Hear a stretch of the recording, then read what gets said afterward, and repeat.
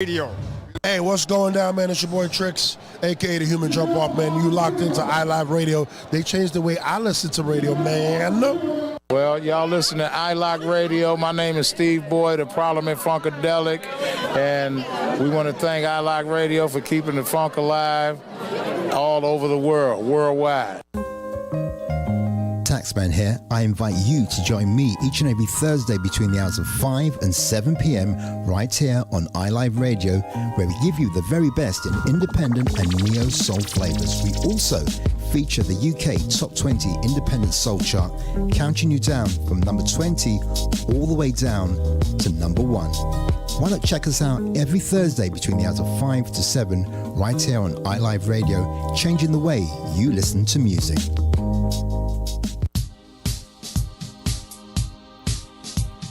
Join me, Uncle Funky, at noon Eastern Standard Time every Saturday for our music show, Give Me the Night, here on iLive Radio, and enjoy a nooner like no.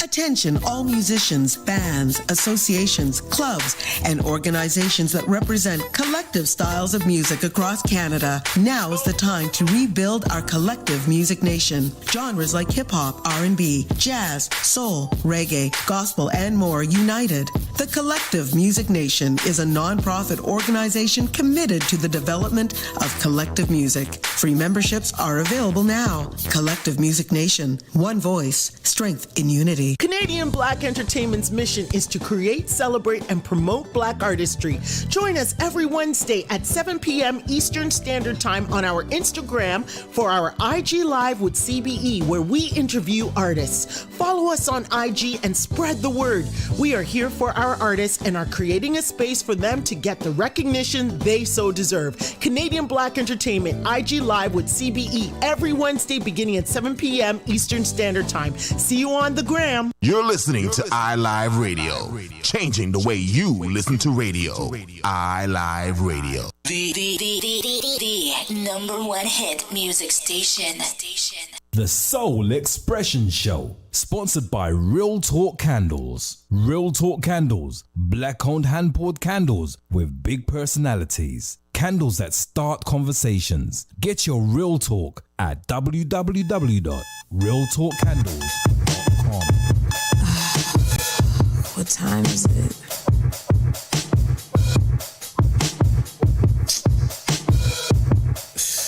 All right, let's get it. Hey.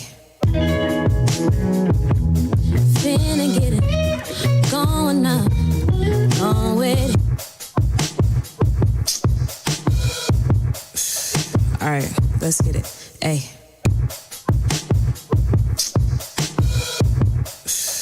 All right, let's get it. Hey.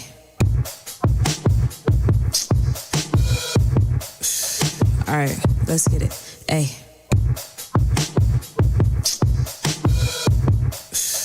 All right, let's get it.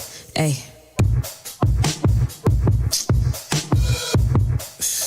All right, let's get it. Hey. Good afternoon, good evening, good morning, wherever you are. All right, let's get it. Wherever you are in the world, you're tuned into a very special event. All right, let's get it. Hey. We are about to enter into, a 6-hour fundraising effort for the Rose Petals Fall Kickstarter for the EP we released by Jusso and Intellects from Toronto, Canada. All put together by Rachel Fryer from Niche Artists, who we've been partnering with him for the last couple of months with the Niche Artist Show each and every Monday to Friday, 7 a.m. till 8 a.m. As you already know, Jusso's an artist that we've supported from pretty much since the beginning of her releases back last year. Was it a year ago already? Can't believe it's been a really quick journey, man. It really has. I've got Patrick Morris inside the studio also, just hanging out. Your microphone's not on, bruv. I don't even know what microphone is now. Go ahead. Am I good now? You're good now. Good morning, good afternoon, good evening. Yeah, good morning, good afternoon, good evening. You want to put some headphones on? Oh, that might be. I can hear you. I can hear you. Yeah. Can't hear everything in the background though. Oh. It's good to be back on the mic. It's been a minute. Absolutely. So, Lucia D will be joining us later on. Justo will be inside the studio. We've got Rachel over there on the Zoom already. A little bit earlier than I asked her to, but that's what it is. People are going to be... have you been harassed about who exactly is Justo, trying to see who Justo is? Yeah, the secret of Justo, the kind of ambiguity of who this artist is. She could be in the studio, but we've got to do it in such a way that you can't actually see what she looks like. She wants to keep that whole mysterious vibe going. Yeah, I was wondering why the camera is pointing at the back of my head. Yeah, well, they can't really see. They can only see my camera. They can't even see my camera yet. You'll see it in a second. But you can only see me right now. Might see a little bit of back of Patrick's head. But that's about it. Maybe just a little bit of the back of my head, yeah. Yeah, just a touch. Okay, so since I'm hanging out with you today, this is cool. I'm hoping that we'll hear more music than you talking on the mic. Usually you try and talk over the music. No. Maybe we can hear the music and not you talking. There's gonna be a lot of talking today. Well, talking is great. I don't mind doing that. I like to talk, but I'm just saying if we could hear more music than you talking, that would be a good thing. All right. Just saying. I'm not gonna make any comments about that, Patrick. What I will say is one of the really important things about doing radio is informing your listeners about who you're talking to who you're playing. Yeah, this is good. Yeah, that's why they have breaks in between the songs, right? Where they're not talking over the song when people are trying to get their groove on, and then all of a sudden you hear. Why are we having this conversation? I don't know. It's not about you, right? You brought it. It's not about me. It's the listeners, the people who want to hear the tunes, and not not. I'm not DJ sessions. I'm not having this conversation with you, Mr. Patrick Morris. I think we're down the road already. I have my own style, and my style stays anyway. I got you. You see, you just need to teach me how to DJ so that I can show you how it's done. Oh, we'll be bored to death. I can show you that. Anyway, so today's really special program, like I said, is 6 hours. You can go over to the Bandcamp, and over on the Bandcamp, there's a link I'm going to put up into all the streams, and I'll share them as well on social media. You can go to the Bandcamp, and essentially what you can do is you can click on the link, you sign up to Bandcamp, you'll be able to see the live stream there, you'll be able to leave your comments, and also you'll see the links to the Kickstarter there as well. And we've also put up all of Justo's merchandise, so all of her music that has featured on iLive Music on Bandcamp is all there for you to be able to listen to or purchase. It's really about trying to support independent artists. We usually try and do some kind of fundraiser or some kind of initiative once a year. It's been a very strange year with COVID, so it's been a bit of a challenge for everybody, I think, to try and do something positive within the musical community.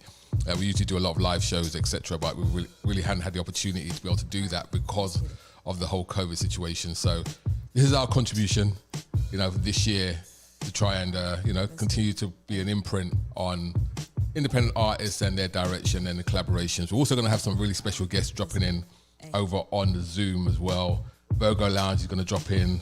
I've got a little message out to a certain man over the UK. He might drop in as well. Send a few words in. Oh, yeah, absolutely, man. Okay. All right, let's get it. Hey. What? No. So good. Certain man from the UK. Certain man from the UK. Virgo Lounge. Yeah, Virgo Lounge. Who else is going to be dropping in? You never know, man. You never know who's going to be dropping in on the stream. Well, we've got 6 hours, and it's going to be all independent soul music, okay? We're going to be featuring artists you may not have heard of, artists that we've featured, a lot of the artists that are featured on the niche artist playlist. We're going to go through them. I'm going to try and not talk too much over the music, but I do have to acknowledge people when they come into the chat rooms, etc. So let's get with some music right now. This is the sounds of Alex Vaughan. This is called Moon Days. Let's get it. Absolutely love this track. And this is the Rose Petals Falls Kickstarter. Let's get it. Hey. Let's kick it off.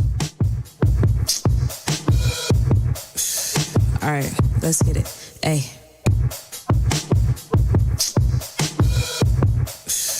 All right, let's get it. Hey. Finna get it. Going up. On with it. Hey.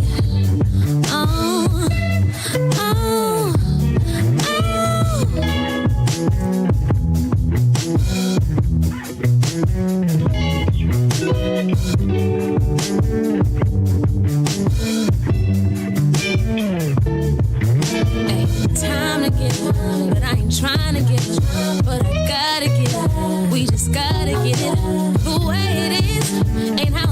to be, but I'm on my way to better things, yeah. 5 more minutes, turn to 45, and the water run, it's still getting hot, but I can't stop it cause I gotta eat and we can't stop it cause we gotta get up and get out. The day is what you make it, and day out.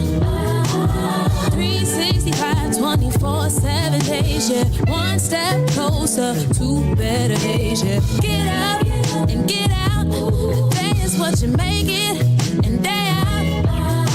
And I know it's gonna get better. It's gonna get better. It's gonna get better, better. I know the first is coming. It be automatic, supersonic, and it don't give a damn about direct deposit. Checking my check-ins and it be so out of pocket. And now my train is running late, and I look to my left, I can see people late. It's okay, it's okay, it's okay. Cause at the end of the day, yeah. Get up and get out. The day is what you make it, and day out. 365, 24/7 days, yeah. One step closer to better days, yeah. Get up and get out. The day is what you make it, and day out. And I know it's gonna get better. It's gonna get better. It's gonna get better, better.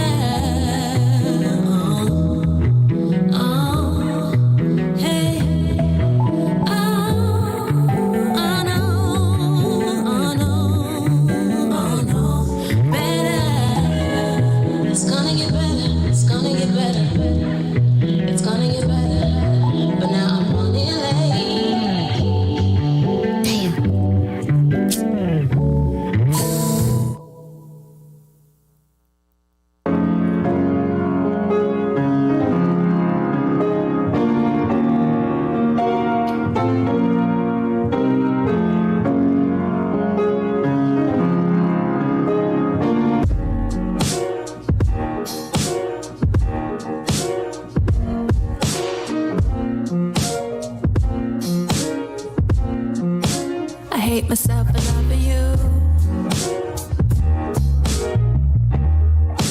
Is that what love's supposed to do? What mixed emotions in a rut? I swear there's nothing, babe, that I wouldn't tell you. That's what I told you. I can be terrible unto myself. I got a mixed bag of for you, don't you like red ones? Sickly sweet and terrible to chew with your bad teeth. But I love when you bite into me. The pain just makes the high so deep. You're addicted, I'm no good for your bad teeth. You're addicted, I'm no good for your bad teeth. Good for you, good for you, good for you. How terrible to find a muse.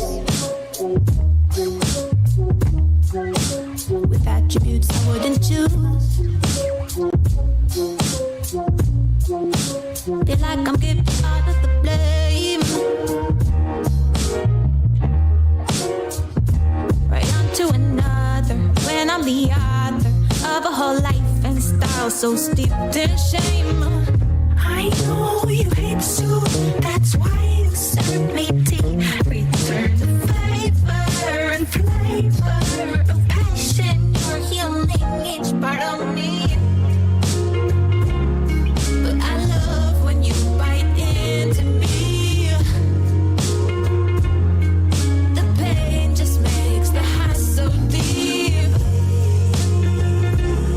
You're addicted, I'm no good for your bad teeth. You're addicted, I'm no good for your bad teeth.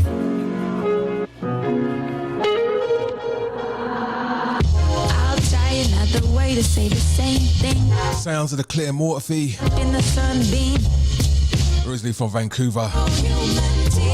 now based in California. I meant to use my words like a human, but space and time is such an illusion. It came out confusing. Could translate my feet. Look out for her brand new EP. I'm sorry for my haste and impatience. I've been sharpening my fangs in the basement, been feeling defenseless. When I say look out for their brand new EP. Just know that if you see me, I'll never leave. No, I'm a lot to see, but I'll always be smiling here to me.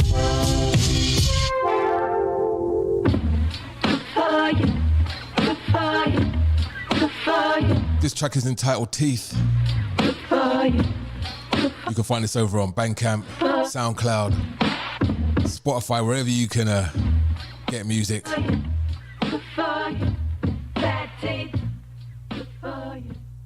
Is that better, Patrick? Sorry, I wasn't paying attention to you. What did you say? Sorry, was that better? Was I talking over the music too much?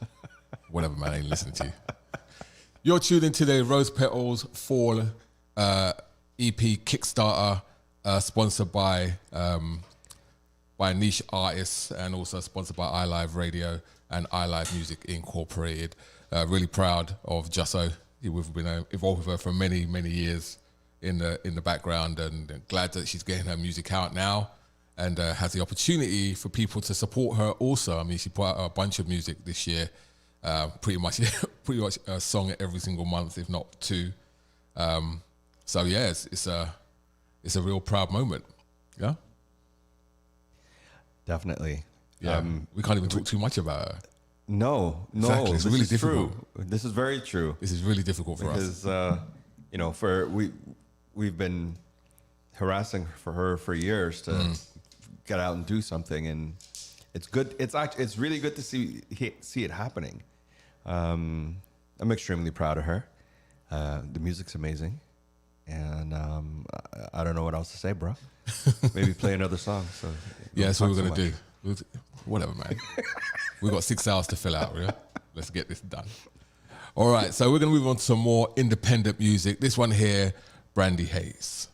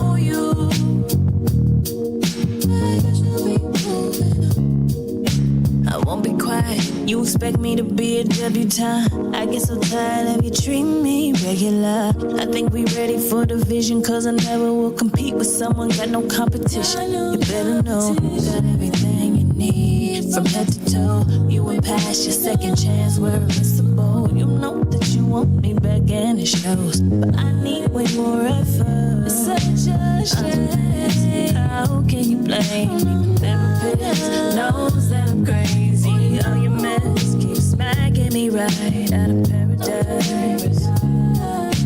I always like the heart on my sleeve type. You always like the I'll never leave type. Silly me, obviously there's a better way. Baby, I'm through.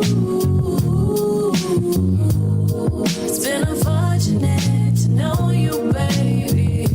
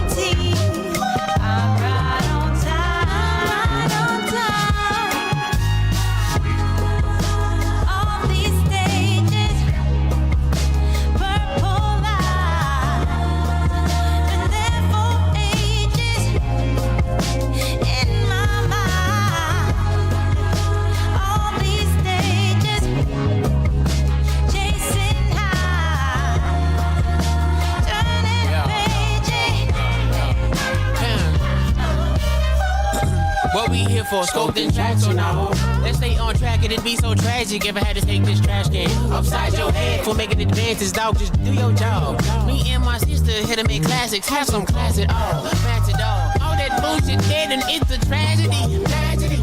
She just came to cook, but she can handle beef. Treat her like your mother, or she'll have to beat. Your ass like she your daddy. I'm just trying to be serious, not trying to be no stereotype. No, I'm not so delirious. I know it when to tell me lies. So go tell somebody, can't have this body. No, no, ain't gonna fuck nobody. So I just gonna do me. Don't need nobody. I got my AT. I'm right on time.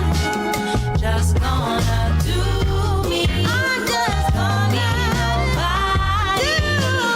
I got my AT. I'm right on time.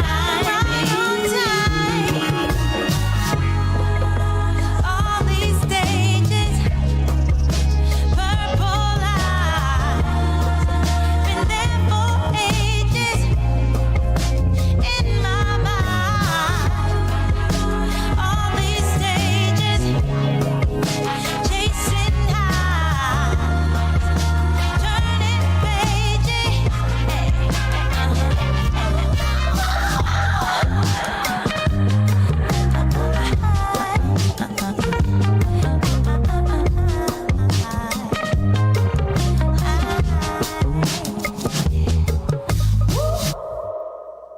That was the sound of Adeline and Stages. Absolutely love that track. And if you check out Adeline over, you can get it on the SoundCloud. Sorry, my headphones are slipping off. You can get it on the SoundCloud. You can also get it over there on Apple Music, etc. Exceptional EP. More to come from her. But she believes she's based out of New York.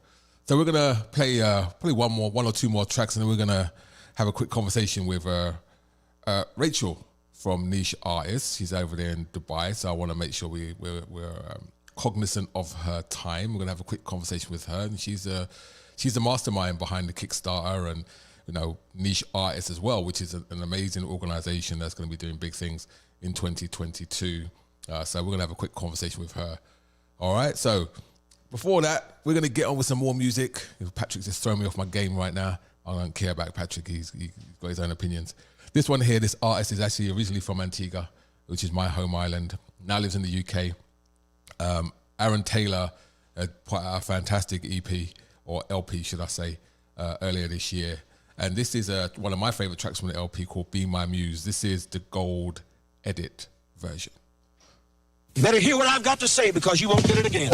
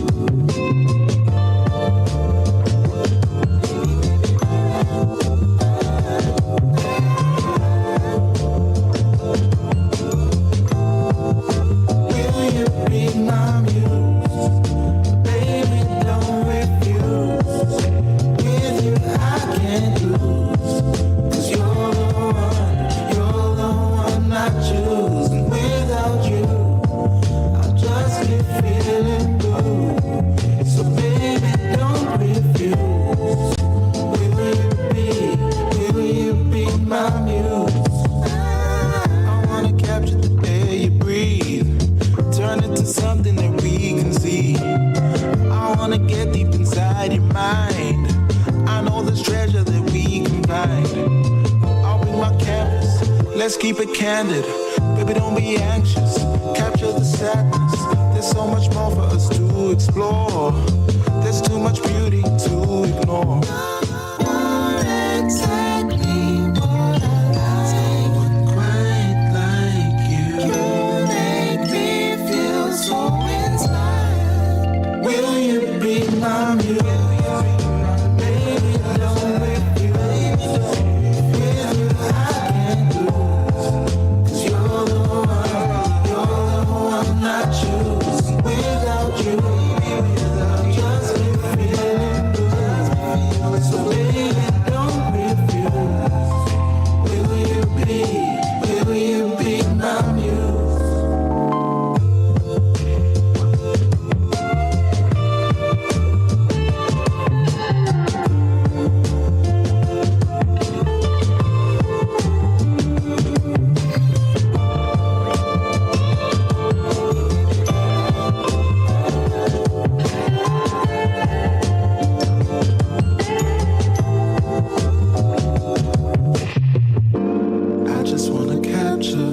Smile, even if it takes me a while. I just wanna capture your smile. Yeah, I just wanna capture your smile, even if it takes me a while. I just wanna capture your smile. Yeah.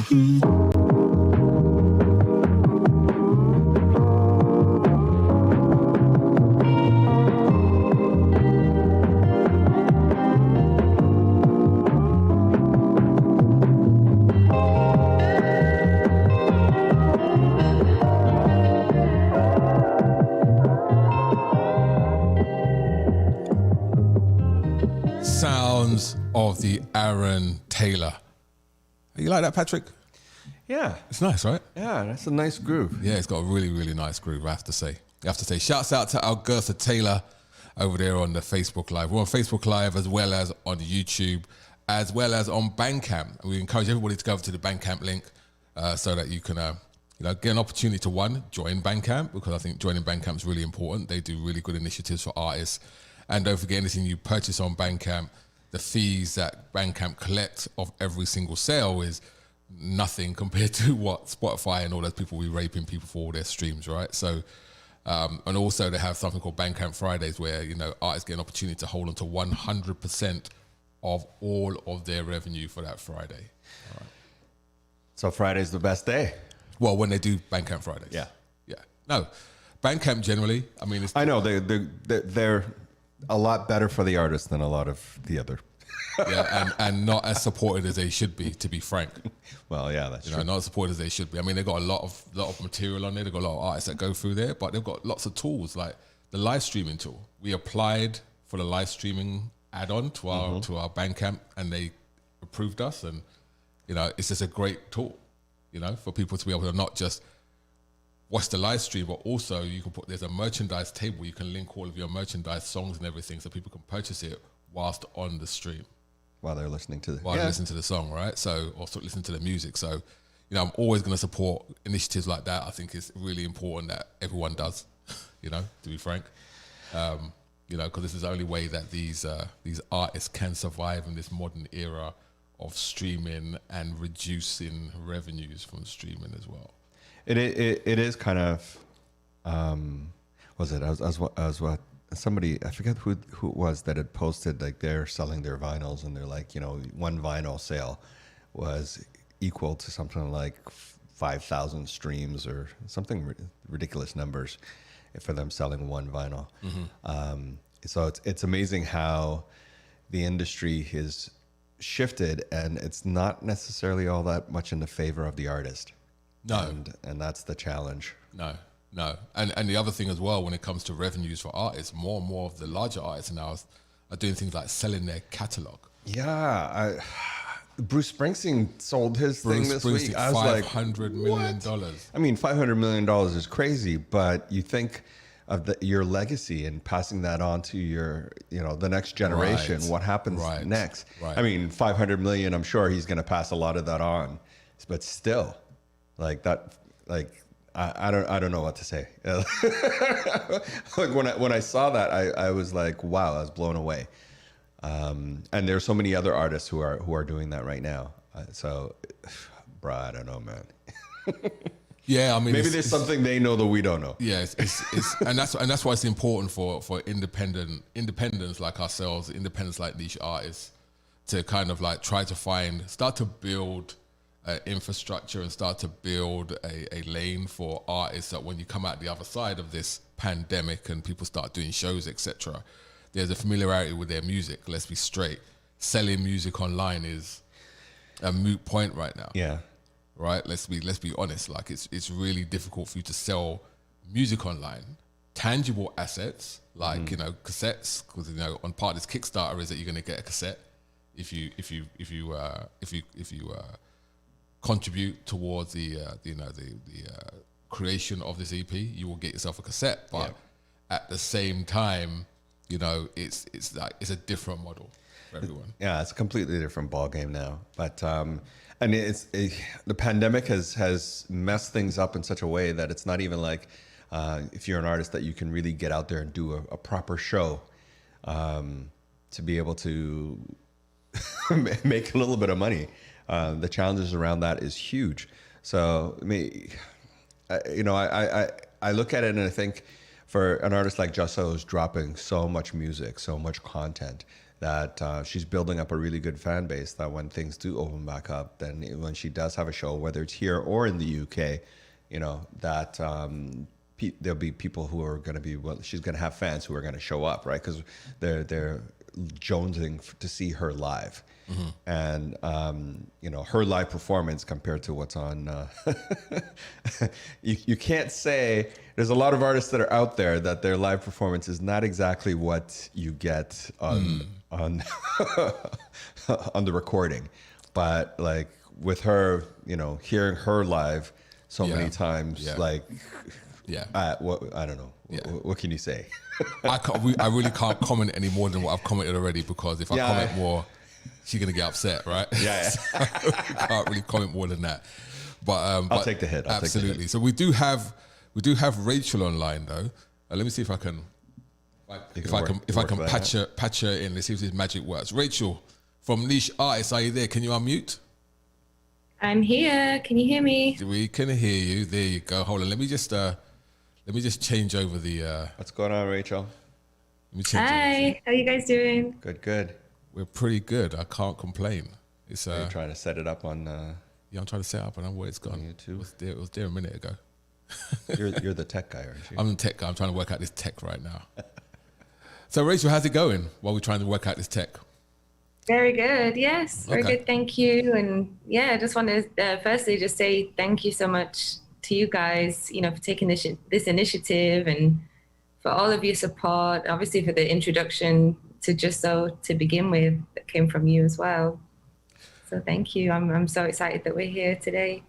Yeah, it's been a bit of a journey. So before we get into the whole Jusso thing and the Intellects EP and the Kickstarter you set up, tell us a little bit about yourself. Let's talk about Rachel. How did Rachel get into this whole thing?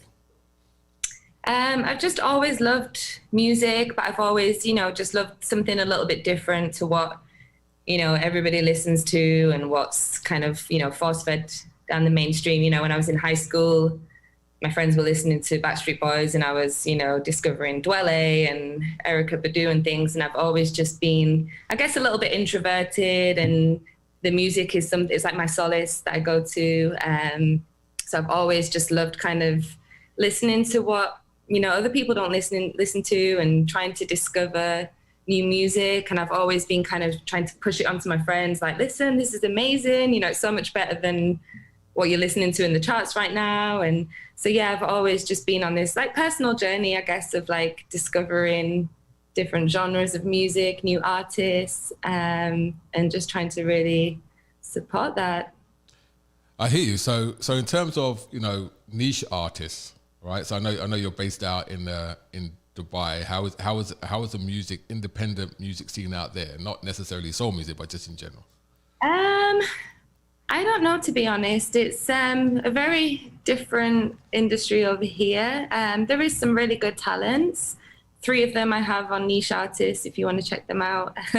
But it's a very different kind of scene over here. And I think me being here, I'm hoping that I can kind of change that. We don't really have like that many sort of like live lounges and things like that over here. So I just really want to kind of introduce this side of the world to, the amazing music in Canada, the US, the UK, that's like underground. Yeah, I got you. That's fantastic. And I mean, it's obviously new territory, which is good for anybody that's going in, right? Like yourself, such a passionate follower of the music, and the fact that you set up an organization that allows that music to kind of translate maybe into that region. I know you're more worldwide and you're kind of trying to get into different areas. So in terms of your of the Just So projects, I know I introduced you to Just So because obviously we released her through I Live Music and been a supporter of her from the beginning. I mean, what attracted you to want to be able to do a Kickstarter with this particular artist? I mean, first of all, the timeline of it, obviously with the release of her EP, this is something that I really wanted to do now before the end of the year. It works very well because she's, releasing the EP January, February. It's hoping, to come out early next year. And I think it's just something to push me out of my comfort zone a little bit. Obviously, I set up the Niche Artist platform now. We have 11 amazing artists on there.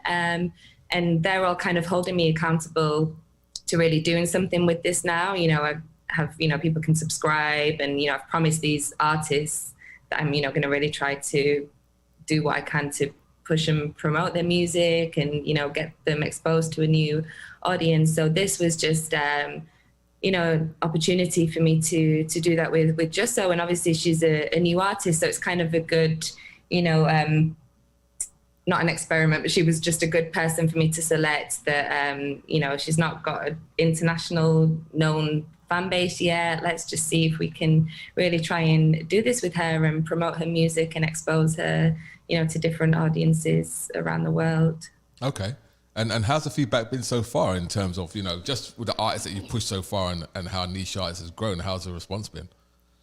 Yeah, it's been very good. I mean, a lot of people, that haven't, even the other artists on there are, discovering each other now as well, which is something that I wanted it to become as well. I wanted it to also be for the artists, they can collaborate, meet each other. I have a bigger vision of where I want it to go ultimately with, we have producers on there and engineers, and people can just network as well through the site. But yeah, it's been fantastic feedback so far. I mean, obviously this is new to me, and I'm really sort of pushing myself out of my comfort zone with doing all of these things. But now I have, people holding me accountable to it, and you just have to get yourself out there and spread the word. This is very true. Any questions, Patrick? What is the scene like in Dubai? She just told you. We listen. Like I'm talking about in terms of, the impact of COVID. Oh, right. How that has changed the environment from before. I mean, I lived here a few years ago, and then I left for about 4 years. So since I've come back, obviously it's been slightly different because of COVID. But I don't think we're as restricted here as the rest of the world. And right now is the best time here because it's winter. In the summer, everything just closes shop because it's just too hot. People leave the country. So up until, I say after October is when things start picking up. So this time of year, there's a bit of a buzz. It's exciting. Lots of people want to go out on an evening and hear live music or, go into the clubs and things. Sounds like we need to move to Dubai, Jason. Yes, move to Dubai. That might be the move, right? We need to get out there. To get some presents out there. And then you go back to Canada in the summer. Yeah, that sounds like a plan. Because COVID in the summertime seems to be okay here, and then in the wintertime it sucks. So if it's winter there, Right. I got you. That might actually work. I got you. So I think our winters are probably like your summer as well. More than likely, based on the region. So tell us a little bit about the other artists that you represent on Niche Artists. And now obviously you've got Just So that's on there. Who do you have on your roster right now? I have quite like an interesting mix. Obviously, I just want to put people on there that I believe in and I'm passionate about and that I love myself. So I'm probably quite biased, and it's very much like my taste on there. But in terms of the variation, I have a really cool hip hop artist called Osa from Chicago on there. I have Primora, she's from the UK and she's like a pop R&B singer. I have a few based in Dubai. I have a female MC from Atlanta called King Cooley. She's amazing. She's a little bit like No Name. It's like a very kind of, conscious rap, delivering a message and everything. A guy called D Mills. based out in LA, and he's a producer, but he collaborates with so many amazing people on all of his work. So yeah, there's just some really great music on there. Okay. And they're all people I've reached out to individually because I've loved, right, listening to them. I was a fan first, and then I'm like, hey, I want everyone to hear this. Yeah. Okay, so in reaching out to the artists themselves, I mean, how was the response based on the fact that a lot of people have gone independent now? They've kind of set up their own shops and kind of done their own thing with branding on Instagram and doing their own releases. How easy was it for you to kind of convince them for you to represent them, especially you being so new inside the industry? Yeah, I mean, I had really good responses from people. I mean, it's a case at the moment of this is, just a very beginning idea for me. It's just I'll help you, you help me kind of thing. There's no ties, no contract, no obligation. It's just let me, as an independent artist, I think you have to be almost a entrepreneur as well, because, you don't have that team behind you, the people, doing your promotion, the marketing and everything, the record label. You're a one-man band, and I feel like, their focus should just be on their creativity, and it should be, other people need to be the ones that are helping, do the admin kind of stuff and the marketing, and let them really stay in that zone of just being an artist and a creator. Yeah. It's an interesting place in the world right now when it comes to artists and musicians. It really does. I mean, there's musicians and there's artists, right? And now artists are more like cottage industries in themselves. They're kind of building their teams around them, building their resources around them. People like niche artists, people come to us to help them with stuff. Really, but they're really focused on building their own thing because, you don't have the autocratic record label structure is really starting to crumble right underneath their feet. So people are trying to find it. And I guess one of the bigger challenges for most independent artists is, it's so easy to get your music out there now. So how do you differentiate yourself from everybody else? Because there's millions of songs going up every single day. There's so much, dare I say, noise that's out there. How, as an independent artist, how you have to be able to have the right team of people surrounding you to be able to cut through some of that so that you can rise to the top, or figure out how to separate yourself from the pack. And that's a bit of a challenge. And that's one of the things that we've tried to do from our perspective. How do you manage that with your team that you're, the artists that you're pushing? So yeah, I think for myself, I mean, I've been wanting to do this for a long time, and I was kind of dabbling in a bit of A&R before I came back out to Dubai. So I'd kind of built up, I say, like a bit of a roster of people anyway. So the whole idea of niche artists is to just create one sole platform where you can, when I was trying to do the A&R stuff, I'm like, where do you look? You go on YouTube and there's so much other content on there. Instagram, there's so much of the content. You're just searching through the masses, trying to find something. So I was like, let me just have one platform where, okay, where do I find new music? Go on to niche artists. And okay, you have a bio of each of the artists on there, and it has all of their streaming services, so it's just very easy to kind of search that way. But yeah, for myself, I mean, obviously you guys have been a great resource for me. I've discovered a lot of great music just through listening to iLive, and yeah, just, I mean, obviously you find with like Spotify and things as well, with it'll suggest similar music. So I'm forever like Shazamming, what's this, who's this? Right. And you go down that rabbit hole, and then you find so many other things. Yeah. Okay. So so we've got this obviously the Rose Petals EP, and obviously we're going to be 100% behind that, right? We're going to try and encourage people to donate. So just to say to people that if you are on any of the live streams, you'll see that I've pinned the links to the actual Kickstarter campaign. So you could talk about some of the things that they can get, the packages, because that's how Kickstarter works. What do they actually get from this Kickstarter? So obviously we're just grateful for any kind of activity on there, people just spreading the word, sharing the link. The minimum pledge is whatever you want, and that's just out of love. And we've actually, myself and Jusso, had a discussion after the Kickstarter went live, and unfortunately it wouldn't let me change it. So it is a little bit different to what's on there. So now anyone that pledges the minimum amount, whatever you want that to be, you will receive a digital copy of Rose Petals. So that's for everybody. You know, we're just grateful for everyone that's supporting this. And then the next pledge, I think, is £9 in the UK. So I don't know what's that, about $13. Yeah. With that, you will get the cassette. So that's a custom-made cassette for Rose Petals Fall, and that's going to be signed by Jusso and Intellects. You know, we're going to be designing it. I think cassettes are kind of coming back in now. You know how we had the vinyl trend, and now I'm seeing everybody's, you know, bumping the boxes and, you know, going out to buy the cassette players again and things. So we just wanted to have something that's just a little bit of a collector's item.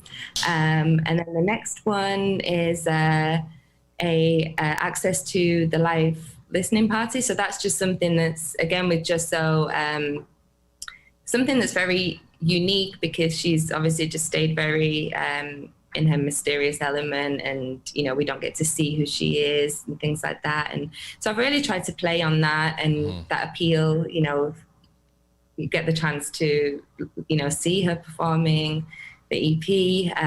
We're not sure yet, obviously due to COVID and what other restrictions there may be, whether this will be in person or whether it will just be a virtual event. Obviously there will be the option for people that are not there as well to, you know, that do pledge for this to be able to join virtually as well. So yeah, there's a lot of, like, you know, really exciting things out there. We just wanted, you know, the music's not enough. We wanted to offer the backers the opportunity to be part of something and feel inclusive, you know, with this project, and feel like they've invested in it and seen the creation and, you know, be involved.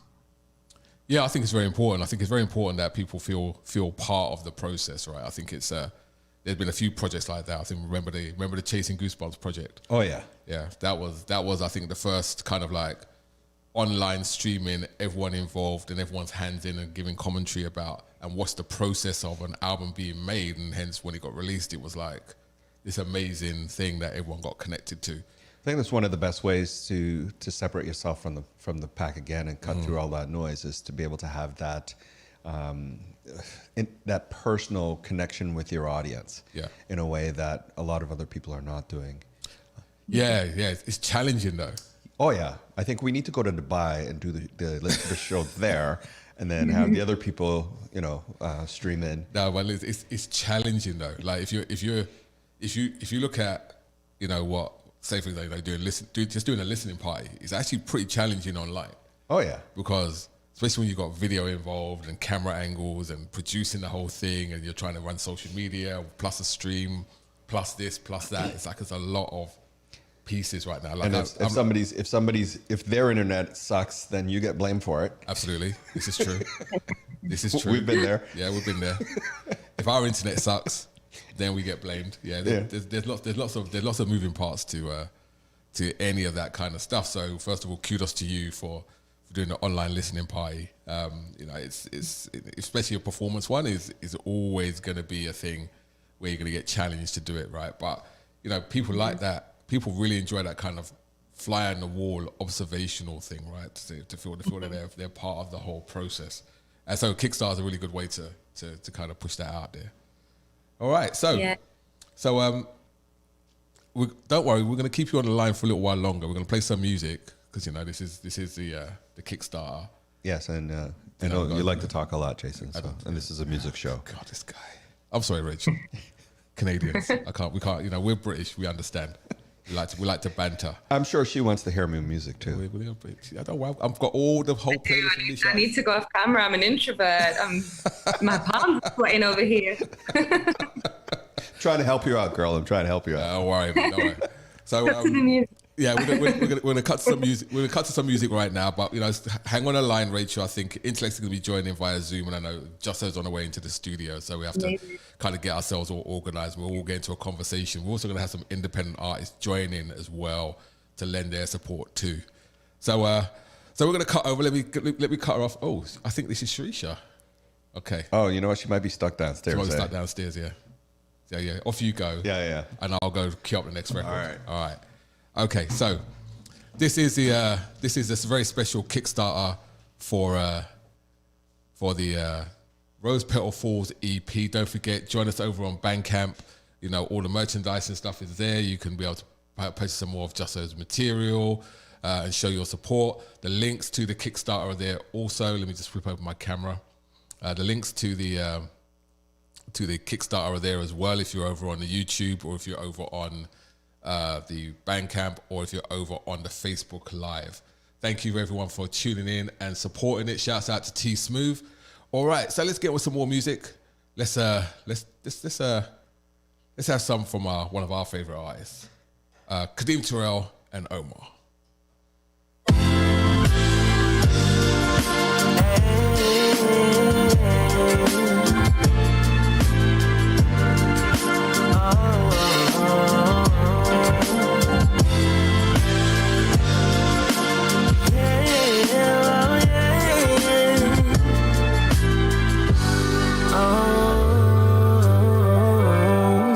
Let's make this last forever. With you is where I belong. I'm just trying to see you kick it with me, 'cause time waits for no one. When we're together, baby, you know we do no wrong. Your sweet harmonies, yeah, you best believe I'm singing along. Oh, ain't got no business being in this if I tell me why. Tell me why I like them what feels right. Oh, and I know it can get cold out in this world all alone, but I'll be here when you're needing a friend or more. So let me give you all my love, a little something to hold on to when you need it. Let me give you all my love, all my love. Make this last forever. You and me, yeah. If I could slow down time, make a world mine, do this eternally, baby. Let's enjoy the moment, review the sequence like a fine wine, right down the line. It can only get better. Ain't got no business being in this if I don't wanna hide. Tell me why I hide from what feels right. It feels so right. Yeah. Cold out in this world all alone. Needing a friend of my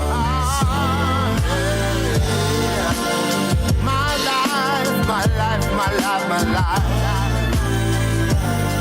I've been waiting for you all my life.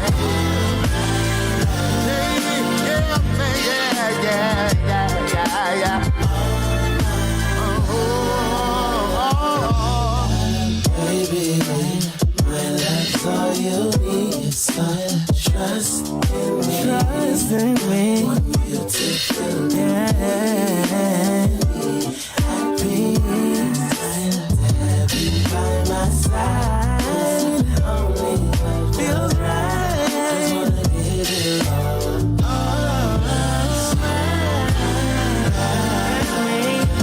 give you all my love.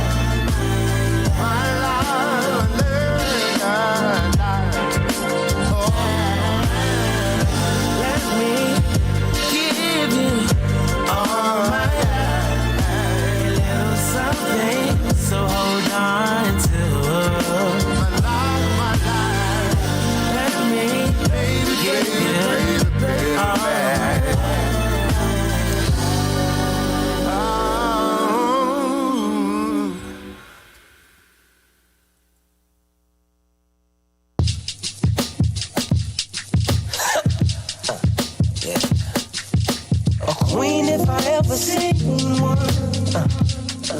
her like a movie waiting for the rerun. Scoping her out, taking my time, trying to see what she about. I'm rocking with her swagger. Baby, Cole should have been in the magazine. A true beauty queen. In your perfect doses of melanin, sweet honey tin, I'm loving it.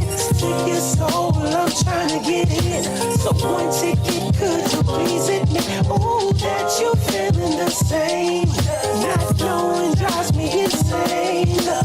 Please do me this favor and let me be your savior. Cause if we both play, tell me who really wins.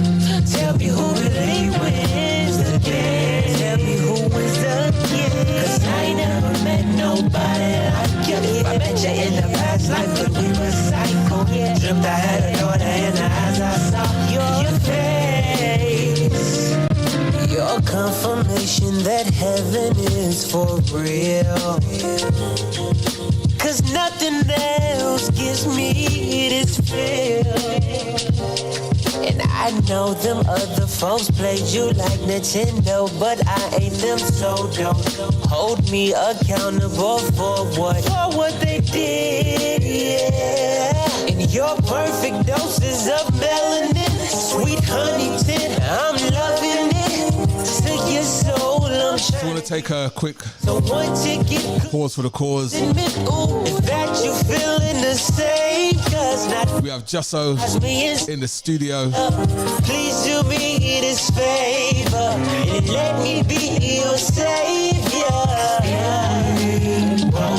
You're tuned into Rose Petals Fall Kickstarter fundraiser between now and 8 p.m. Patrick Morris, Jusso, Lucia D's coming in. Intellect is joining online. We've also got Rachel over there on the Zoom as well. So we'll be right back after these messages. In this day and time, it's hard to find someone who will treat you right. And I want to give you my all. I promise if you let me catch you, I will never. Hello and welcome to the Home for Always Digging. My name is Jeff Skull, aka DJ Scully Funk. Every Sunday afternoon, my partner Gary, aka DJ Gaza Taylor, and I choose a theme and play our favorite songs that fit that theme. Tune in right here every Sunday from noon to 2 on iLive Radio.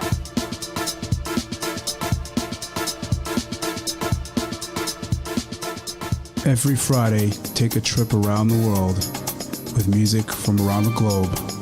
Colors of Rhythm with your host DJ Ron John. Fridays, 6 p.m. to 8 p.m. on iLive Radio, iliveradio.com. Hey, what's going on, everybody in cyberspace? This is The Groove Show with your boy, the crowd pleaser, DJ Mark Anthony. Don't forget, each and every Saturday afternoon from 4 to 6 p.m., we want to put you in the mood for whatever the night has in store. I'm playing only the best feel-good, party rocking, body-shaking music from funk to soul to reggae to R&B, house to salsa, and much, much more. We call it The Groove each and every Saturday from 4 to 6 p.m. Keep it locked. It's the crowd pleaser, baby. You know how we do. We'll see you on the air. Peace. Attention all musicians, bands, associations, clubs, and organizations that represent collective styles of music across Canada. Now is the time to rebuild our collective music nation genres like hip-hop, R&B, jazz, soul, reggae, gospel, and more united. The Collective Music Nation is a non-profit organization committed to the development of collective music. Free memberships are available now. The Collective Music Nation. One voice, strength in unity. Need a personal shopper? Christmas, Boxing Day, and New Year's is just around the corner. Show up in style. I'll do the runaround for you so you don't have to. Contact me, Delicia Henry, your personal shopper and stylist, at bchic.notbougie@gmail.com.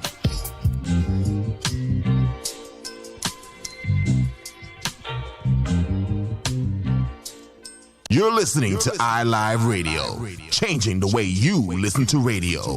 iLive Radio. The #1 hit music station.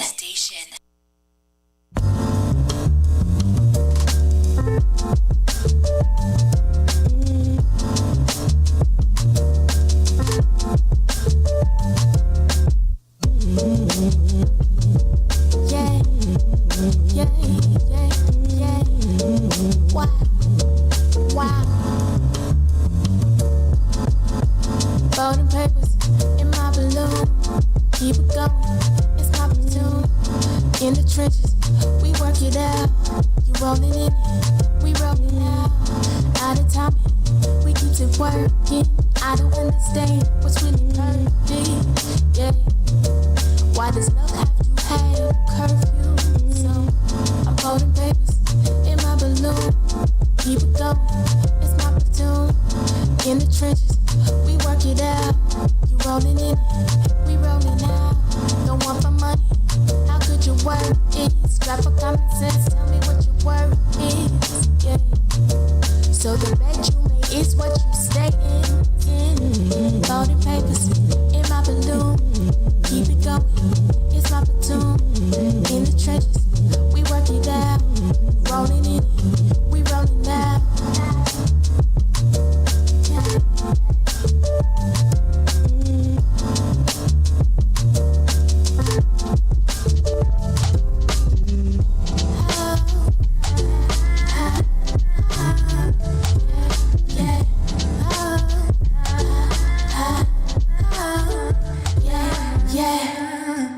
That was sounds of Jusso and her first single. What's it called again? Folding Papers? Yeah. Is that what it's called? Yes. Yeah, Folding Papers. See, we have Jusso inside of the studio. Let me adjust my camera angles nicely. I've got to do about 15 things at once here. You know? Mr. Morris is not helping me. I thought it was rolling papers. No. No, it's not. I mean, some people might meditate to it like that, but. Jusso. Hello. Hey, how you doing? I'm okay. You okay? Yeah. We're about to do the nervous thing.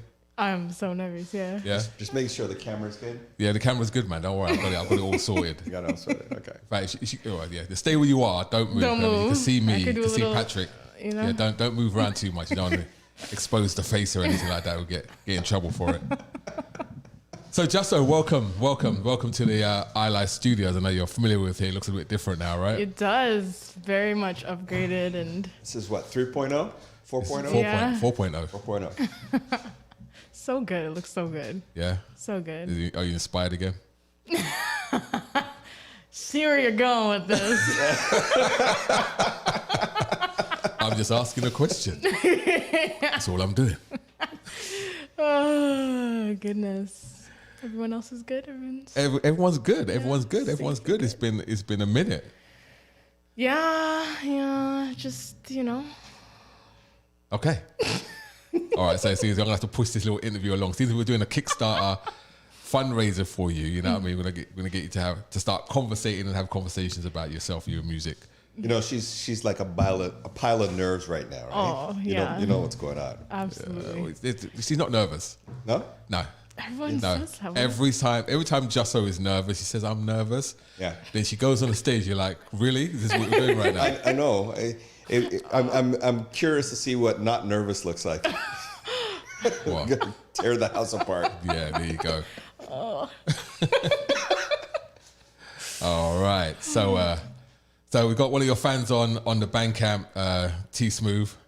Hello. Says they're looking forward to featuring your new project for the holidays. Well, not quite for the holidays. So when's the schedule release for Rose Petals EP? Right now, we are sitting near the end of January. It just depends on how everything goes. One, with this fundraiser, and two, just with timing and scheduling. Right. Yeah, so late January, maybe beginning of February. Okay. Yeah. So this is going to be how many releases for you now? Have you been counting? I have been. I guess this is going to be, the second single is going to be released from the EP tomorrow. Okay. So that's going to make 12 songs released over the year. But in terms of like an EP, like this is like my first actual like EP. Right. There's a little one I did. Yeah. Which was Frequency. Yeah. Yeah, this is a little bit bigger than that. Yeah, so you know, we haven't been getting our exclusives, so I can't tell you what it sounds like. You know how it is. You know how it is. You know, people start getting big. You know, start getting big. Don't have no time for nobody anymore. Don't say that. You know, so. But to be honest, we're super proud. Especially from the beginning, I've been trying to encourage you to do this for I don't know how long. I know. You had to give you a bit of a boost. And get you moving a little bit, getting up behind a little bit, getting a foot in the ass a little bit. But my whole intention was, to be frank, was to get you over somewhere where someone will be able to provide the attention you required to move you forward, which is where the whole play with for Rachel and Niche Artist came in. Oh, she is amazing. She is so supportive, even just like outside of because I've always seen her messaging me or like tagging me in things prior to her launching the Niche Artist stuff. I'm like, who is this person? Tagging me in her car with the song playing in the back, like one of my songs. I'm like, I don't know. And all of a sudden, it just came full circle. And it's nice to know that you're working with somebody who like believes in what you're doing and actually was believing in it before they even started working with you. So it's really nice. It's been a pleasure working with her. Sorry. I was thirsty. What can I say? Stop. Leave me alone. Oh, God. I think for us, I know myself and Patrick, maybe Patrick was probably less involved in the project than I was, because I go off and do mysterious things sometimes. I know this guy, and then I find out after the fact, and I'm like, bruh. Hey. I'm like, fine, it's working, it's all good. Hey, Sharisha already knows when it's time to move. It's time to move, right, Sharisha? You know me already. I mean, I know. Shut up. Leave me alone. I'm trying here. Leave me alone. You know what I mean?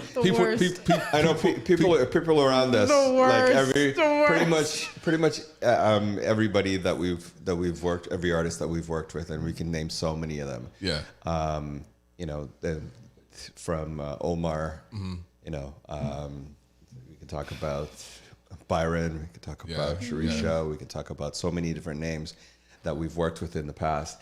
Like they know the moment this guy, the way this guy's brain works, I swear it's on a completely different level. And I feel like for the most part, I'm always trying to play catch up sometimes. A lot of times. Leave me alone. And I'm like, I don't even know what this guy's thinking.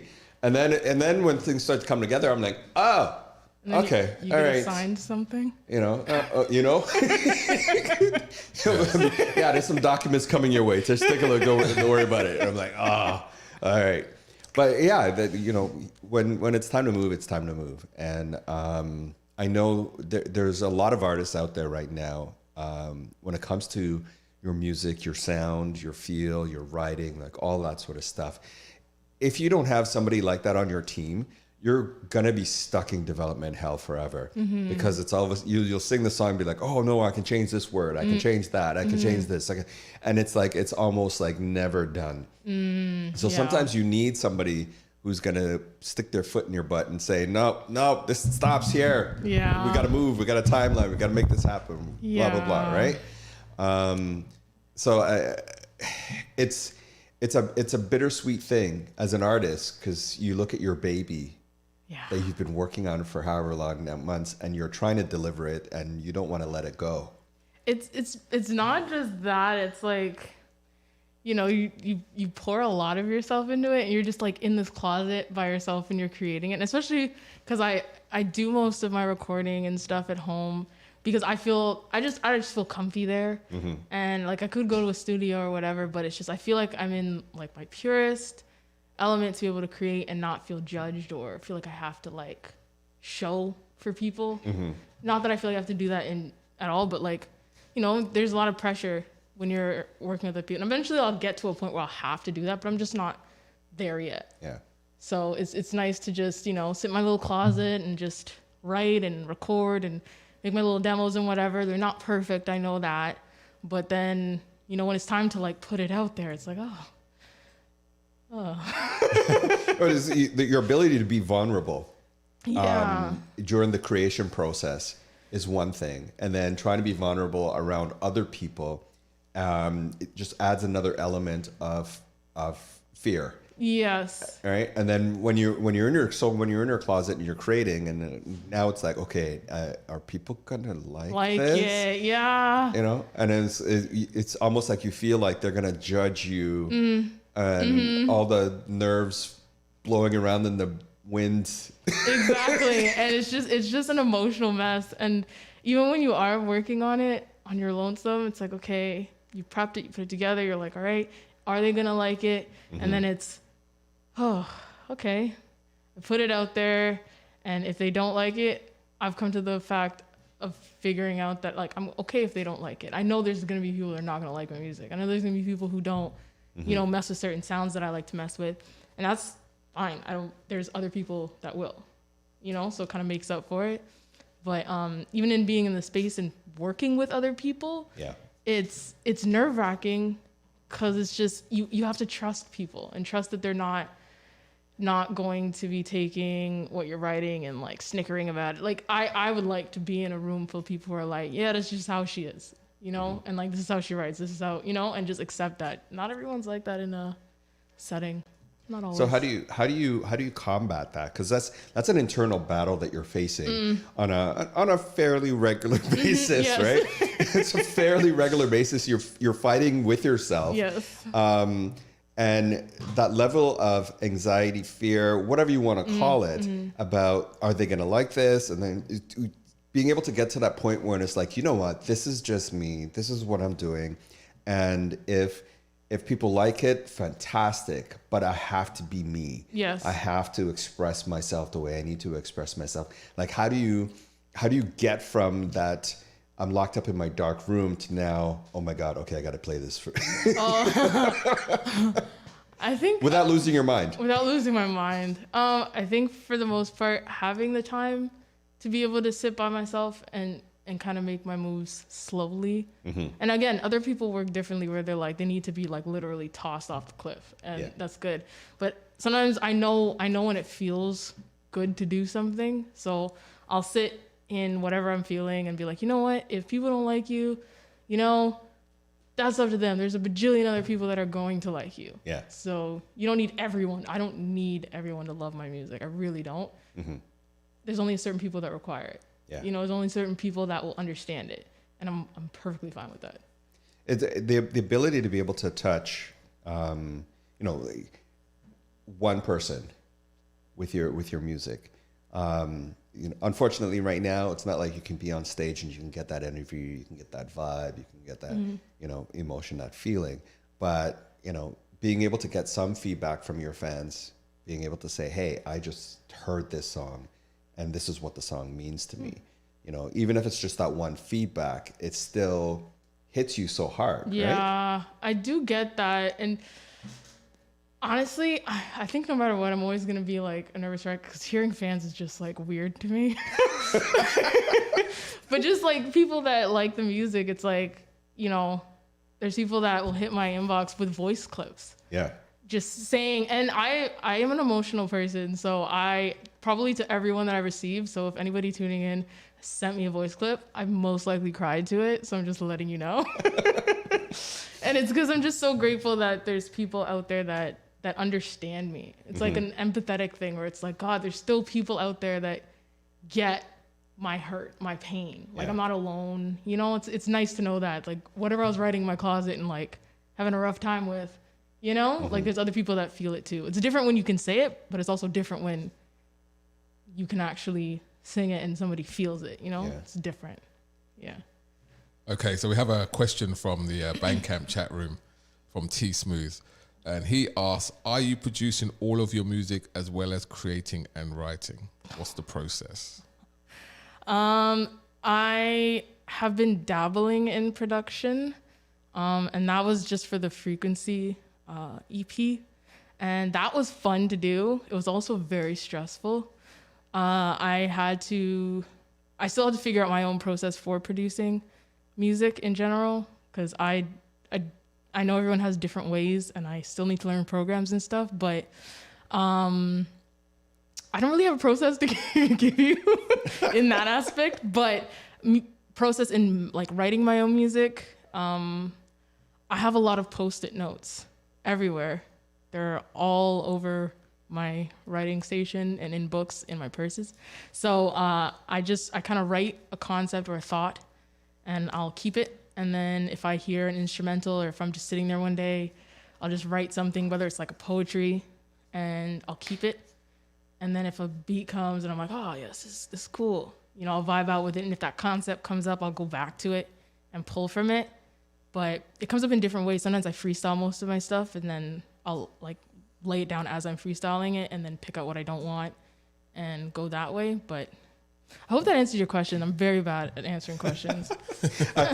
It's funny. So in terms of that creative process, when I used to write a lot more than I do now. Yes, because you do poetry too. He writes all the time. I said when I used to write a lot more. I don't write as much as I used to. You write a lot. But this is not about me, it's about her. So let me finish what I'm saying, bro. Stop banging the table. There was a certain point, it was almost like a tap was turned on. And everywhere I went, if I was driving, I'd hear a word and I'd have to stop and write about it. Or if I'd be sleeping and I'd wake up and have to, you know, 3 a.m. and have to go write something. And there was, you know, there can be a point in time, it's like, this download needs to stop for a second. Yes. You've been there. Yes, plenty of times. It's like, there's times where I'll, like even doing the one song a month thing, it was kind of difficult because there's times where I'm like, I'd be in like a writing slump and I'm like, I can't even freestyle. Like I can't even, you know, come up with something or a concept because it's just like almost you feel kind of like drained, but it kind of pushes you to be like, okay, you only got this amount of time to get something down, so you better figure it out. Like just sit with yourself, and it encourages me to like sit with my thoughts, sit with me on my own and not really get distracted by other things. And then eventually something will come like outside of that. So it's nice. And then the download happens where it's like, oh, this is a perfect concept, or oh, this is a perfect idea. So that's where the Post-it notes come in and they end up everywhere. So yeah, feeling like Sherlock Holmes in like his space where it's like things everywhere. Yeah.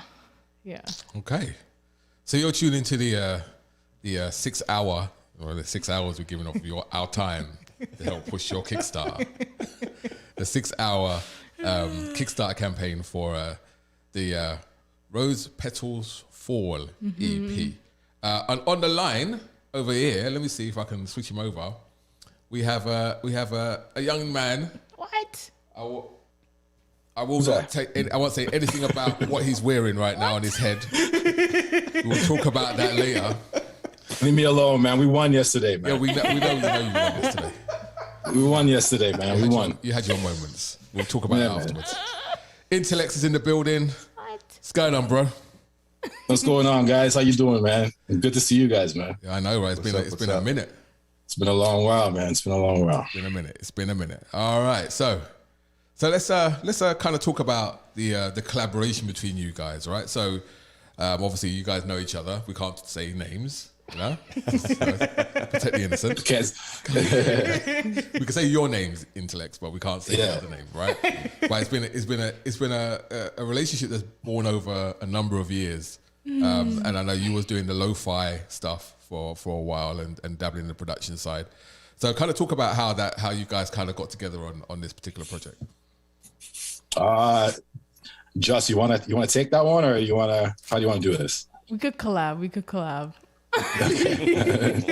So you start and then I'll jump in. I don't know. If I think about it correctly, and again, jump in if I'm wrong. I think it was a beat that I posted that, if I'm not mistaken, you kind of reached out to me on the side about, and I was like, if you want it, you can have it. And it kind of just magically from there blossomed into what we've got now, which is like tracks and tracks for this project that has organically come together very, very, very, very seamlessly, to be honest. Yes. And little did you know, though, prior to that, I had been in touch with Jason about you. Oh. So this is the piece you don't know, Intellects. This is the piece I was like, you go first. Surprise. So Jason had reached out to me. He was like, here's this beat. You know, what do you think? Da-da-da-da. And then ended up reaching out and we connected. And then from there, just started piling the folder with beats. And then we're like, hey, how about we just do an EP? Like, how would we do that? First it was supposed to be like 3 tracks, and then it changed to 4, and then it went to 7. So now it's 7. Yeah. 7 tracks. And honestly, guys, like, it couldn't be, like I said, it's been super organic, the whole process. You know what I mean? I've worked with a few people before, but to say that it's been easy, it's never really been easy. But this process has been really refreshing for me, just due to her artistry, how hard she works, how incredibly talented she is when she writes. It's been a blessing, man. And I couldn't ask for anything better to have to keep me distracted over this COVID that we've all been going through. It's been wonderful, man. It's been wonderful. Yeah. And honestly, same thing back. Like, every time that a new beat gets put into the folder, it's like, where the heck did this come from? What is this? And because it's such an organic thing, we haven't like laid down anything finally. There's drafts, there's demos, there's concepts and everything's put together, but it's not like finally recorded because we still have things layering. And for this next single that's coming out, we have Drama Go on it. And Drama. Yeah. has come out the woodwork. Really? What? So look at this. It's gonna be tasty, and I just man. And so grateful for Intellect and his talent, and one believing in me and just being like here and letting me have... See, that's the thing. Like, for real, I gotta say the same thing back, because I took a long while away from this. I went through my moments of struggle with this whole music thing, and just decided that this was just going to be something that I do out of just my heart, and doing this from I've been doing this since high school. A lot of people don't know that. A lot of people don't know that I've been making beats since high school. And, we're going back to DOS days now, when you're talking about, software of what we were using back then to create.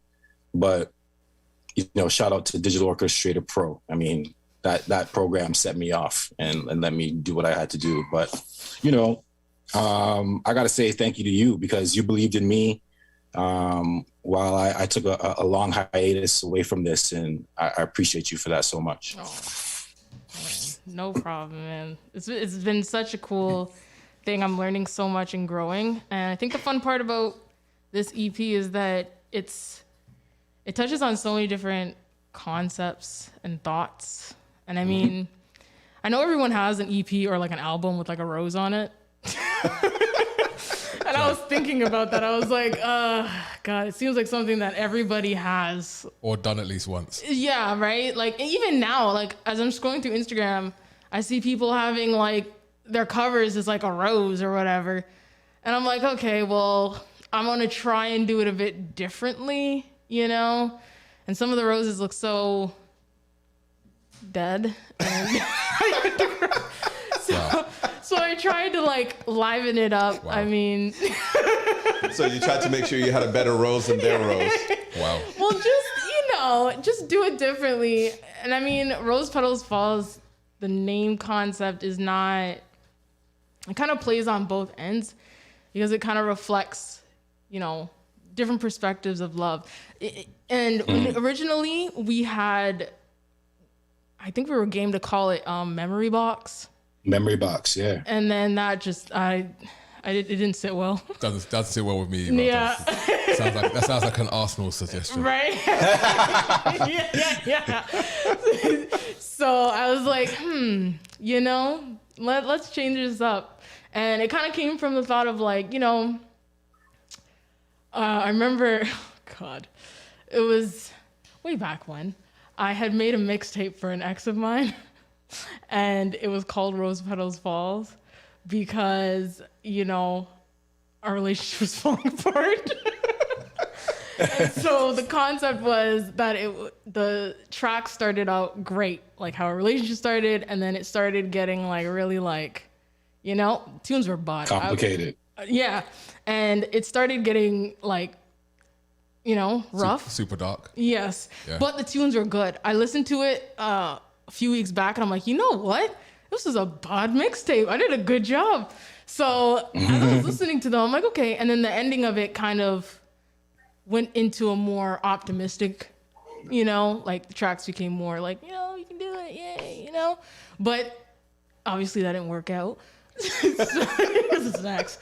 But Rose Petals Falls was kind of playing off of that with the concept of, you know, I don't know if people watch their parents or their grandparents. When they get roses, you know, they're fresh and they're new and they take care of them. They put them in water and they nourish them up until a point where they start to like, the water's not enough.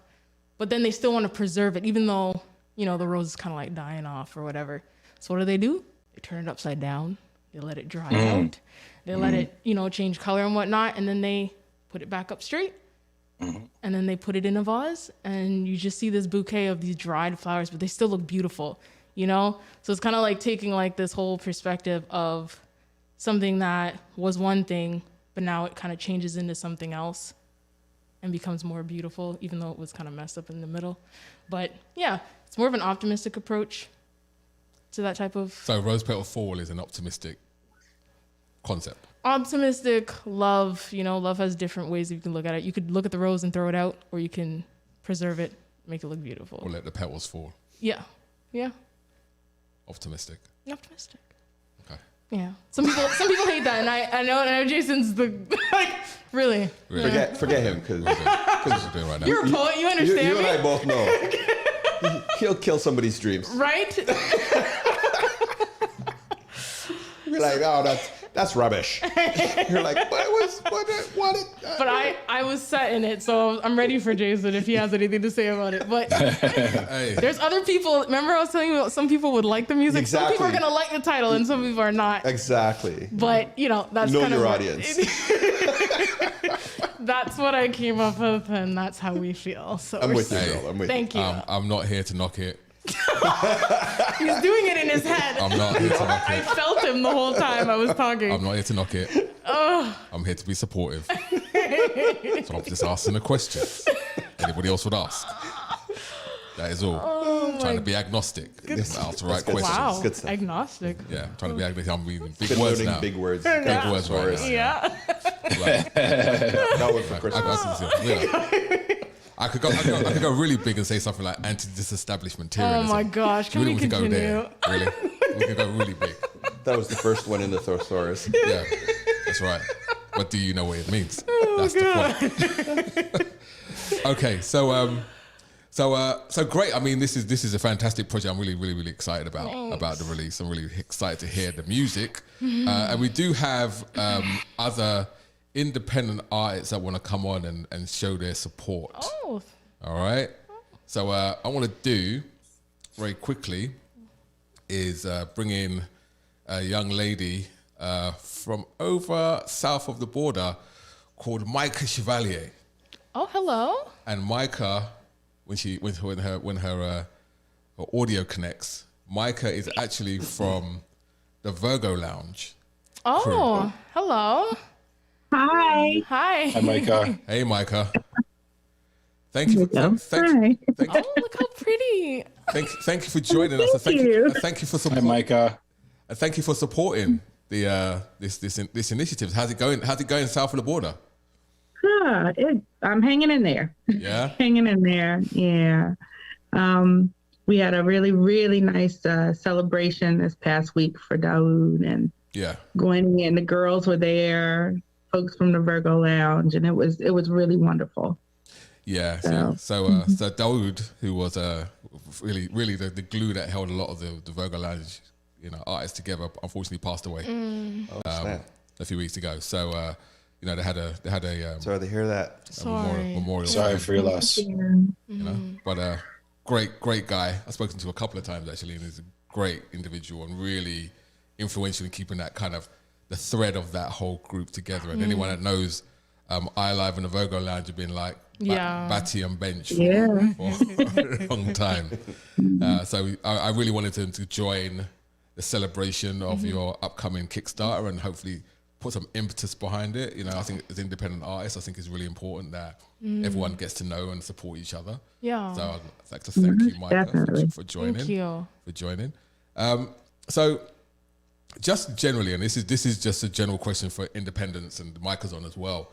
I mean, in this new era of music and new era of creating, how do you feel that your 2022 is going to go? I know you've got the EP coming out, and I'm sure you've got other plans as well. What about yourself, Micah? How do you think 2022 is going to pan out for you? Oh, I think you're muted. There we go. Somebody was trying to call. I think it's gonna go well. I do. We've got a lot of plans that we're trying to push forward with in terms of new music. I've been writing, and some of the other folks that I've been working with have been writing. So hopefully, keep it going as Daoud would have wanted to. He would have wanted us to keep it moving and keep on going and progress. So that's what we're gonna do. And I'm excited. We have a guy out of Copenhagen that was featured on my single, and we're doing a project on him as well. So look at that. That's going to be really exciting. So that's really super talent.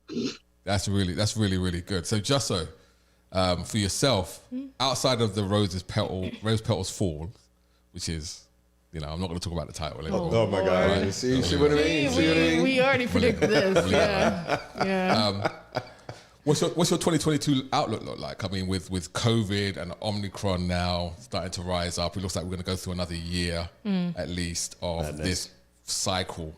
I mean, how are you planning for your 2022? I'm sure you had plans in terms of what you're going to do with your music, or are you taking it release by release? I was actually talking about this on my way here. I honestly, I would love to dig more into the. Are you on the video? Sorry, guys, that's my little boy. It's okay. It's all good, man. Okay. So I really want to start digging into the programs that I'm using currently.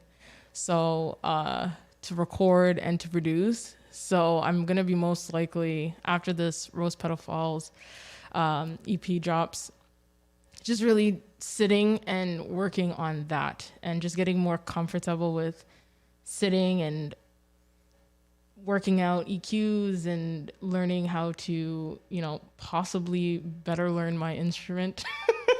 And just really get into the more technical side of stuff so that I can contribute to my music more than how I'm doing right now on a musical level and on like a engineering level, because I do love doing that stuff. And currently that's what I've been doing with most of my tracks. And there's things that I hear that I know it's not perfect, but it's better than me not putting it out.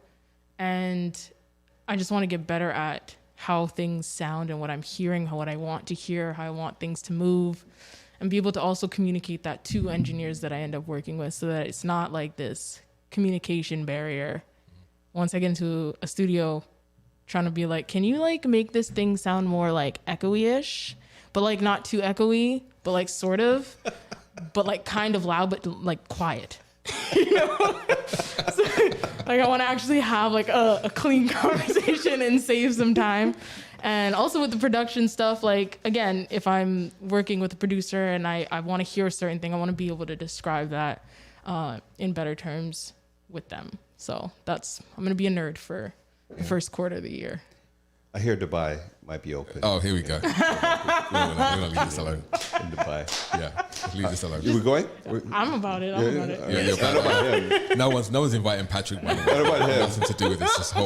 This whole time, he's nothing to do with this until today. Whose fault was that? Did you let him know this? You know, we talked about how his brain works, right?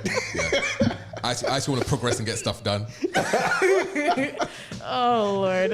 Okay, so that's a very interesting point, and I'll kind of take it back to Marcus. So you as a producer, do you feel that it's a good thing for artists to understand the more technical side of it? Absolutely, man.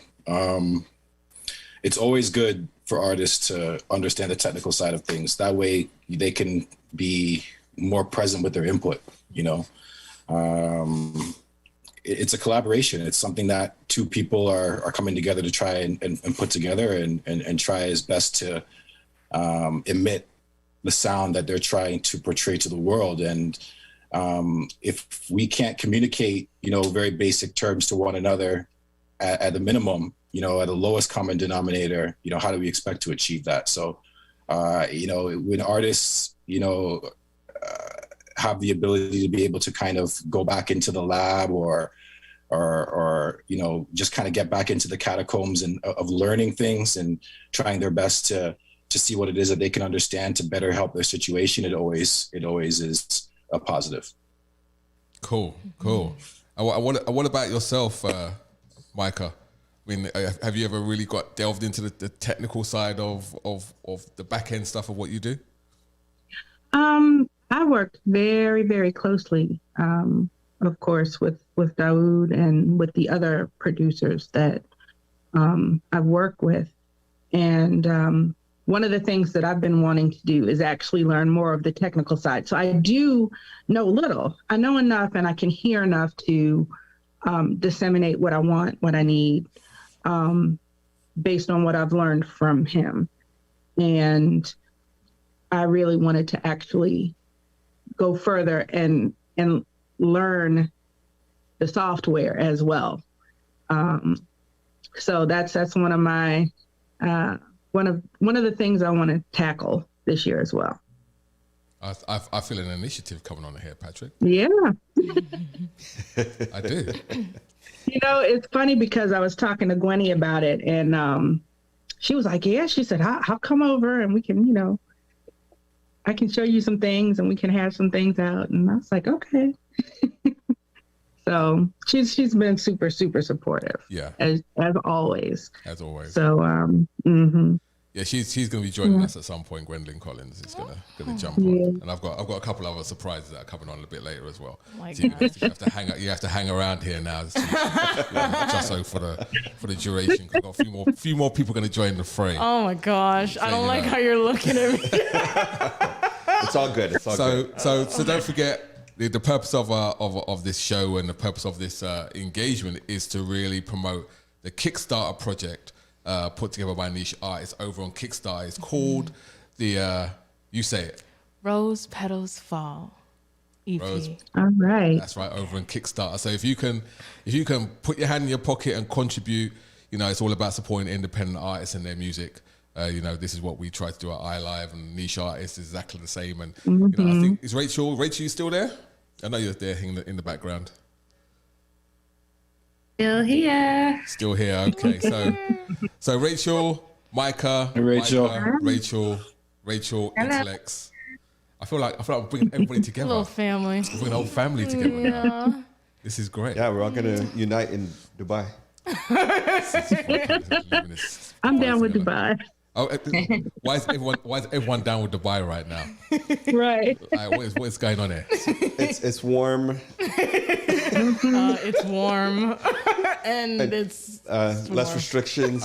Listen, I feel like Pinky in the brain right now. I can already see what's going on. It's all good. Spark the flame. You know me, man. I play chess. chess, not checkers. Not checkers. Not checkers. But just to remind everybody, Rachel, what they can get if they contribute to the Kickstarter. I'm going to keep pushing this whilst I try and find some music. I'm going to find my favorite Jusso track. I'm going to cue it up. Go ahead, Rachel. So yeah, just whatever you can pledge out of love, you're going to get a digital copy of Rose Petals Fall. I'm going to say that again, Rose Petals Fall. Forget you, Jason. I'm not listening to any of you. Go ahead, continue. Also, you could get a custom designed cassette of Rose Petals Fall, signed by Jusso and signed by Intellects. And then the highest tier, that gets you access to an exclusive live listening party. Mm-hmm. And mind you guys, I know the world is like falling apart and stuff. We'll figure out a way, and especially since people aren't physically here, we'll figure out a way to have everyone tune in safely. And if it's not actually like a party thing, it'll be like a link to be able to tune in virtually. But also, again, the world is falling apart, and $1, $2 will do so much, even though you think it won't. If like 10, 20, 30 people do it, like that's $30. So just anything that you can contribute is fine.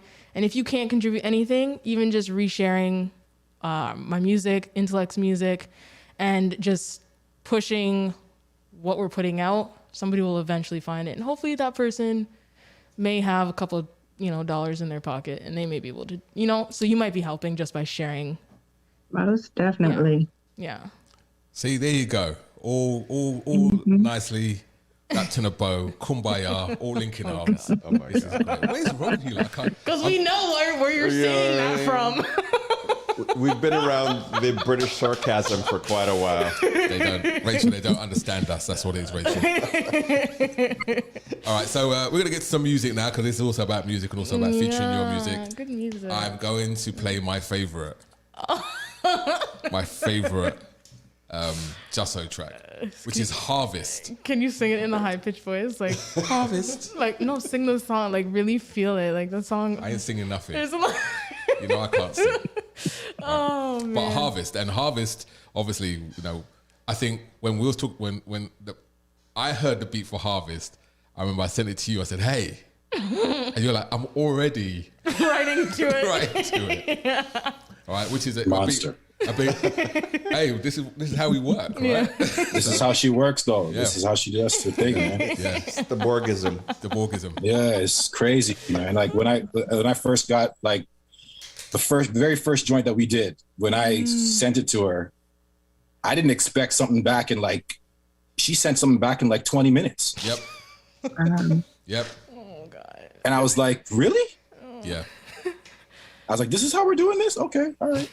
Push you under pressure, don't it, Marcus? Yeah. Intellect is like, hell. I thought I had a minute. I thought I had at least 2 weeks and 4 edits before I think about doing the next one. Be careful what you ask for, man. That's what I'm saying. All right, so we're just going to put everybody on mute. We're going to play some music. This is the iLive Radio Toronto contribution and celebration of Jusso and Intellect's Kickstarter fundraising campaign for Rose Petals Fall EP. There you go. I'm giving it the brevity it deserves. Long ass title. Bye. It's only when he says it.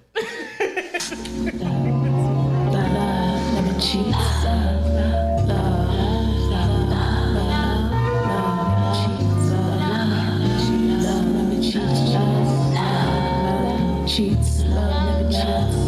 Love never cheats.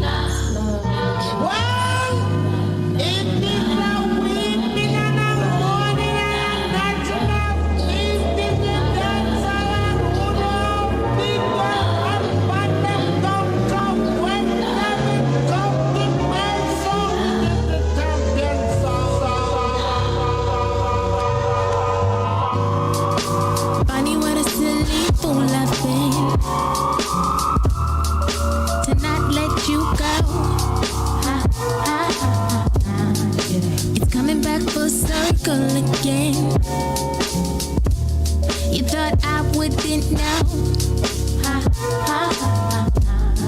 You said you needed confidence, but it was her, it was wrong. You try to convince no more than friends, doing what you do on the low. Someone's gonna reap your benefits the day you let me go. Someone's gonna reap your benefits, the day you let me go. Funny how you packing up again, back on the road. If running from problems was a sin, guess where you'd go? I ain't even confident. You wanted this to grow. You're packing your suitcase once again. Oh wait, I'll hold the door. I'm never gonna let you lie again.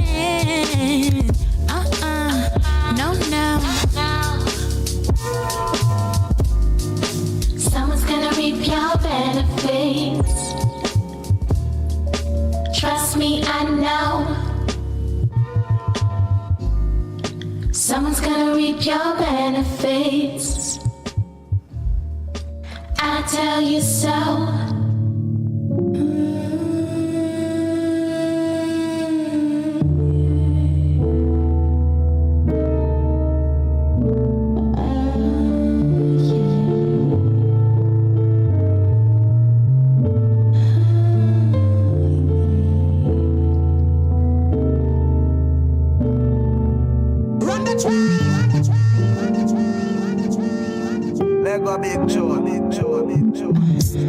When you ever see me, I have a straight face, no mean mugging over here. Yeah. How about you take me seriously? 'Cause I ain't trying to play no games. I was never taught to play. I don't got time for you. You and your wet vibes, yeah. Oh, yeah.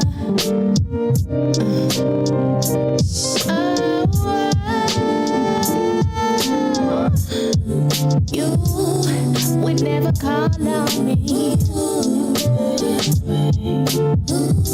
I wouldn't take you seriously. I ain't got the time. Yeah.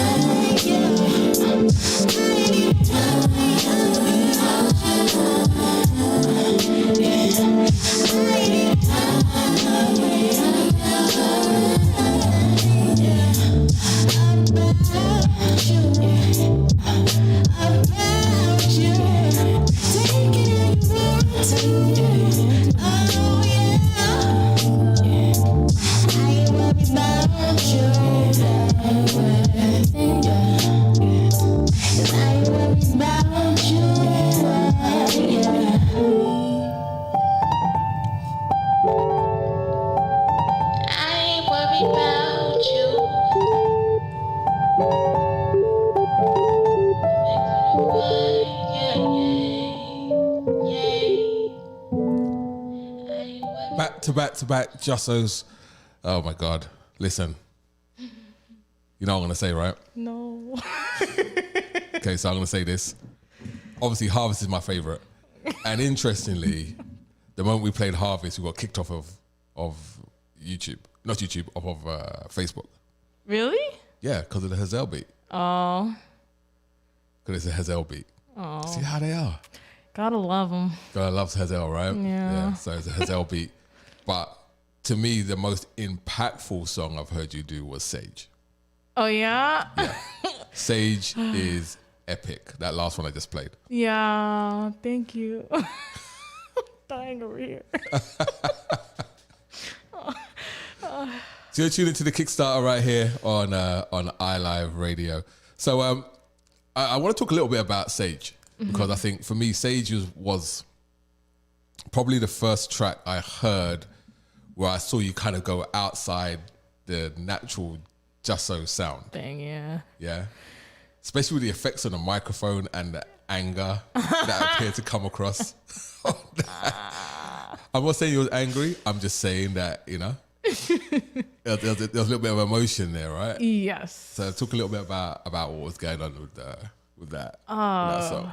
Okay, so Sage, honestly, it was one of those things where, you know, when you stop and think about some people and like how they behave, and you're just like, man, stuff could be so much easier if you just, but you can't control people. All you can control is how you deal with stuff. And personally, me, I like to use Sage. And I was like, okay, instead of, you know, trying to deal with them and their stuff, like, let me deal with mine. But writing is how I deal with stuff.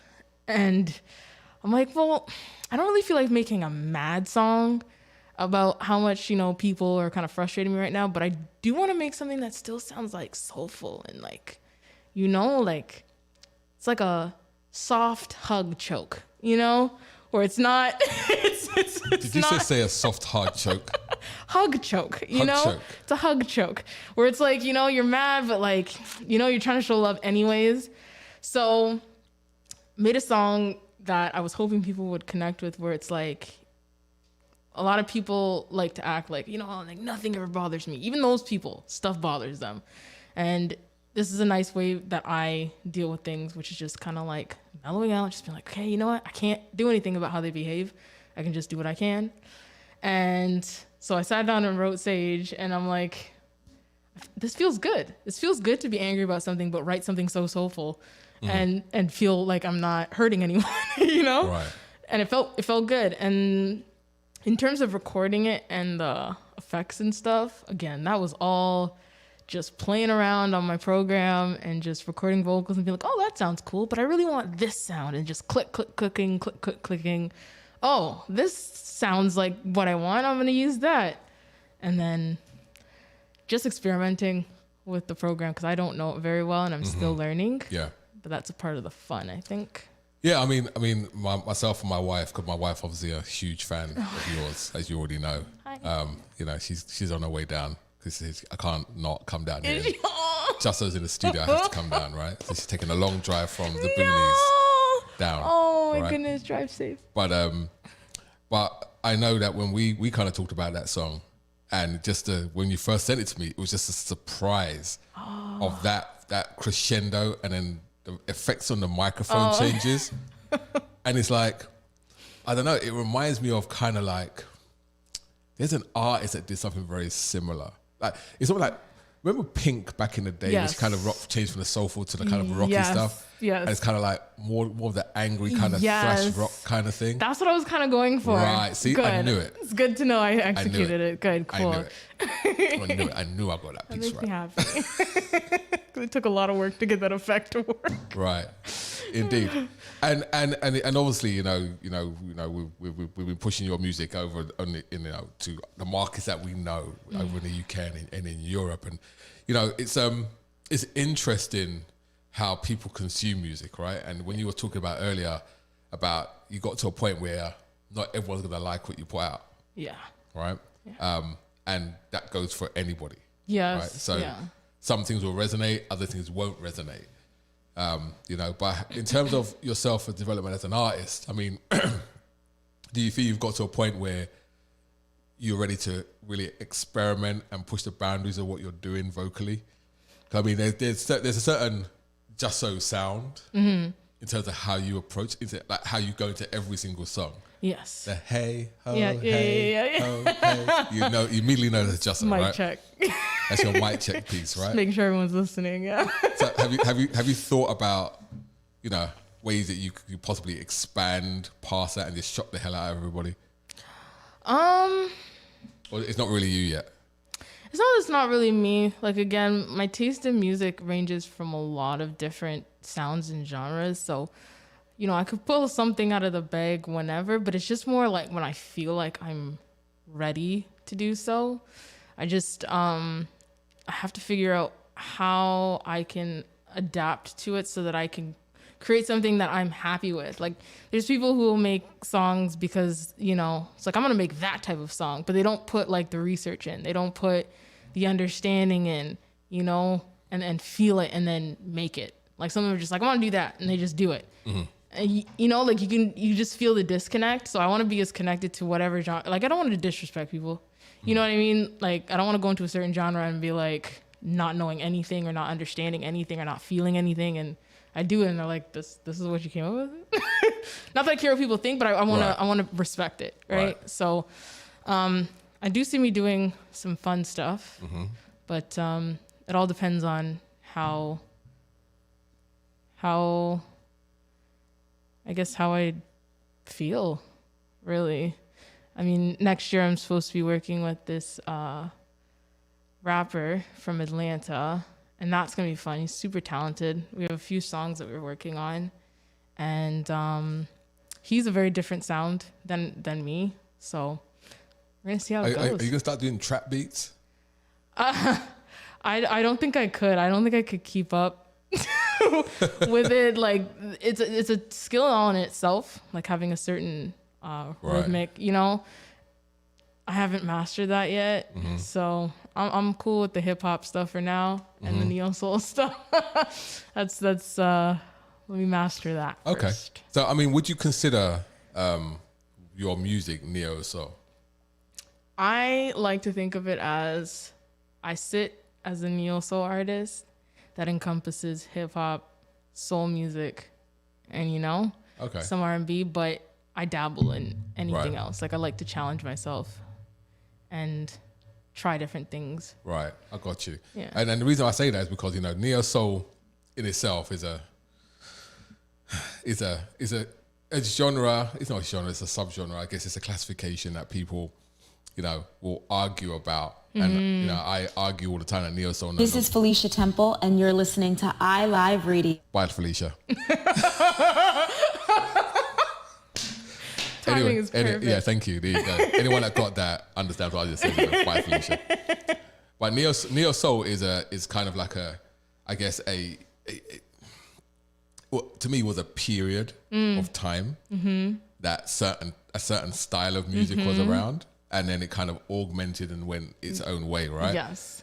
So, I guess what people may call you as opposed to neo soul artist is more of like an alt R&B artist. Yeah, and I get it. I'm very, don't put me in a box, you know what I mean? But don't put baby in the corner. Right, but it's like, at the same time, I understand why they would say that.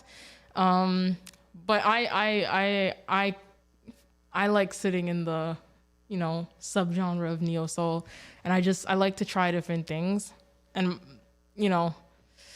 people will argue with it. It's up to them, however they feel. The question is, as long as people are feeling the music, whatever.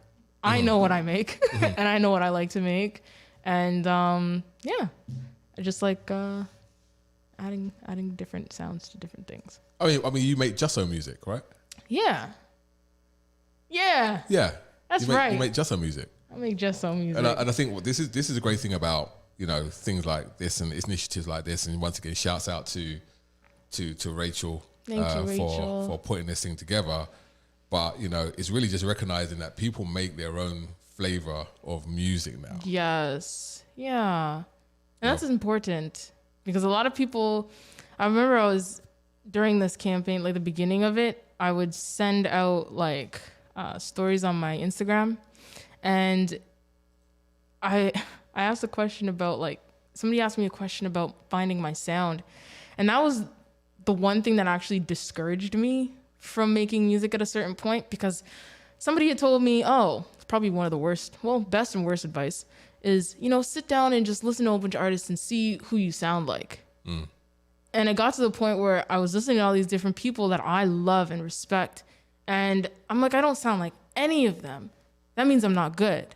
My music is bad. What I make is bad because I don't sound like them. And I was about to be like, you know what? This clearly is not for me because I don't sound like them. And thank God I didn't give up on that, because eventually I'm like, no, you know what? Maybe I'm supposed to sound different, And my brother was actually kind of, be like, it's all right, kid. It's a different sound. That's all it is, right? So for me, I ended up settling with the fact that I don't sound like some of the R&B singers that are out now, and I'm okay with that. Like, that's their bag. This is my bag. If I wanted to, I probably could, but it's not me, right? So I feel better making music that is me than doing something else that is not. No, I agree. And I think the whole concept of being an individual, and sticking with your own individuality and sticking to what you can do and what you really believe in is where you get the most genuine music made. Yes. Right? When you start trying to chase Something trends. Else. Yeah. Yeah. You try to chase trends and change because you feel that if you don't change, it's not going to be relevant anymore. That's where artists fall off the cliff. Some people can traverse it and like that. They're just fantastic musicians and they work out how to find their sound within that niche market. But generally speaking, for me, just working around and being around artists, some of the my favorite artists are people that just stuck to who they were. Yeah. And I feel like that's the key to everything of being happy. Like, there's a lot of artists out there, like you said, that have decided to, like, I'm just gonna go this way because this is what I have to do to make it. And it's like, they're miserable. Unhappy, miserable. They're struggling with themselves internally. It's like, I don't want to have to do that. Like, I'd rather be making my most genuine music, saying the things that I want to say with the artists that I want to make that music with, than to be like, here, we need you to do this because this is what's trending right now. Yes. And there's certain artists that I listen to that people are going crazy over them, but like, you can hear it in their voice. Like, in every note, you can hear just this like, not connected to what they're saying or not connected to what they're singing. Like somebody gave them a sheet of paper and was like, here, we need you to do this. Not something that's coming from them. So dear Lord, I'd never want to be that. Right. Never. Right. Never. And once again, this is this whole thing about chasing things that aren't really you in terms of sound or direction is where, the whole integrity of music starts to break down. Yeah. In terms of what you're putting out. So, your sound is not for everybody, but it's not supposed to be. It's not. And I'm fine with that. and you're fine with that. Yes. I mean, I'm sure in the beginning it was like, No, actually. I mean, not to cut you. I mean, when you first got your like kind of like negative feedback, how did that feel to you? Honestly, the first thing that came to mind was this person that had commented on, I think it was an Instagram post or something, and commented on how, I guess, my sound sounded. I'm trying to find the proper way to say this. Basically, they just said something that was not very kind, but I don't think their intent was to not be kind. They were just saying what they thought. But the end result was them saying that they liked the music. But for me, it was like, the negative stuff comes from people trying to look at what I look like or what I sound like I look like. Right. That's the stuff that kind of like, that's one of the reasons why I don't show my face or I don't kind of show off my body too much, except for that last post I put up to promote the next track off the EP. Showed a little bit of kneecap, but I just because kneecap sells. A little bit of kneecap, but it's just people focus. They're not focusing on the music. They're focusing on, he or she gained more weight, before they're actually listening to what's going on. And I just don't want that. I want people to listen to the music and the quality of music. I mean, I think I want to kind of bring other people into this conversation as well. But in this day and age, with Instagram, TikTok, these kind of video shorts you're now doing on YouTube, it's a very visual market. Yeah, man. Ankles and kneecaps. That's what they're gonna. Ankles, kneecaps, a little shoulder, toe nubs, whatever it is, corns, bunions, whatever it is. It's a very visual market. Yeah. Right. And for someone that tries to stay ambiguous, as you do you think in this very visual market, do you think that's going to be a help or a hindrance? It could be a hindrance, but again, it all comes from a place of, is what I'm doing making me happy? Right. So if it gets to a point where it's like showing my face makes me happy, then it gets to that point. But as of right now, I'm very happy and very comfortable, like just sitting and, putting out the music with less focus on me physically, more of my music and, people connecting with that. Because I always say quality over quantity. If I don't get as much likes as, a singer that is half naked, it's not what I want people here for anyways. Right. I want people here for, like, if you like the music, you like the music. It is a part of it. There's that whole package concept, but how I show up in my music is who I am. And if people can't see that, again, quality over quantity, I'd rather that. Very brave of you. Thanks. No, it is. And it's hard to take a stance in this environment. Okay. All right. So once again, this is a conversation with Jusso inside the studio. We're here. Lucia D and Patrick, I don't know what they're doing next door, having some kind of conversation. They left us two inside the studio, just abandoned us, which is fine. So this is I guess a Kickstarter campaign for the Jusso Rose Petals Fall EP. The Kickstarter, the links are up on the videos. We're streaming on Bandcamp, and we will encourage everyone to go to the Bandcamp link to join that live stream. You can also see, other Jusso releases at the bottom, that you can go stream or buy or whatever you want to do or what you need to do to support it, or just go to the Kickstarter directly and show your support. Don't forget, if you donate whatever you donate, you will get a digital copy of the EP when it's released. That could be $2, guys. Could be $1, could be 50 cents. Could be your whole family just puts in $2, $1, You might share the post and maybe your uncles, aunties, granddads, like, what, let me, so you never know. Okay. Good to know. All right. So I want to put you on the spot right now. Oh. With a question.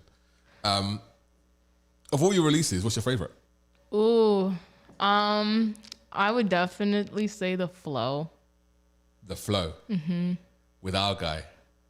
With Vixu, yeah. Vixu. Yeah. Yeah. Sly Vixu, whoever you want to call him. Yeah. That is one of my favorite tracks. I know it's not the most, entertaining, but a lot of me is in that song. And it signifies a lot for me. And there's a whole story behind it, and I can't really get into it right now. But we've got like several hours yet to go on this thing, so you have time. I'll just do a quick short. So The Flow, when I had first, how do I say? So Vixu, and if please, when I think it's VIXU_VIXU, if you're looking for him on Instagram, amazing pianist. And I'm not going to say keyboard player, or what, like, he is an actual, I don't know how to describe him, but just a genius. His timing's different than what people are used to, but his timing is in a pocket of time that I can't even describe it. Anyways, he used to do these daily melodies or riffs, and one day he posted up like, hey, if anybody wants a loop kit of all of my melodies for the past month, I'm going to send it to you. So I was like, oh, I'm a fan. Used to go to like a bunch of his shows. I'm like, yeah, could you send them to me? He's like, yeah, sure. So I went through, I was listening to them, and then this loop came up. And I'm like, can I use this? He's like, yeah, sure. I sat down and I started writing to it, and I don't remember. You don't remember what? Don't remember how, like, I don't remember writing it. It's weird. Sorry, come again. Yeah, it's weird. It's very weird. So, sorry. Let me stop for a second. Sorry, what do you mean you don't remember writing it? Were you in some kind of like trance-like state? Yeah. Did you leave your body and your body just went off? I don't know what happened. All that I do know is that I just started writing to it, and then I don't remember. All I remember next is that I got up and I went to my studio, which is my desk, and I just started recording it, and I didn't understand the words until after I was recording it. Like, I didn't. That's why it's hard to explain. Like, so it's just, I don't know. It's just, it came from a really real place. And the more I listen to it back, it's like, you know, I talk a lot about spirit guides and, you know, again, some people might understand it, some people might not, but this is me. But I talk about like just really encouraging myself. And here I am thinking that the song was about something else, but the more that I listen to it, the more I pull from it. And I'm just like, oh, I wrote this song for myself. I wrote this song as me talking to myself and my spirit guides talking to me. Because at that point in time, I was going through some really rough stuff.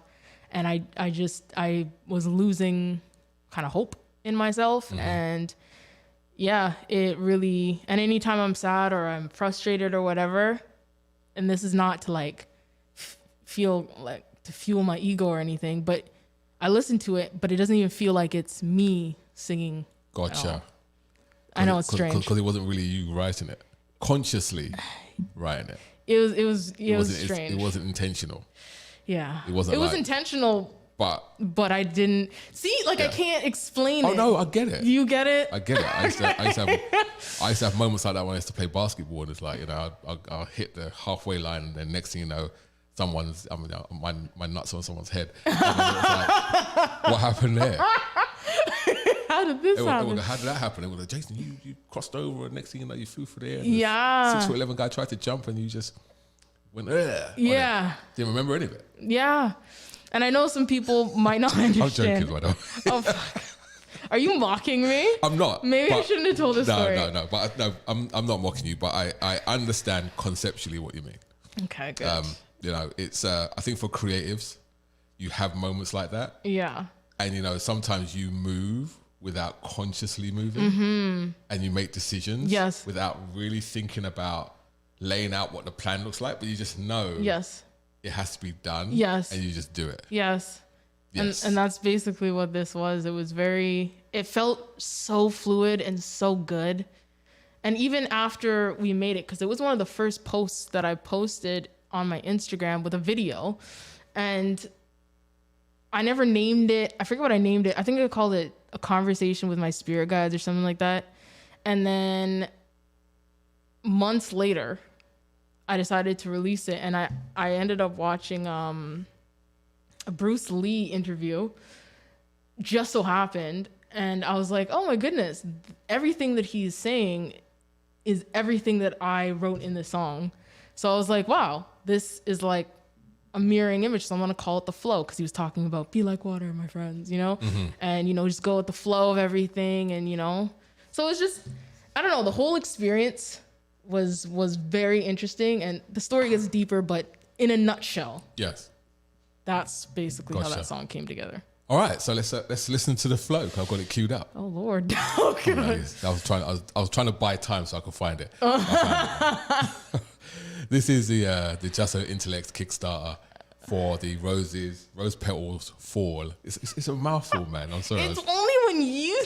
Sorry, I apologize. I was trying to wrap my head around the concept. That's what it is. For EP, the Kickstarter campaign. Don't forget, check the links. Make sure you support independent music.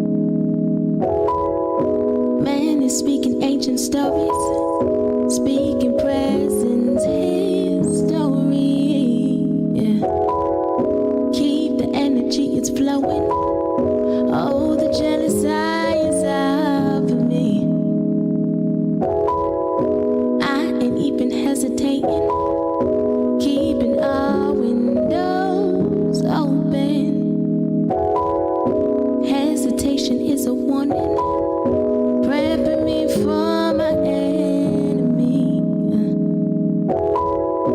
But you keep participating. I promise the best growth of your life. Keep it flowing, yeah. I ain't even trying to fight it, no. Keep it flowing, yeah. I ain't even trying to fight it, no. I try to make a sanctuary. Sat and prayed for days, I swear it's true.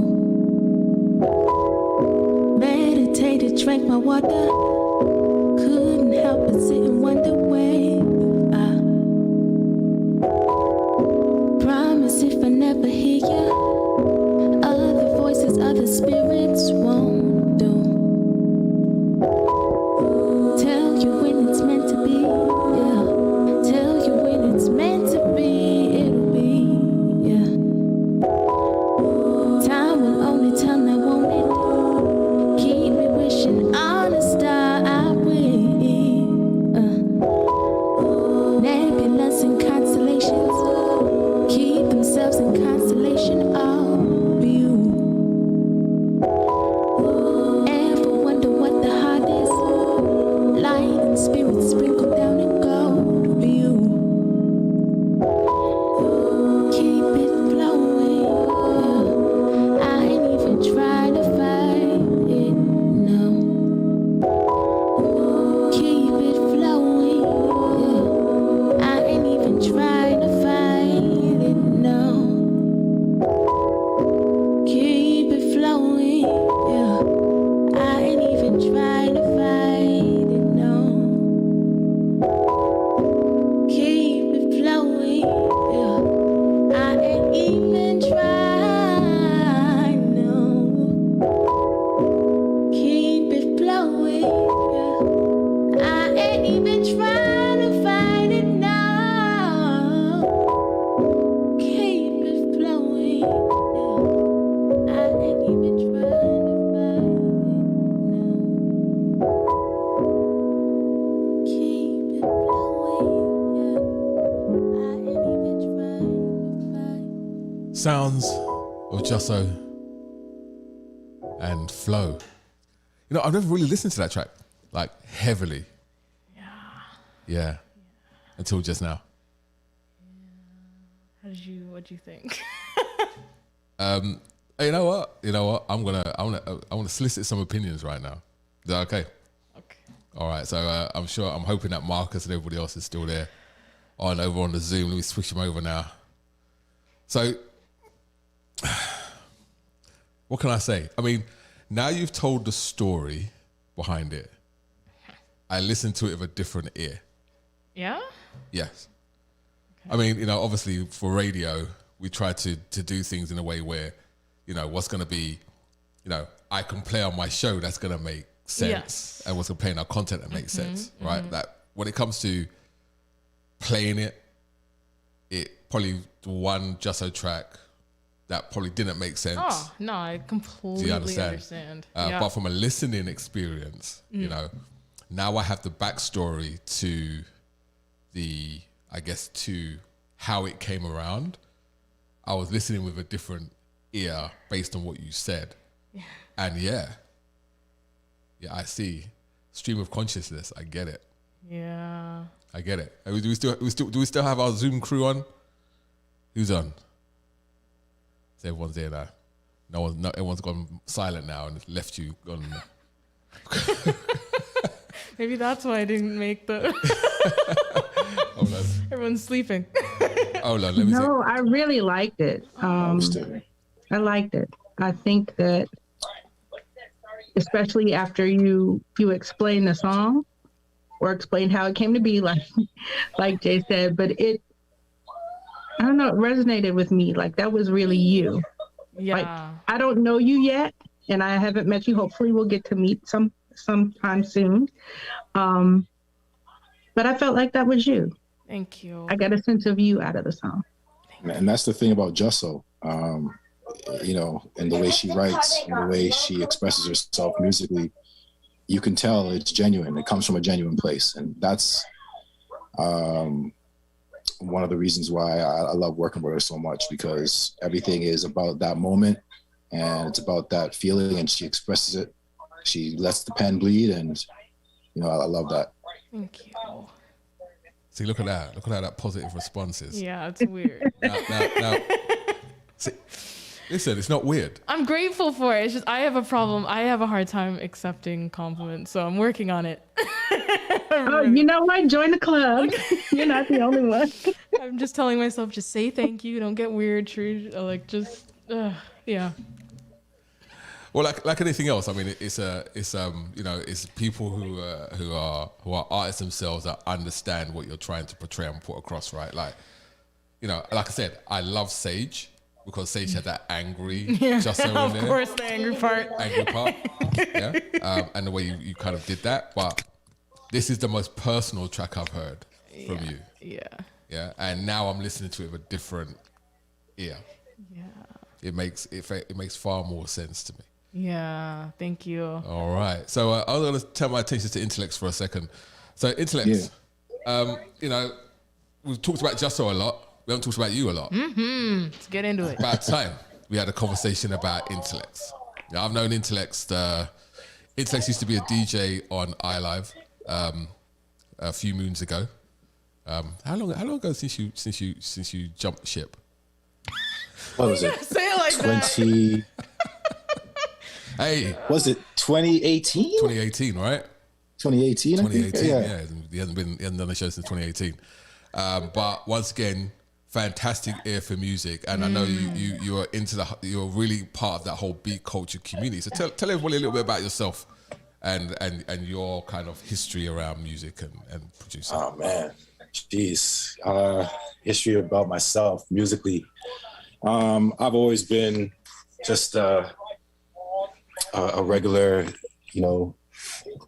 hip hop junkie from as far as I can remember.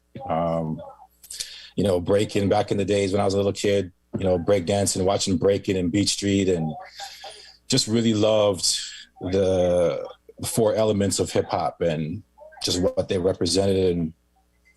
And it really just kind of struck a chord with me. And I've always been the person who always wanted to know who created the music behind things. How did the music get there? You know what I mean? And I've always been attracted to sound, and it's just become a part of me and who I am. And like I said, I started making beats in high school.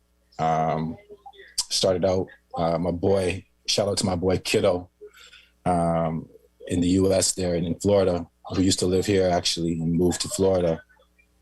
He actually got his hands on this program called Digital Orchestrator Pro or Plus, or whichever version it was at the time. And we basically learned how to manipulate this software and to be able to create at the time what sounded like beats that were coming out of, a grand old studio, you know what I mean? But we were just doing it on this DOS program that it was a little sequencer and allowed us to be able to cut, copy, paste wave formats and different things into sequences and allow us to be able to kind of chop things up and create. And that's where it all started for me. From there, I was working at record stores and always digging in vinyl and just expanding my mind musically with the different genres of music out there and absorbing myself in it, listening to old soul and jazz and rock and ska and just different genres of music, expanding my palette, if you will. And, I just started creating on my own, moving out to hardware. Started out with an MPC 1000, SP404 I used for a little while, going over to the hardware side of things, and recently came back to the software side of things, just due to the fact that, it just, you get older, you become a family, you become a husband, you become a father, and you don't have places to put all that gear anymore. So I decided that I was going to go the software route and, started jumping in on Ableton, and Ableton allowed me to be able to do everything that I could do on hardware through the software. And I just been going from there and just doing my thing on my own. And, this opportunity came about, and I finally decided that, I was going to put something out in the world and see what it does. You know what I mean? And finally, put a little piece to the puzzle of music that I want to contribute to it. And here I am today. Okay. So in terms of your journey in the soul and R&B or neo soul, I mean, it's hard to kind of place it in a category, right? I mean, as a producer, from a producer's perspective, where do you think the state of it is right now? The state,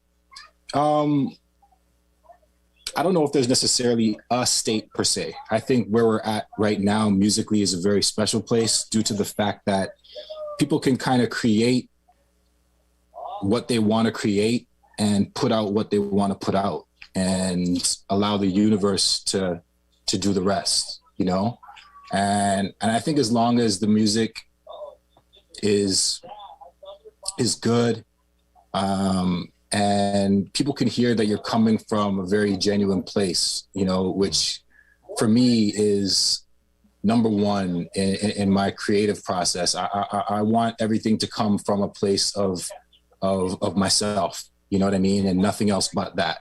I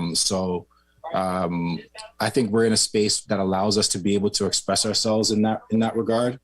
And it's a very special place to be in because we have the tools now to be able to not only express ourselves, but to be able to get the music out there for people to hear and allow for other people to enjoy it and hopefully resonate with them. Right. So really the push on the music, and you're absolutely right. The platforms are there. The distribution is there now. Access, people's access to is obviously there. Even in our time, over the time from when we started to now, the whole musical landscape has changed in terms of the technologies, right?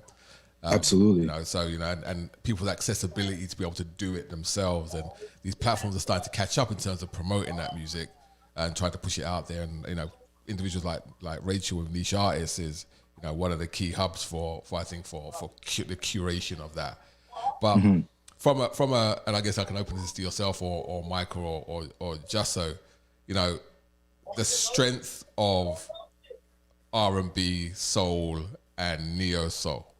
Do you think that is going to be the next thing that's going to come out? I mean, hip hop took it to the top of the pile, right? Hip hop is now the most dominant form of music, if you could call the new stuff hip hop. That's negligible, but they still categorize it under hip hop and rap. Is the biggest selling form of music right now. Do you think, R&B in all its forms, or R&B, whatever you want to call it, is going to start to dominate or start to find that foothold? It's a really good question, man. That is a good question. That is a really good question. Because I go back to what you said earlier, Jay, about like the time period for neo soul and that it had, which is a good catapult, if you will, of the genre, saying, hey, you know what, we're here and we've got a place here as well. You know what I mean? And now you look around and there's so many different artists, so many different people in the genre, so many people taking the genre to their own space and making it their own, in a sense, trying to bring their own spin to it. Like I said, I feel like it's in a special place right now. It's in a place where it's very creative and allows for producers and artists to kind of come together and put out what it is that they want to put out without feeling like they need to follow a certain criteria. Yeah, I agree. It's definitely evolving. And I, for one, am anxious to see where we'll wind up, because I'm noticing, I work with teens and, younger folks on I do a little bit of performance coaching, which is a little different than vocal coaching because it encompasses acting skills and all of that. But I've been working with some kids in terms of that and in terms of writing. And I've noticed that a lot of them are starting to discover or really get into the classic jazz and your 80s and 90s R&B and really taking a shine to them and starting to create using those as a basis again, which I think is really, really wonderful. So I'm kind of anxious to see what our young creatives are going to, come up with and how R&B is going to evolve from that also. Sounds good. I agree. And just to piggyback off of that, back to what I was saying about, when you asked me would I go in any other genre, it's the studying and the understanding of the genre in order to still keep the essence of it and move it forward. And I find that there's this poet, I'm going to speak mainly on the neo soul part. There's this poetic part and this really deep feeling part that needs to be present in neo soul in order for it to move forward. And that goes for not just the writers, but that goes for the musicians as well. There has to be, and it encompasses jazz and all of these different things with it. But as long as the understanding of where and what type of I guess different parts that make up the genre slightly goes forward with it, I think that's the most important part. And I think that as long as that's kept, yeah, you can continue with evolving of all of those genres. But there's little parts that seem to be missing in some parts, which is why I think they're being mislabeled. Yeah. But that's another discussion for another day. It's our need to add. It's our desire to classify everything, right? Yes. Yes. Right. Yes. Because if you can't classify it, you can't monetize it. Yes. You can't monetize it. You can't commercialize it. Yes. Right. So this whole concept of alt R&B now is a classification of alt R&B, and then you take all these people and say that's alt R&B. Yeah. Well, it's not. It's R&B. Yes. Or soul, or whatever, or their version or interpretation of it. You find what I found as a consumer of music, and obviously as a DJ on the radio station, and I'm looking for music. There's almost like a passing of the guards, where traditional black artists, younger black artists, are sounding more like the white artists trying to do R&B. And then you find a lot of the traditional white artists that try to do R&B are sounding more like you expect a black artist to sound like. Killing it. Yeah, And no offense, this is what it is. And there's this, they kind of come together in this kind of middle ground, and and the spectrum is really wide. One of my favorite artists right now is a woman called Georgie Sweet. I don't know if you ever heard of her, but she's from the UK, and her sound and her voice and the way she executes her music, it's like if you close your eyes, you would think this is a straight, looks like us, talks like us. Yes. When you look at her, that's a straight Amy Winehouse looking chick. yeah, blonde hair, kind of dowdy, but it's that kind of like. You want turkey meat just cut up? Yeah, turkey meat, bro. That's about turkey meat live on there. I'll be right back. Mute up your microphone. But the thing I love about it is the fact that it's the dissolving of what you physically see, and it's really about the essence of the music. Yes. Right, and I think that's really, really important. Yes. Yeah, that's what I listen to first. I don't really care what you look like. Exactly. Right, I care about how you're putting your music out and what it sounds like. But unfortunately, we live in a world and industry where that is a part of the music for whatever reason, where it's like that's important. That is what needs to be. They need to see what you look like. They, you gotta look the part. And it's like I would prefer not to be a part of that. Right. As long as I can. Gotcha. You know? Yeah. And like I said, it's interesting where R&B is and how powerful R&B is. Like, I mean, if you take Drake, for example, when he first started getting into this industry, he could have gone straight hip hop, boom. But he also sang at the same time, good or bad. He had his own way of singing. And the way he kind of put it, no, it's true. It's like, Clearly. First of all, your microphone's not even up. So let's get this straight. Yeah, I'm going to turn your mic on, right? He does not like how Drake sings. Right. But listen, back in the day, when Drake first put out his stuff and the demos he did, he's actually pretty good. Different. I guess it's more the kind of the alt R&B stuff as opposed to the traditional singing R&B stuff. But Lucia, somebody's trying to sneak in. you know, there's another chair next door, right? Yeah, there is. Go next door. You can Sitting on a stool? No. She's trying to drag in one of the big chairs. Yeah, I'm like, disturb the whole where's floor. She going? But he kind of merged the two and kind of put this kind of like I can sing and rap, kind of in a way where, you know, kind of makes sense to the hip hoppers as well as makes sense to, you know, the R&B heads. And then it spawned people like The Weeknd, and everyone's like, oh, you can do both together. And all of a sudden now you've got R&B influenced on rap music. Yes. Hip hop music, right? Yes. So, and that's why I said I think the rise of hip hop is very much been driven by that R&B element. It has come together. Well, you know, they have the trap part, but I mean, yeah. Yeah, I know. How do we classify that now? You know. Well, first of all, you don't. First of all, Patrick's not even supposed to be here, especially Lucia.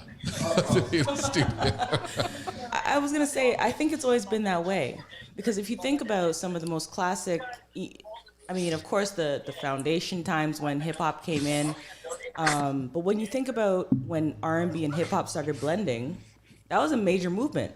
You know, it was a major movement. Yeah, absolutely. The The whole always had that hook where that vocal would come in, and whatever deep cut you were getting from the MC just felt like it was completed by this vocal, right? Like classic collabs like, you know, Mary J and Method Man and stuff like that.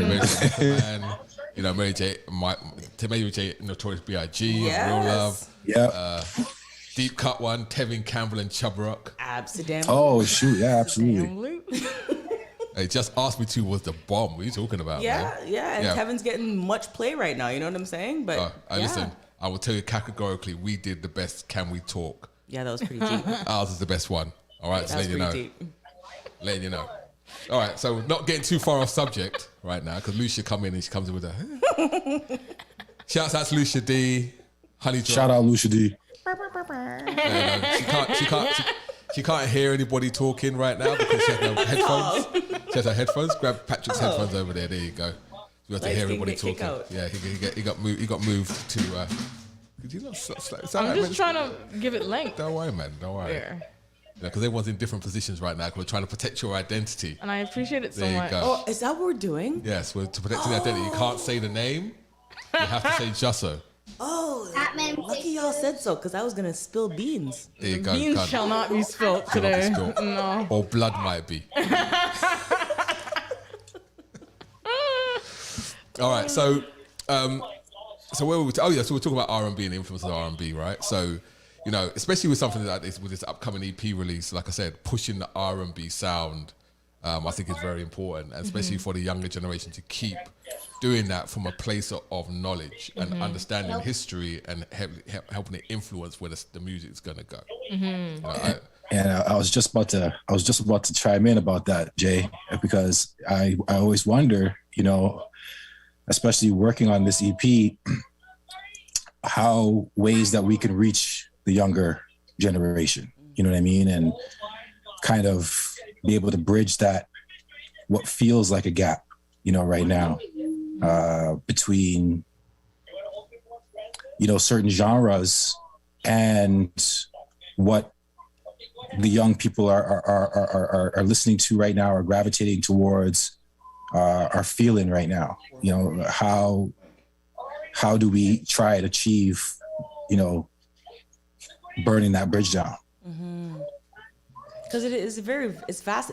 Big up to you, intellects. I hear they. Yes, my sister. yes, original honey drop, you know? Honey drop, you don't know. Day one. Yeah. Foundation things. But it's absolutely, I understand what you're saying, because I find the generation right now, the R&B that they are referencing as R&B is so off the mark from what we know as R&B. You know what I'm saying? Like, think about high school, like driving on the bus or driving in your car, and you're listening to, we would listen to slow jams, like serious R&B slow jams, and be vibing. But what youth right now is listening to slow jams saying, oh, this is the lick. It's not happening. It's not happening. What was that lyric? You know what I'm saying? It's like, it's not happening. It's a completely different time. And there's a certain vibe, like, to the R&B that's now, like, talking about the same things, but in a different way. Like, there's a different way. Taste. Yeah. There's a tastefulness to how R&B was sung back in the day. Like, a gentleman in those days, because, you know, they sang with lyrics that are gentleman-like, but they would be saying some things when they're talking, right? Like, where it's like, oh, you would like to do what, sir? You know, and you'd be okay with it. But now it's just blank, like, all right, cool, here, you know what I mean? Like, so there's a certain, like, class to it, the old R&B. And I mean, maybe that's just the way things are swinging right now by the music that's being made right now. And I honestly, I bum everything. But how much of that do you attribute to the way that we now consume music, right? Because think about those days. We had to make a conscious effort. Yeah. What I was saying is that, you know, is what that, exactly what you're speaking about, is that more a symptom, or is it a symptom of the way we consume music right now, right? Because if you think about the way we took in music back in those days, if you wanted an album, you had to go buy that CD. You had to, you know, wait for the radio to play that. Yeah, you know what I'm saying? You had to wait for the radio to play that tune and record it on your recorder and put that in your car. You had to get a separate little thing you had to plug into the smoke detector, the smoke thing in your car, so you could listen to your CDs.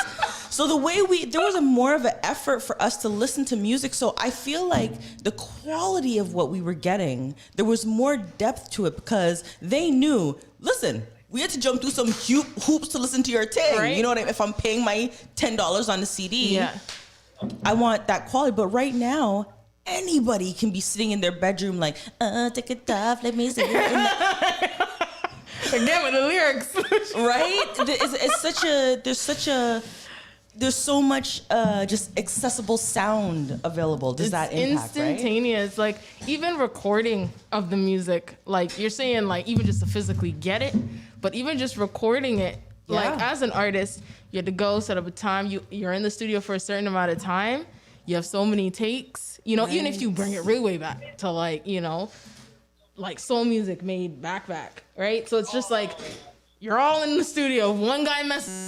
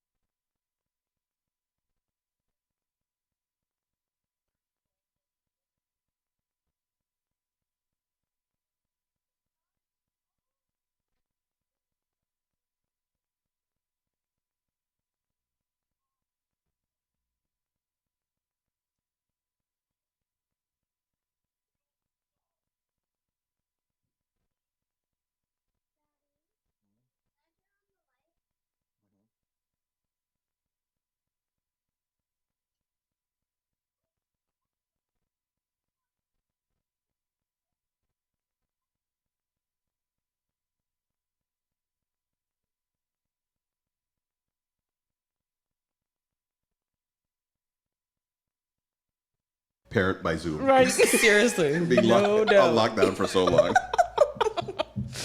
Oh my goodness. But yeah, no, like the whole, writing portion of writing R&B, it's just completely changed. There's a certain art, onto how you say things, and how you're gonna, speak to the girl, and just there was theatrics. Now it's just like, here you go. Don't break the table. Which is okay in some occasions. Listen, but there's feedback in here, and I've Sorry. slapped the table. This is going south real quick. But the genre in itself, I guess, like that's what it evolved to, and it's no disrespect. It's just different realms of what we're just labeling it as. But in each they both carry some type of quality that some people like, and there's a few R&B tracks that I definitely like. Which one? Like what? What? What? Isn't it what? What? Sorry, what? Is it what? What? No. Sorry, You're my aging bad. us right now, eh? It's So not I when guess it's what. you're for the R&B back then.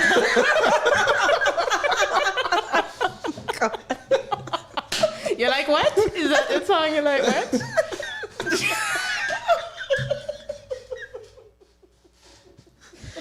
See, why is it when Patrick Morris comes onto any show, everything goes south?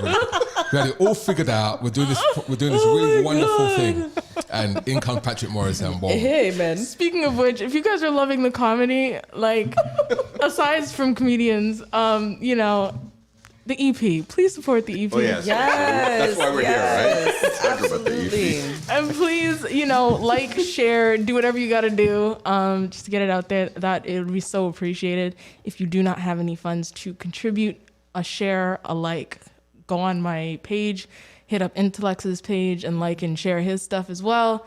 That is supporting independent artists at its finest. Yes, and I believe we got Intellects back, and I think Intellects going to hear us I'm now. back. Did we ever turn off that light? Yeah. What light? He just turned it on. It's too dark. It's too dark. Just wanted to know. I just wanted to know. Darkness is I spreading. feel like I'm a part of this now. Yeah, you're part of the fam now, man. You're part of the fam. This is how it is, guys. Like, honestly, the whole creation of this project has just been between family life. You know what I mean? And that's another reason why this is so special to me, because I was actually able to pull this.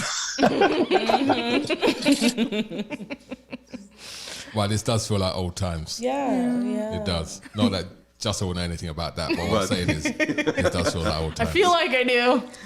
Yeah, somewhere you may feel like that in your other spiritual being. This individual here. Wow.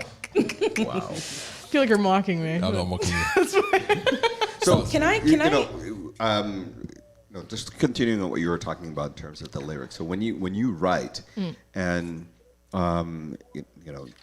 you're not writing the way that a lot of quote unquote modern R&B artists are expressing themselves in the words they're using. The way you write it's a little bit more old school, but it's also you've got your modern spin on it. So how do you sort of balance that, or do you even think about the new style or the new sound or the way that the new artists are writing and what they're saying, how they're saying it? Do you think about any of that sort of stuff in the midst of what you're doing? Oh yes, most definitely. I find that sometimes it's a little bit intimidating to listen to like current R&B artists, because there's definitely a gift in terms of rhythms and beat and timing and phrasing certain lyrics. Like the craftsmanship is very, very impressive. And there's times where I'm like, man, I think I'm gonna be in this little forget me not box with my lyrics for a while now. But at the same time, it's like, again, studying and respecting the genre and listening to how things are phrased, what they're talking about. Some people are saying some really interesting and cool stuff, but a lot of people dismiss it because they can't keep up with the speed. Yeah. Right. But I definitely, there's times where I'll throw in a little bit of fast lyrics and change a rhythm in my lyrics. And there's stuff that I've written that I'm a little nervous to put out because I'm like, I don't think I executed that properly. But at the same time, just like working it, workshopping it, and then feeling ready to put it out is something that I plan to do. I think the closest thing I got to trying to do like, I guess, rapperish things because, in my spare time, I'm rapping to myself. We all do. Right? Yeah, girl, we all do. We all have that dream. I don't care how much you hate or love rap. But the track I did with Black Ears, man, that was one of the most challenging things to write to, and it was my fault because I was the one who was like, yeah, I'm gonna write in this timing, and I'm gonna make these lyrics go like this. And at first, Black Ears was like, I don't know. And then next thing you know, it ended up being, no, we need to put this out. He's like, I sat with it, I like it. And that's actually doing very well, at least on SoundCloud. That's what I like to look at. And which one's that? Spaceship? Yes. Okay. Yeah. And I genuinely, I was nervous about it because I'm like, this is stuff I like doing. I like doing this stuff because I do it by myself. But I'm like, man, if they can't accept me like this, like, I'm not going to fake the funk and be like, oh, I'm just going to sing soulful, sultry songs forever. Well, you know what? That's exactly what was just hitting my brain, is that what was it like internally when you made the move from, because I can't say who you are, right? But myself being one that's taken in your sound extensively, right? There is a very personal and very interconnected nature about the things that you're talking, but then the melodies that you're laying against what it is that you're singing about. Mm-hmm. Can we hold that thought for a second before we answer that question? Because obviously independent artists want to come in and show their support right now. So we've got Gwendolyn Collins. Oh,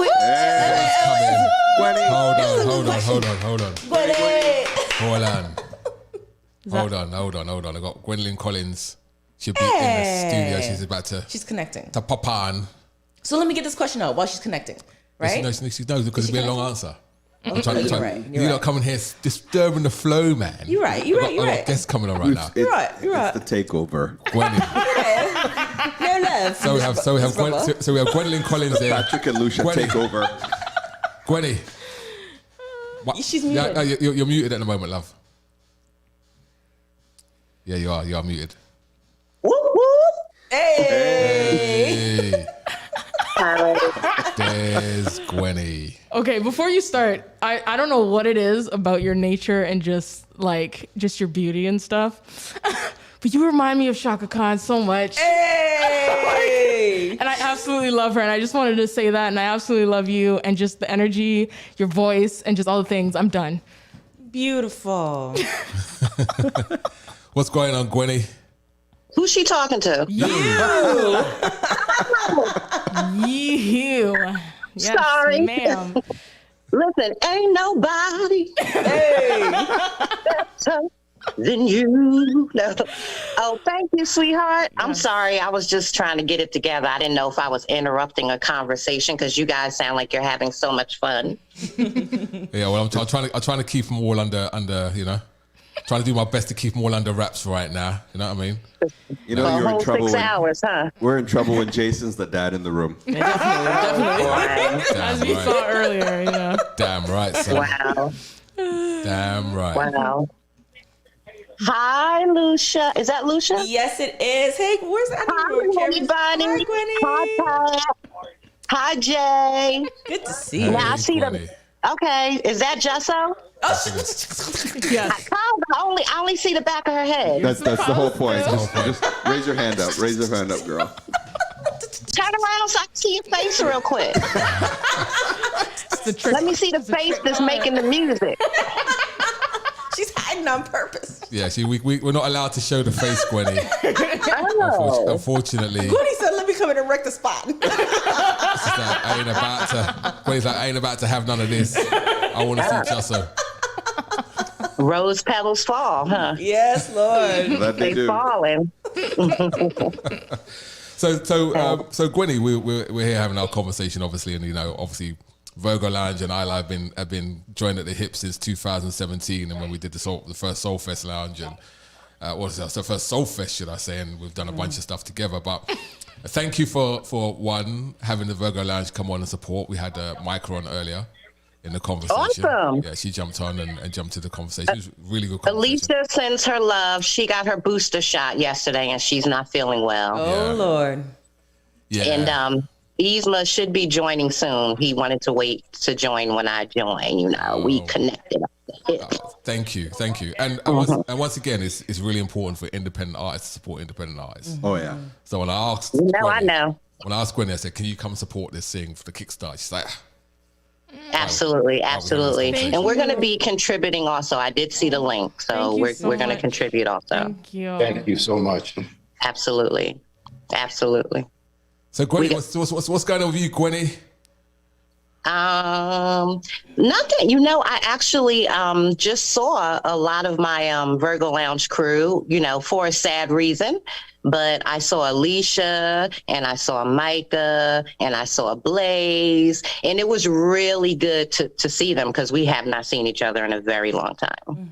It felt really good to see them, even under the circumstances. It was good to see them. Yeah. Like we talked a little bit with Micah about Dawu and his passing and stuff like that, and how important it was to the whole crew. To be honest, it's like he's a thread alongside yourself that kind of kept that whole thing together. But you know, wonderful that you did a great tribute for him. Great that you guys reconnected. With, renewed energy now, I'm sure. Yeah, it was really, really nice. It was a jam session. Nobody was jamming, so you know, I had to go grab the mic and make things happen because that's what we do. I was like, come on, y'all, this is supposed to be a celebration. We just sitting here listening to slow music. We wasn't even listening to indie music. I was like, can we at least put some indie music on? You know? So, but once, you know, I helped get things going, it was really nice. You know, I have to say that I'm not in that area right now. I'm in New Jersey with my mom, but the DMV, the talent there is just bananas. I mean, I felt like I was in New Orleans and people were just coming up. You know, I was calling this person on drums, this person on horns, this person on keys, and they was jamming out. So it was really cool to be around such great talent. Yes. Plus, you know, I had to be like, look, who I'm going to be working with next. For real, you know, I don't trust a lot of people, so. Well, you know, it's interesting, and we're talking about music producers, R&B, the state of R&B. We've had this big, long discussion that's been going on for now, 7 years. Well, I mean, till the mic came off. I'll talk about on this show, Patrick, not in general. What's wrong with you? For the last couple, at least the last 3 hours, at least, we've been having a discussion, right? So, you know, with young artists like Jusso, and you've been obviously the experienced artist that's out there. Well-seasoned. Well-seasoned. Oh, wow. I'm a little experienced. Wow. Thank you. I'm so happy to be here. Experienced, well-seasoned artists that's out there. What words of advice can you give young artists like Jusso? Oh, man, absolutely. And I love giving advice. So, Jusso, I guess from a business perspective, I would say always take care of your business. Contracts, I don't care who it is. Jay knows that I was the producer of a CD for my best friend, and we had like 7 contracts. You know, so just make sure that you take care of the business because you never know what can really happen down the road. And then a lot of times, like, we become friends, right, with these people in the music business, and you just don't want anything business-wise to separate, you know, what could be a really good friendship. Yeah. So I would just say, and, you know, it doesn't have to be a 20-page contract. It can just be something y'all sign on paper. Definitely, I would say take care of the business. I would say the second thing, and probably the second most important, is surround yourself with people that you trust. Yes. Because this is a dirty business. It can be really dirty.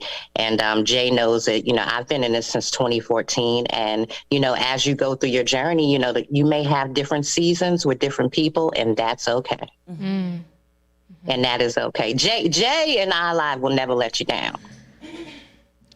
That I can tell you, but it doesn't mean that you won't experience some people that might actually let you down, you know, during your journey. And just know it's okay. It's just time to move on to the next season, move on to the next person. People come into your life for a reason. Yes. So the music business is important, and surround yourself with people that you can trust. Yes. Because, honey,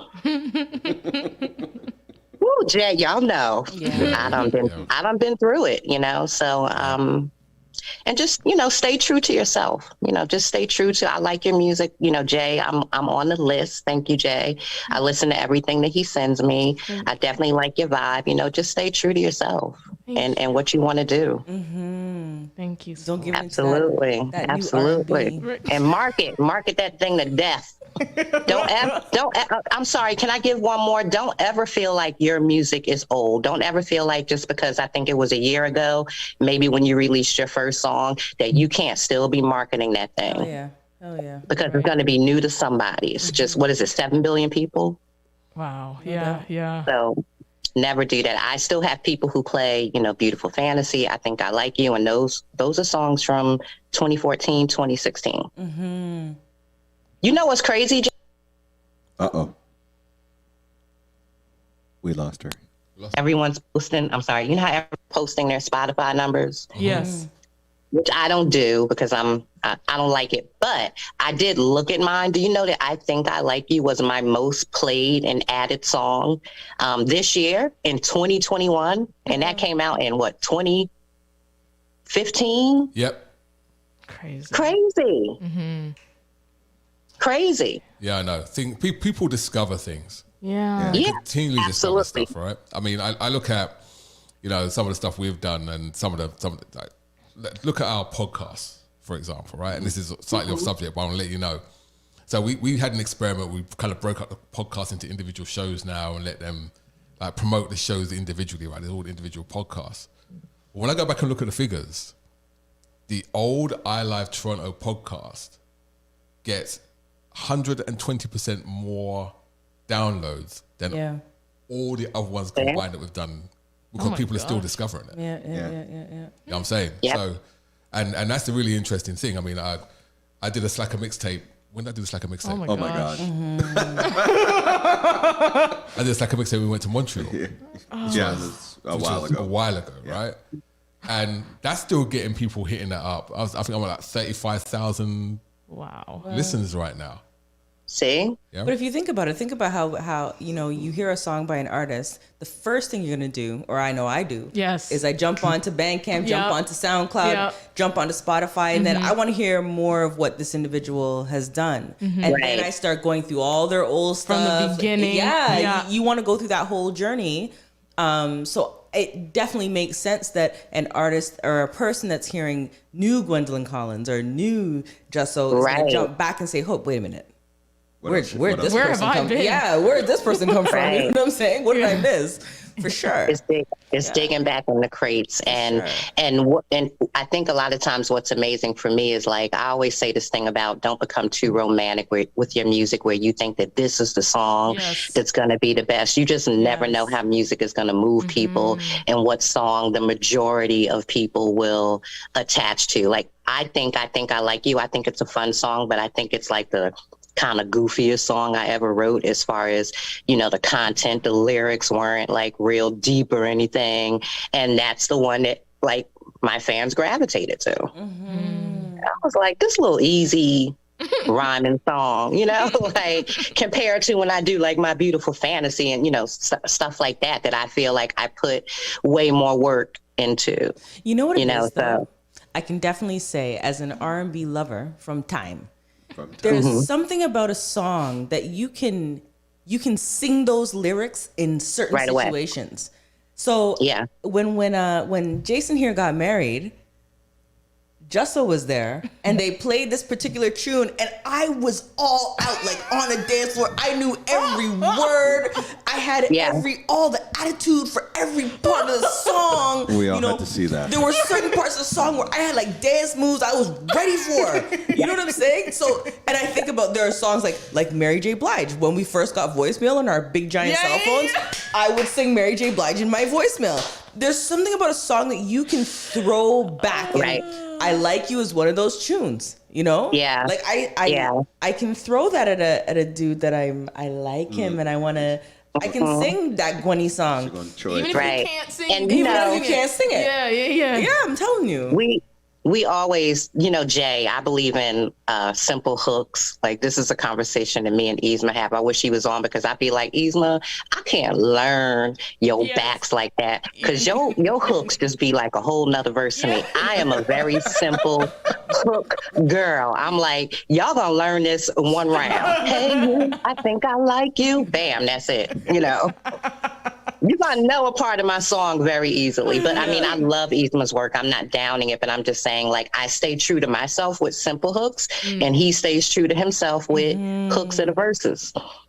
Yeah, definitely. That last joint Yzma has me in a different. I'm like, go. Yes, that thing is wonderful. That thing is wonderful. Yeah. That sends you in a mood. Boy. There goes those moves. Again. Yeah. Y'all not ready for the Yzma joint. I don't know about all that snaky move you was doing right Y'all now. not ready. That chill back, relax, getting my backbone swinging in. Yes. Save that one for later when you go home. I have to really listen to his songs when I want to do his. I mean, not that I don't listen to everyone's songs, but when I want to do his backs, it's like, man, I'm in college doing a thesis or something. Like, I gotta really listen to that joint and figure them parts out. That's work for sure. Because me trying to sing it is pure work. I'm like, I hope my mic is off. Make sure my mic is off. And that's interesting. Like I say, sometimes simplicity works. Yeah. Really well, because those things you gravitate towards. Like, Jusso was at my wedding. Oh yeah, I went off. I went and made sure I played a Jusso track too. I ran in. We went off too. Yeah. It was a lot of fun. It was fun to see her get embarrassed. Because all of her heroes were there. And honestly, your wife was the best because she had her Chucks on and she didn't care. She was just jumping and just screaming the lyrics. Kind of like a warning to you, you just man, it connects. I'm telling you. It does. So and to Gwenny's point about her going to her Spotify figures and talking about a song that she did in the past being her most popular and most played song. One thing we tried to do, I tried to encourage Jusso to do, is put out material because eventually something's going to hit. Yeah. And they're going to say, okay, what else do you have? And they'll go backwards and take a look, right? And that was really important that there's material there. Now you can slow down and say, you know what, I can pick and choose what I want to do. Oh, I'm definitely slowing down next year. Bank of stuff that's already there that people haven't even heard yet. Yeah. So. Absolutely. Absolutely. But just keep doing what you're doing. Keep, surrounding yourself with the good people like you're doing, and success will come. Whatever success means to you. Thank you. It will come. It will happen. My mommy just walked in the room, y'all. Your mommy is a diva. Let me say it. Don't let her hear it, please. Don't let her hear it. Let her know. My Toronto God. has to recognize the diva that your mom is. Period. She's smiling. She's smiling. That's a queen right there. Yeah, absolutely. Regal. Absolutely. Yes, indeed, she is, and I'm so blessed to still spend as much time as I can with her. I love how she picks on you. And my gap. Today she was like, she told me 10 times, you need to lose some of that weight. I said, I know, Mommy, you haven't told me 10 times. And then she was like, when you gonna put a tooth in there? It don't work like that. But it's all love. It's all love. I'm glad she can tell me to lose weight, For right? real, 96 exactly. years young. That's so. blessing. That's blessing. Mm-hmm. That's a blessing indeed. Yeah. That's a blessing indeed. I love it. Well, I know we've got another guest that I'm trying to get on here. I'm trying to find him right now. But I'll continue talking, continue having your conversation. I'm doing my part. Okay. Yeah. So okay. You know what? So can I ask some questions? Yeah, Gwenny. Sure, because Lucia's been talking too much. Go ahead, Gwenny. No. Light-skinned people. I don't want to ask like the normal questions, but I am very intrigued with the title of your EP, Rose Petals Fall. I really like that. I just want to let you know I think that's beautiful. Because Jason, I don't know, sessions beyond one sometimes. He does not. He's saying he likes it, but you can see we it in know. his eye. We know. I'm just trying to. I like it. I like it. I'm just trying to work out. It's like saying bouquet of barbed wire. Like it's like that, right? No, it's not. God. know what it is? Well, you Those know what I glasses. like about it? I like that I feel like everyone can kind of like interpret it, you know, as their own thing. You know, like, well, what does rose petals fall mean? So what does it mean? So, in short, basically it's like a perspective on, you know, love. Like, you know, when you get some flowers, bouquet of roses, you know, you nurture it, you take care of it, you put it in some water, you take that little powdery stuff and you put it in the water with it, right? And you try to make it last as long as you possibly can, making sure it's well hydrated. And then at a certain point, you're going to start to see the rose petals falling, and you're going to be like, oh my goodness, I gotta do something else because I want to keep this rose, you know, it's special. So then you take it and, you know, you let it start drying out. And for those who have moms that used to do this, you know, they take the rose and they put it upside down, right? Or they flatten it, whatever, right? And they let it dry out.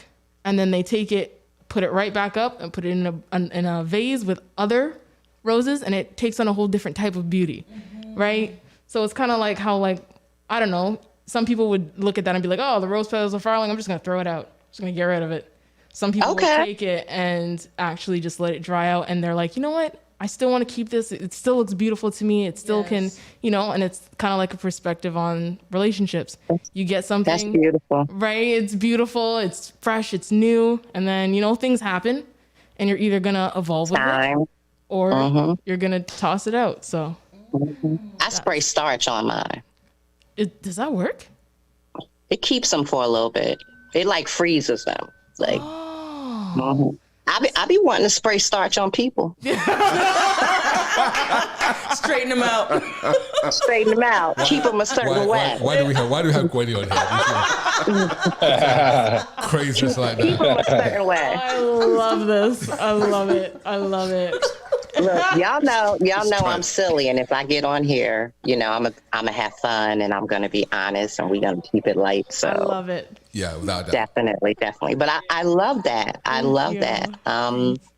Why are you hiding? I love how she asks her questions. So I wouldn't really say hiding. It's just like I'm a very nervous person. I'm an extrovert, but I'm very much an introvert. So when I'm making music, I want people to hear the music. I want people to connect. I already know I can connect with people on like in an in-person level, but like being able to make music and people connect with just that and understand who I am as a person in the lyrics that I write, in what I put into my music is very important to me. So I want them to see that before they see me. I want them, you know, and a lot in this industry, like, you know, and this isn't judging anyone who's confident and loves showing themselves, you know, a little thigh and this and that. But like for me, it's not really me. I mean, I have like, you know, my little sexy side, but I would.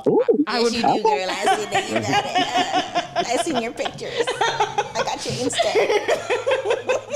You know, oh, I'm so glad you're here. But I just want people to be attached to that because I'm putting so much of myself into that. And that usually gets missed, you know, when people start performing, oh my goodness, this person looks like they gained this amount of weight. And they're not even listening to the lyrics. They're not even listening to the song that I spent how many days crying in a closet to write. Oh my God. Right? And it just, I don't know. I get it. I get it. But those just may not be your fans. Like once you develop your super fans, they're not going to, believe me, let me tell y'all a funny story. So when I first came out, I was probably like a very cute size 8'10". Okay. When I first came out with my CD, I got booked to go overseas and I was like a 14. And I was like, ooh, I don't look nothing like this CD cover. You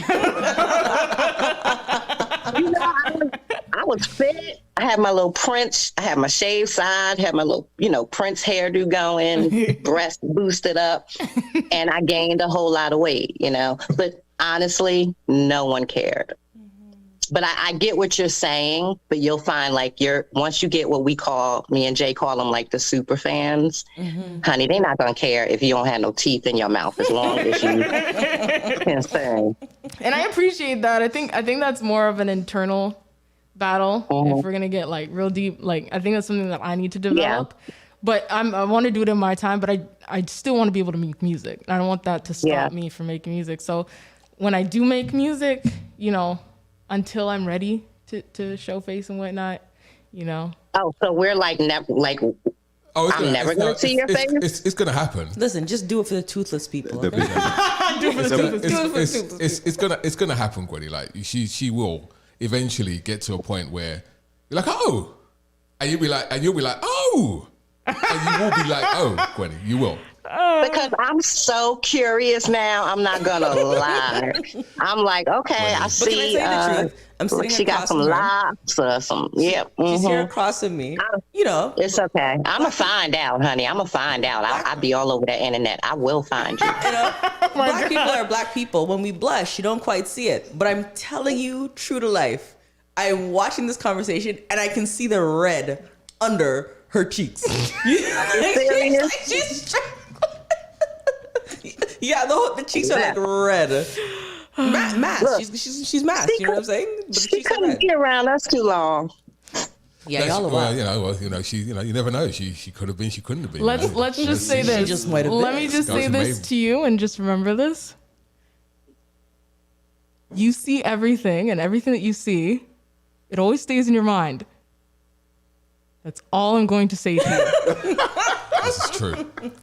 So when it comes, Gwenny, because technically Gwenny is iLive, so she's supposed to know, right? Yeah. So, you know, so, you know, when you see Jusso, you'll be like, Jusso. Am I? Jusso. When you see her, you'll be, oh, okay. Moving on. Yeah.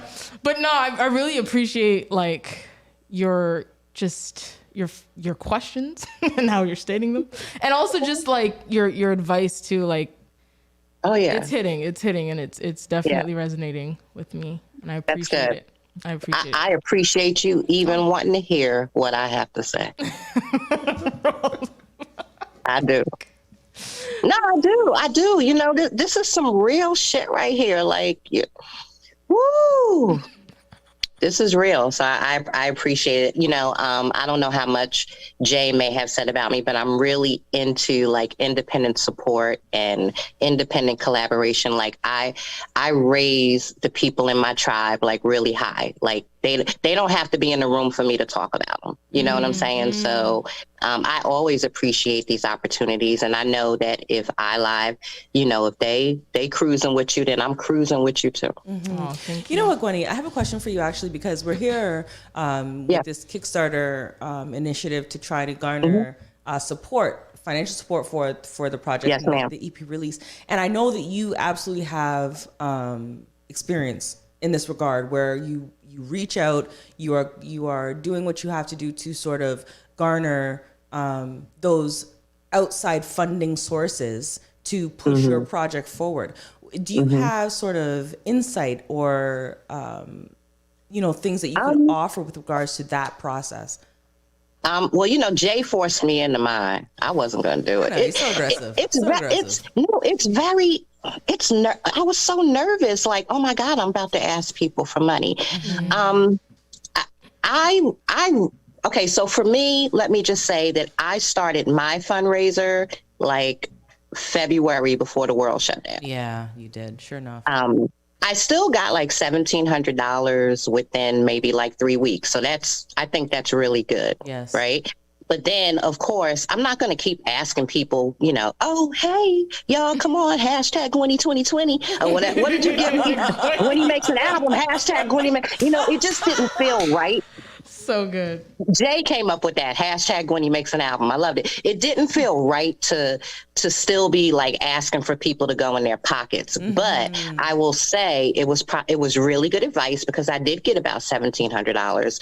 And probably I would say don't be afraid to do it, and just don't be afraid to reach out to the people that you can who really listen to your music, right? Don't be afraid to reach out to them more than once. Like in my campaign, I couldn't just put it out there one time and be like, okay, I hope they give me money. I was doing email blasts. I was constantly giving people updates. Every time somebody donated, I was going on social media, like saying, oh, thank you so much.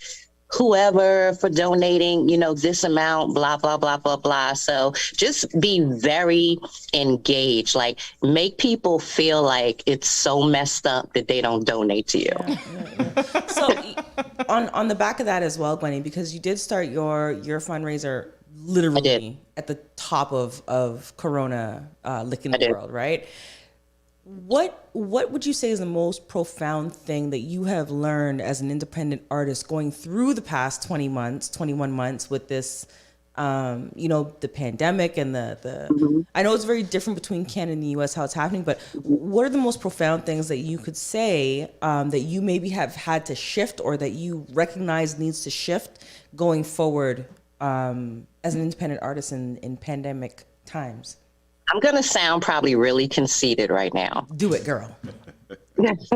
But I think what I learned about myself is that I am creative, and I always say create what you want to see. And I was very glad that myself and, people like Jay, that we were able to break certain barriers before that even happened. So Jay and I were doing lives before. I was doing the Virgo Lounge lives, like that became the thing. So it wasn't new for me to now have to put myself in this space where I have to get used to doing things on the internet versus doing things live. True, right. Get what I'm saying? So what I would say from that is that always kind of reinvent yourself. Look at technology. You got iLive, like, Jay will tell you about every NFT, every restream, everything. Like, keep your eye on technology and the things that are happening, and maybe just try to stay just 1 or 2 steps ahead of it so that it doesn't feel so new, because life is going to change. We are in this thing much longer than we thought. We don't know what's going to happen in 2022, 2023. So just keep, I do a lot of reading. Just keep learning about the different technologies and the things that you can do. And charge people to come to your shows online. More than $5. Yes. I'm saying, don't be afraid to put your Cash App out there. I did a show and I messed up, right?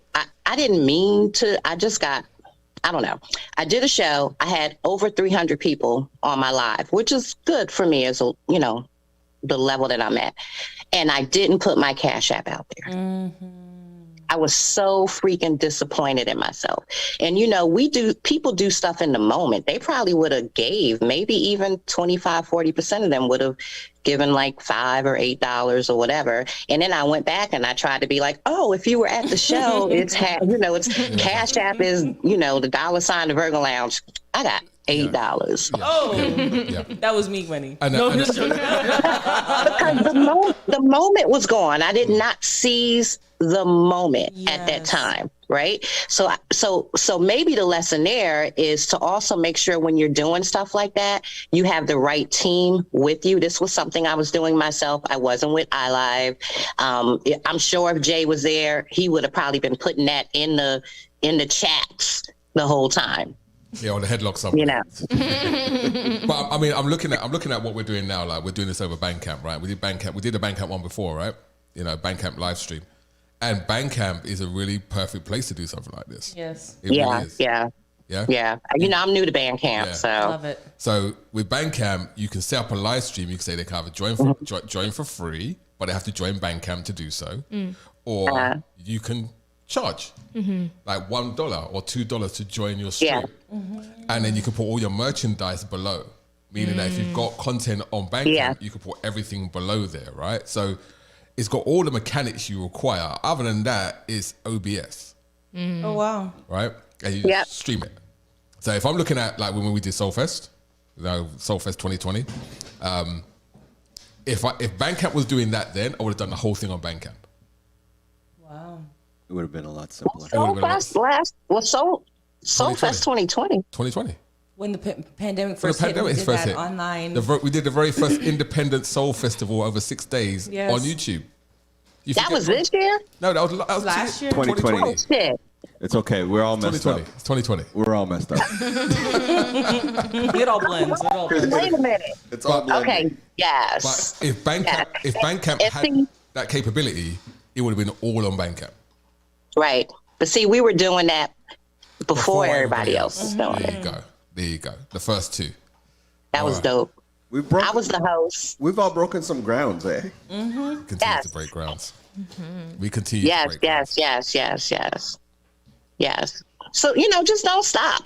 People, when the pandemic hit for me, and you guys know I had some other personal stuff going on, I personally wasn't in the mood to do any music, right? That's just me. And people were like, oh, this is the perfect time to write. And I wasn't personally feeling creative.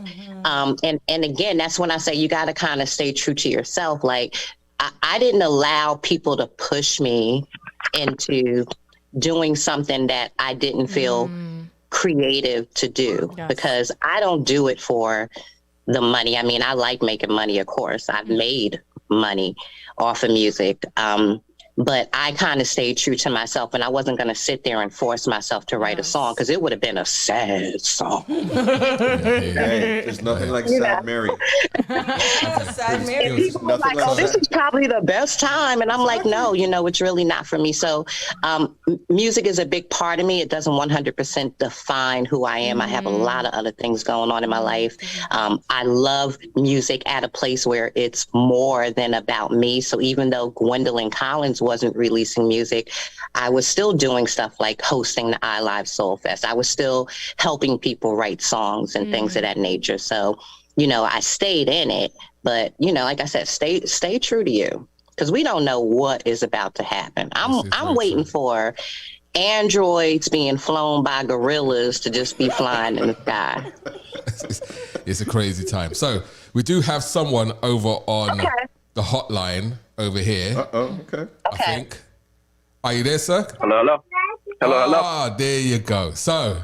Hey, what's going on, everybody? We have Beat Child on the line. What's up? Hey. What's going on, Really? everyone? See, I'm pulling favors right now, Justo. I'm gonna fall off my chair. No, you're not. You'll be fine. I'm excited. We don't need anybody. I'm excited for you, Justo. I think the first tune I heard from you was is it Dolo? Dolo. Yeah, I think it was Dolo, and when I heard that, I was like, okay, this is what you meant. And so, yeah, because before that, I knew you were performing, and I knew you were working on music, but I was curious as to how it would manifest and how that would present itself. But when I heard that track, I was like, okay, this is something really special. So I'm a huge fan, and I support you 100%. And I told you this already. I know. I told you this already. You know this. It's just my cheeks, right? B, she's just folding up in a chair right now. She just don't know what to do with herself. There's not going to be enough space soon in the studio for us and her. Just say it. God. So B, how you doing, man? I'm doing good. Like everyone, just dealing with this coronavirus nonsense. Trying to stay sane and work on music too, and raise the family. But I can't complain. Yeah, I'm good. How's everyone doing? Excellent. I've been listening. So you know what? You actually witnessed. We were talking about when we all started singing Justo's song at the wedding. Yeah. Right. He was there though. You're gonna talk about your moves again? No, because You're gonna talk about your moves again? I think it was after. Was it after or before? What's that? B did his thing. Oh, before. I think it was before. No, it was after. It was B did his after. thing. So, Yeah. so after your moves. Wedding time, hush your mouth. Y'all not ready for my moves. The nuptials went down. We started to get down and vibe a little bit. B King wanted to do his thing, had us in our feelings and screaming and chanting lyrics. And then this song came on and we all continued to lose our collective heads. There you go. We all knew the lyrics, you know what I'm saying? Yeah. I won't sing it right now. Stop banging the table, please. Yeah. Excitement. No, it was a great moment, and I specifically made the DJ play that song because it was a Hazel, Yes. Hazel, Yeah. right? So yes. Harvest is one of my favorites. Yes, Lord. Yes, big tune. It's a big How you tune. feeling about music and putting out new material, Jessa? Now that you've like put it out there, because I know you can be shy, but the music's out there and you've gotten feedback and now you know how people feel about it. So like, how do you feel moving forward with new material? I'm excited. Like I was telling everyone earlier, I'm wanting to get more understanding of the programming of stuff. So like I mix and master most of my track, well, basically all of them, except for a few. But like learning the language, learning the details of each program, and I've recently gotten into like producing too, so that's been fun. And I also have a newfound respect for producers. So that being the part of creating music and doing that for, like, I'm just excited. I'm excited for challenges and just new ways of discovering new parts of myself to write about, you know? Yeah. So yeah. It's exciting. I'm excited. I'm excited for you too, and I'm trying to find as many ways to kind of let my followers know about you. But you're not on Twitter. I'm not. Yeah, get on Twitter. I don't know what to say. And then, are you on TikTok? No, I what am I going to show my ankle? Hey, there's an audience out there for everything. Everybody likes. There's someone for everybody, right? Somebody for everything. I definitely do need to up the ante on my social. I'm very bad at it, and I'm very much a very like. I like being by myself. Yeah. So, and it's very hard for me to do the social media stuff because it's like I don't know what to say, and I just rather go for a walk in a park. Yeah, but I'm the same. So I'm just trying to learn the stuff. So I mean, slowly but surely. I want to get this program learning stuff first out of the way before I move into this stuff, because I find that's gonna probably be distracting. It can be, but I mean, to Gwenny's point about the business side of it, right? Like about handling the business. I mean, Twitter's more the text kind of interaction rather than the visual with the Instagram and the TikToks. I mean, they're all there, right? You know, I've found a newfound respect for Twitter after we did the NFT project because I was like, Twitter, please. Yeah, well, the thing with these different platforms is they're different types of audiences, right? Yeah. And there's people in those different types of demographics that will like the music, but someone who's often on Twitter, they're not on TikTok and they're not on Instagram. Got you. Yeah. So to reach them, you gotta kind of broadcast in their environment, even if it's just quickly, and then like, you let it do its thing, right? Kind of like a meet them where they are kind of a thing. Yeah. You don't have to like be in it. You don't have to be in it and on it every day. But to go along with what Jay was saying, when I want to get up on NFT information in that language, the only place I go is either Clubhouse or Twitter. I'm not gonna find the same level of interaction on other platforms, I find personally. True.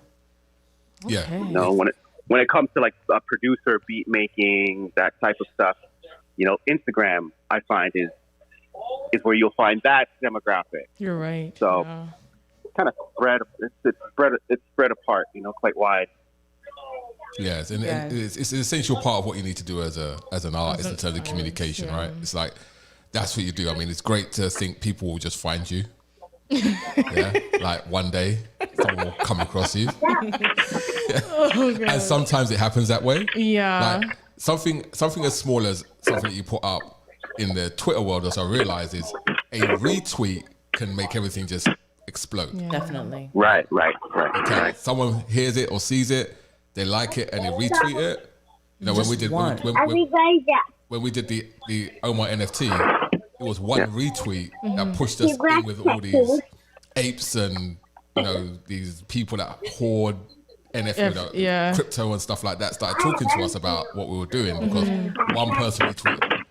See, that's the thing with this new EP. I've been really challenging myself to like expand what I'm doing in the most comfortable way, but like even doing, I have these things called minute something sessions that I'm doing now to help kind of promote the Kickstarter. So basically, because everyone hated how short the first track, Folding Papers, was, I decided to do a whole bunch of stuff where I'd have a session with myself and I'd find a beat and then I'd write to it and then I'd record the BVs, but then I'd record myself like singing it live in front of like this whole setup and just posting it. And I was nervous posting the first one, but like I felt like I needed to step outside of my comfort zone if this is going to be something that, you know, I still want to do it for fun and just enjoy it, but just to like reach out a little bit and not think, oh, they'll just find me, but just to like, you know, but do it in people love that, right? I really am trying, and I was a nervous wreck about it, but you know, like I'm just getting my toes in there a little bit.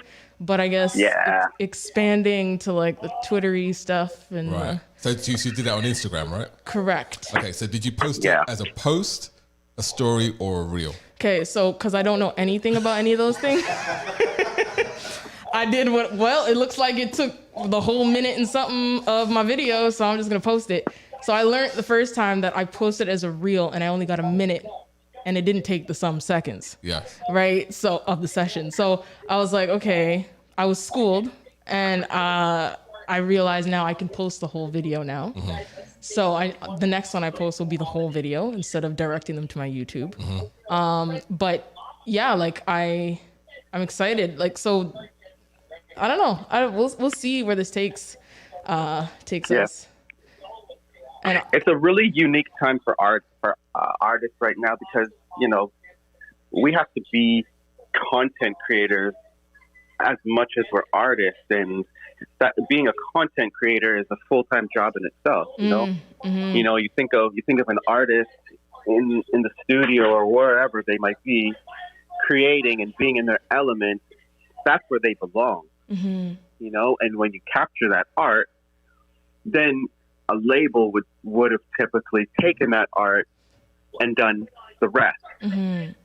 Whereas now the artist has to do all of that. And not only do they have to do it, they have to do it on like so many different platforms that have different methods of execution. You know, even the content across the different platforms, they're kind of different formats too. Yes, there is. And that's a lot of work for someone who needs to take time to get creative, and then when you find it, you need to capture it, and then you need to polish it, and then, you know, like they're two very different things that require so much time. So it is a challenge for artists, I think, nowadays to create art that is like really genuine and be able to let people know about that art too. It really is. It isn't easy, you know. And I'm the worst of talking about myself. I can't stand doing it. It's the worst. I have such a hard time doing it. So to have to like, even doing this Kickstarter, like I'm trying, like I'm so outside of my comfort zone. So it's like, you know, I'm doing this one because, you know, somebody once told me everything that you're doing, there's somebody out there who's doubting themselves because they can't, like they don't believe they can do it. So it's like, it's not very much about me, but, you know, being a beacon of like encouragement to somebody else. I think that's important because I know that I had that for myself when it came to, you know, other people are, you know, looking up to different people for, you know, just inspiration. So it's good to have, you know, a why as to why I'm doing something. So, you know, just trying to expand as much as I can in the most comfortable way, but uncomfortable way, you know? So I will definitely try these things. I can't promise anybody that I will be very good at it, but I definitely will try it. Yeah. Yeah. I think at the end of the day, the most important thing is that you are you. Just that you create. Yes. Yeah. And not let all this other stuff slow you down from creating, because at the end of the day, without the art, without the music, we wouldn't be here talking about it, trying to promote it, right? Yeah, you're right. So like that should always be, in my opinion, that should always be like 90% of where your energy goes. Yes. Yeah. You know? Yeah. I always want to look back at whatever I'm doing. And I think for anybody else who's an artist, I always want to just look back at my stuff and be proud of myself and be happy and not feel like, like I didn't show up for myself in any of these situations, So yeah. That, our Well, music and our art lives on. Yes. Yeah, I mean, for your year, because it's gonna be a year anniversary of your first release is coming up, right? Tomorrow's the 1 year since you released your first track. I mean, looking back at what you've done up to this point, how do you feel about it? Emotional, because I'm an emotional bag of emotions. So I'll probably go home and cry about this. But like honestly, it's I just think about the moment that I clicked upload on what will be a year tomorrow for Folding Papers, and how that all came together, and how the year prior, I was already in the studio having sessions, just trying to get comfortable with hearing myself, like just hearing my own voice. And that signifies so much for me because, again, seem like an extroverted person, but very much an introverted person. And just being able to hear myself, back at me was the hardest thing for me to do. And now I can do it and, not feel weird about it. And that feels good. I think that's the biggest accomplishment. So is there a Folding Papers remix coming out tomorrow? No, there's not. It's actually, shout out Intellex. Are you still there? I don't know if Intellex is still there. Intellex is still here somewhere. Yeah, I'm still here. Shout out. So Intellex, we decided to do a 2-part, like 2 singles. So the next one is going to be featuring Drama Go. And Dope. He's so dope. Isn't he? So I'm so excited. I'm so excited for it. It's called Clear. And yeah, I think that was the post that I put where I showed a little bit of kneecap. Right. Yes. Did it for that track. It was needed. So yeah, I'm excited about that. And honestly, Intellex brought like so much just flavor. And again, Intellex as a producer, I've always loved like his type of production, and I'd go to like beat shows where producers would make stuff like right on the spot, and switch samplers and just toss them to the left. But like I've never pictured myself writing music to the music that he makes, and I'm very, very happy with it. I'm very happy with how he puts stuff together and his ear for sampling and his timing. Like I'm excited for people to hear it. Yeah, I'm excited. I'm excited too. We're excited for you, even though we don't have a pre-release copy that we can play. You guys will get what? Like, you know what I'm saying? This is what I'm saying, B. Like slipping, my friend. That's what's happening. We could have had it queued up and did the world premiere right now, but you didn't. That's what I'm saying. Play some music. There you go. Like can't do that because some people have now gone to the upper echelons. They're getting famous now. Big for us, you know what I'm saying? Too big for us. So ridiculous. Forget where they come from. Back catalog. Back to catalog. Yeah, back catalog. Oh, it soon come. Don't worry. I just, it's a very organically made EP. We're just, things are written, things are, there's the demo versions of them, but we're still tightening a lot of stuff up. I got a question for both of you. And is Gwenny still on? No, Gwenny's off at the moment. She's on her thing, but Slacker and Sharisha. First of all, it's Beat Child, okay? Beat Child. Beat Child. It's not. Come up with the times light skin. It's Beat Child. Beat Child. Sorry, Beat Child. Beat Child. You've worked with a ton of different artists. Yeah. Right? You've worked with a ton of different artists. And, you've done the Carlos Mori, so many names, right? Yeah. But lately, there's been a lot of artists who are selling off their masters. Well, Absolutely. And they're cashing out. I don't know if they're going to continue performing or what they're going to do. Yeah. But, what are you guys' thoughts on this trend that's happening right now in the industry? Because there's been quite a few artists that have done it in the last year or 2 years. How I see it, if I can jump in here first, I see older artists doing it, and to me, I think it's a retirement thing. Yes, it is. Yeah. Yes, right. It is. So, like, if you spent your life touring, and you're getting older, and you're not touring anymore, and you're just getting older. If you sell your masters to a company, you can get a nice advance. And that advance, if you play your cards right, could last you 10, 15, 20 years. But that, in addition to whatever other forms of income you have, could outweigh the money you would make from those masters in that time anyway. Right. Right. Exactly. So to get a lump sum could do much more for you in the next 20 years. You don't know how much longer you're going to be here. So selling off your masters in that situation, in my opinion, is just a smart move. If you feel like, you're done and you're just chilling now. As far as younger artists doing that, I don't think it's wise. But every situation's different, right? Like I can't speak on every situation.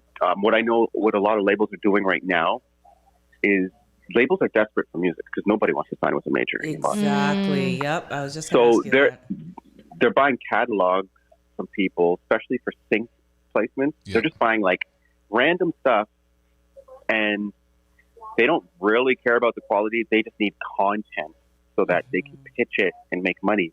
But you have to sell them the masters to it. They want the masters, right?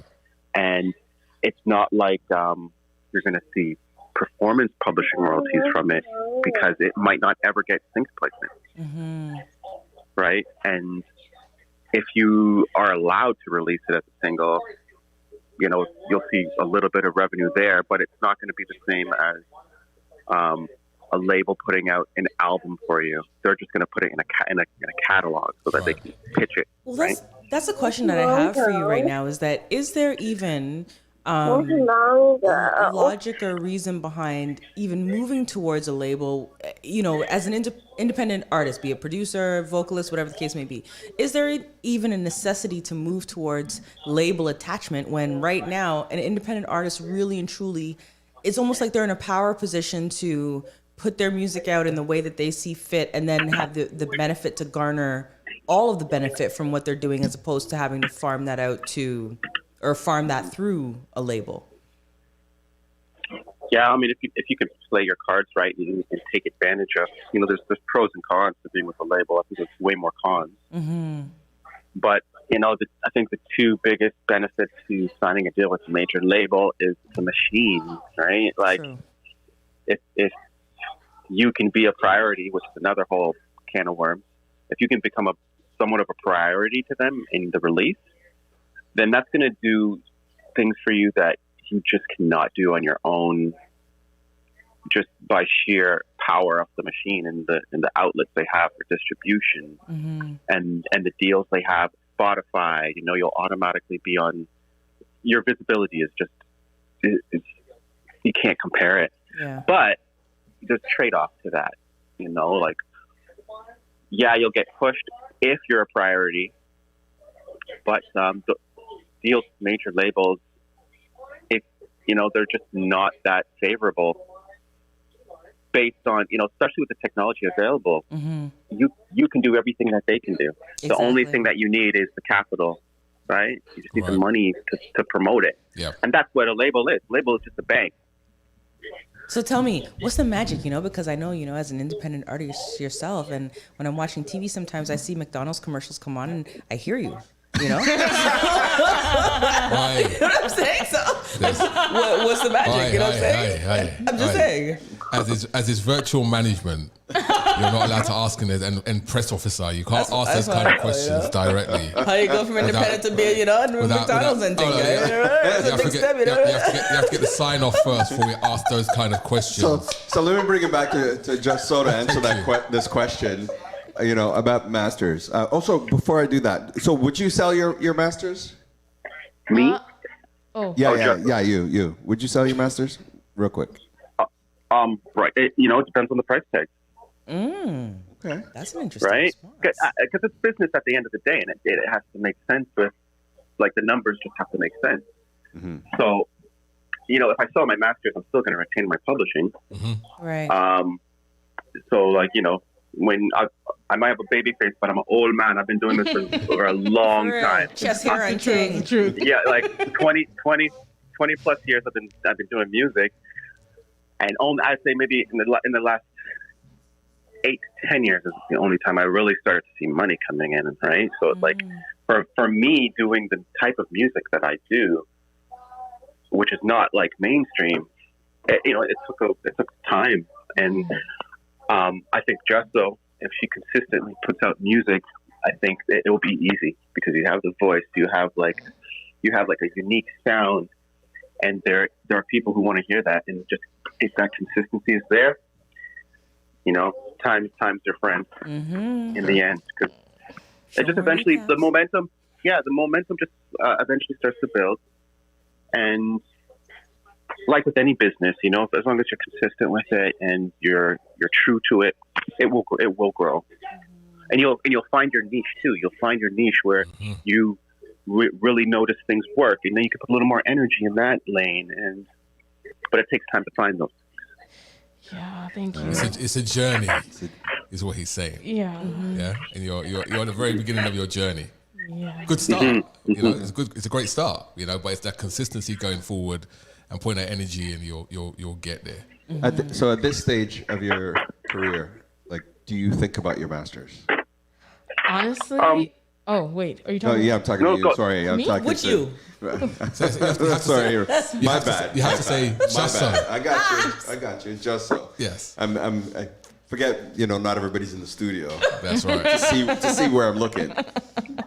Honestly, I'm still learning so much about like the music business portion of this stuff, and I find that I'll have to learn about it at some point, right? So like selling my masters and all that stuff, I'm not even thinking about that right now.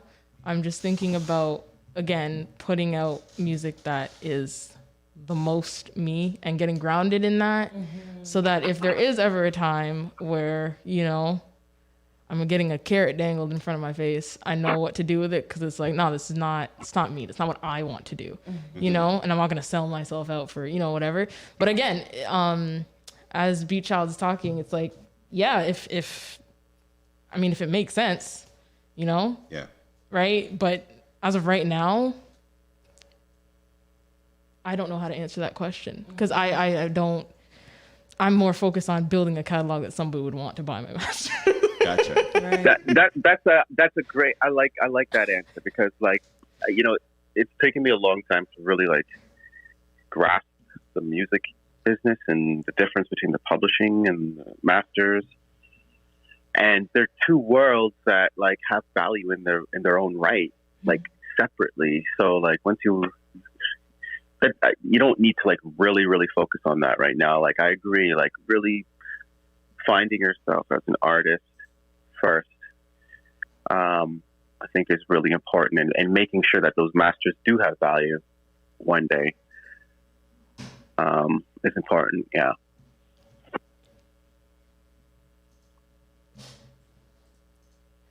Yeah. So. But if for the analogy that I like to use for masters and publishing is the painting, the original painting is the master, and then the publishing is the fee to get into the museum to look at that painting. Right? You want to, selling your master is selling that original painting. Got you. But whoever buys that painting, they could resell it for however much they want. They want to. But that's where the NFT world gets really interesting and really awesome, in my opinion, because it opens up a whole new lane to what a master can do. The worth of it, yeah. What it can do as far as the value and yeah, yeah. Jason's the one who got. Yeah, the NFT doesn't really work. What? It doesn't. Okay, so no, and this is a whole different concept. that's what I was about to say. We're gonna need to cut this. Just put a little asterisk. Put a little asterisk beside it. Hilarious. And there, okay, so let me rephrase that. Contextually, British man. Contextually, right? If you are you versus B, right? B has a built-in audience, and hence his audience believe he has value in his content because he has a built-in audience, right? Of fans that follow him already. So if I said to B, put out an NFT, which is a digital image of yourself, and then take one of your songs that you scored yourself and signed it as a physical aspect of it, you can sell it for a mint because there's a fan that's going to want to buy that and own that, right? On a new artist perspective, when no one knows you, there's this kind of impression that you can put something out and people will buy it and they'll buy into it. That community is a different type of community, right? Yeah. And if you're doing NFT and music, that music component right now, based on the way it's working, doesn't really work with NFTs. That's why we kind of stayed away from it since the Omar thing. And I haven't talked about it or touched it or said anything about it because I've just watched how it's developed. You have really good success stories like, the what's his name? Tory Lanez and his $1 million one. You know, you had the Whitney Houston one. Yeah. The Whitney Houston one over there? Yeah. The quote unquote a million. Right? Yeah, quote unquote a million, right? But the Whitney Houston one was an interesting one because they just sold her unreleased track. And I was actually watching that whole NFT and all the usual players were in the room that's in that NFT space kind of bolstering it. And I think it went for like $500,000 or $600,000 for this unreleased song, right? But that's because it's Whitney Houston. Yes, it's a different. You understand? Yeah. It's a different thing. And obviously they've got the legal around it. You can't resell it, you can't republish it, all that stuff. You own it, you have it, you have a copy of it, and it's yours, but it isn't yours. Yeah. But that's right now, right? Yeah. I think the future, the near future of music and anything that we consume, really.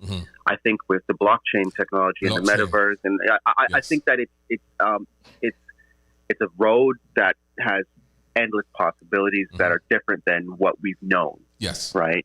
Like that secure kind of authentication, that's different than what we've known. So there's going to be some genius minds out there who are going to, present some new ways to exchange music. Yeah, it's here already. To be honest, it's here. That platform's already here. It's the challenge they have right now is accessibility to the normal everyday person to be able to exchange in the metaverse, right? Or on blockchain. Like blockchain and music is the future, no doubt. NFTs and music isn't the future. No, I don't think so. I don't think so either. Yeah, NFTs are a use case. For certain people, it will always work. Yes. But then you have other people chasing it. Yes. And you'll never get there because unless those whales or those people that sit in the middle believe in what you do and they're going to get some benefit from it, you're going to be left out in the cold, right? So for certain people who are always going to go through the Whitney Houstons, whoever the big artists, the iconic artists, you want to own their stuff, right? Or own a piece of what they've had.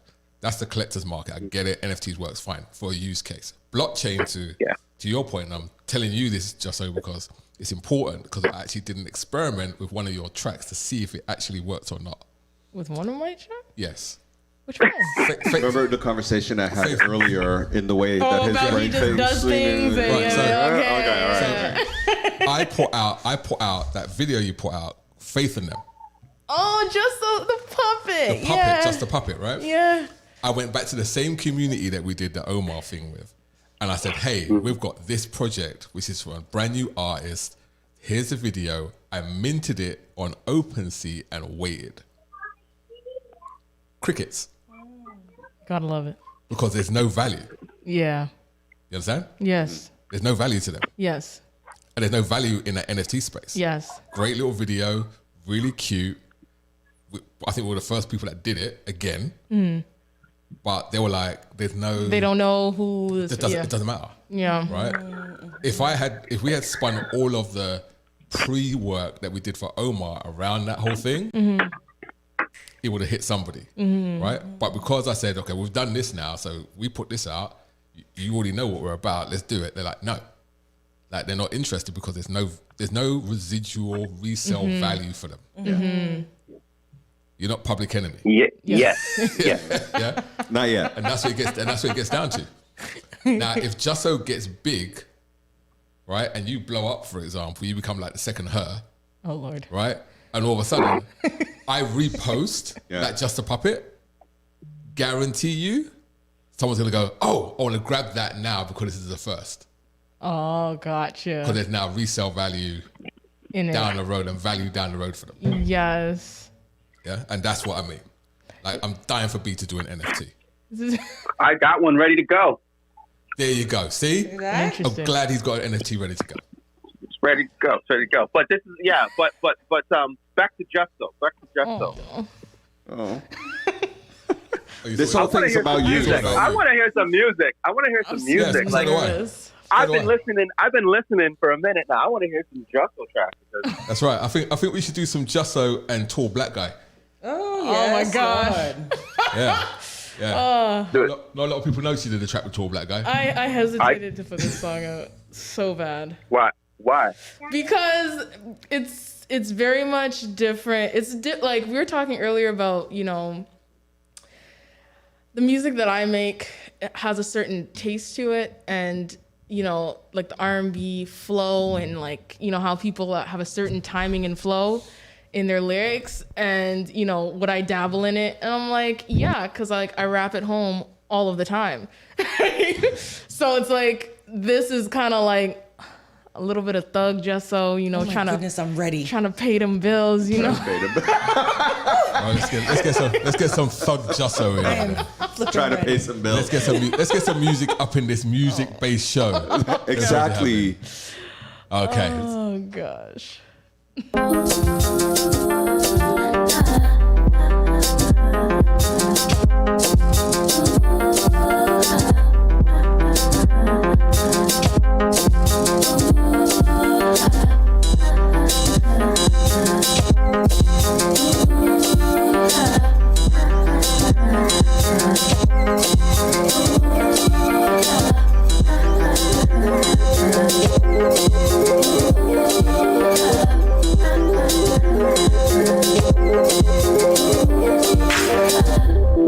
What you know about struggling pretty?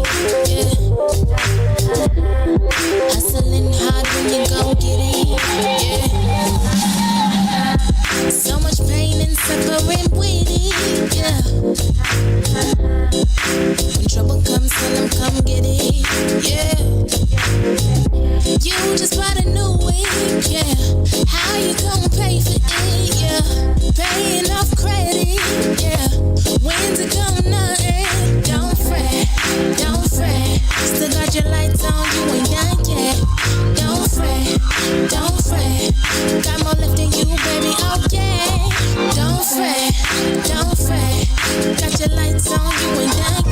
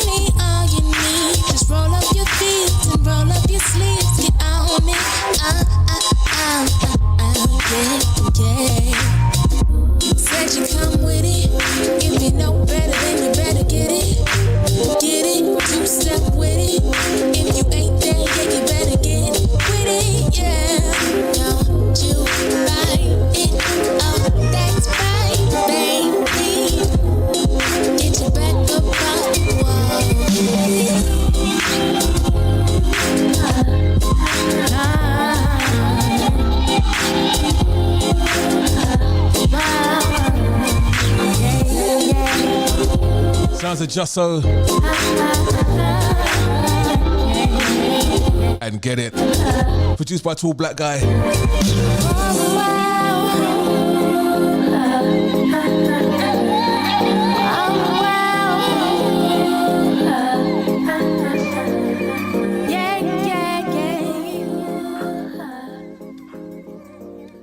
You know, B was right, there's a lot of talking in this show, not a lot of music. A lot of giggling, yeah. Wow, really? Yeah. Really? Yeah. When we started this whole thing, you guys weren't around, but when we started this whole thing, I was like, we got to play music. Because this guy always talks over the music. Listen. And kills it. Let's be clear. And the one song he played in the last 3 hours, what did he do? He talked all over it. Listen. I'm trying to segue. It's called a segue. That's what you do. That's what you do in radio. B, you still there, bro? He's gone. Is he gone? Is he gone? Like deuces. Ignore that. Ignore what he just said. B, you still there, brother? He probably left when you started talking over I the don't songs know. that he asked you to play. I don't know. I don't know. I can't tell. Is there somewhere in the atmosphere? Anyway. Oh, his WhatsApp froze. Because his WhatsApp. We'll call you back, bro. 1 second. Hold on. It's Android phone. It's Android for you, right? Absolutely. Hold on. Let's get him back on. Let's get him back on the line. Shout out. And Intellects, are you still there? Yeah, I'm still here, guys. We got some questions for hello. Mr. Child on your end. Hey. Hey, there we go. Do I? Not right now. I do have a question for Intellects, actually, that I've been holding off on. I know y'all been, whatever. So, Intellects, I know that there is a very particular vibe that you come with. And I was very blessed to experience that when we did our show together, right? But how do you, when you started to hear Jusso's music. This is so difficult. Good save. I caught that. Give me my props, y'all. I caught that. When you first started to take in Jusso's sound, for you, did you have sort of music that you said, oh, this voice needs to be with this? Or was it something that the voice kind of took you on a journey to create? I would say more the voice took me on a journey to create. I don't know, but when I listen to Jusso, I feel like I'm listening to an MC rhyme, but sing. Mm-hmm. The way she writes, the way she puts things together, it's very reminiscent of an MC. And, that marriage for me just felt right. You know what I'm saying? Mm-hmm. And like I said, like everything has been moving so organically that it's just been like, all right, you know what? I'll create something and be like, I think she can rock to this. Let me just send it to her, and and boom, just like that. Either just something comes back. Just so. You know what I mean? Just so. Yeah, just so, for real.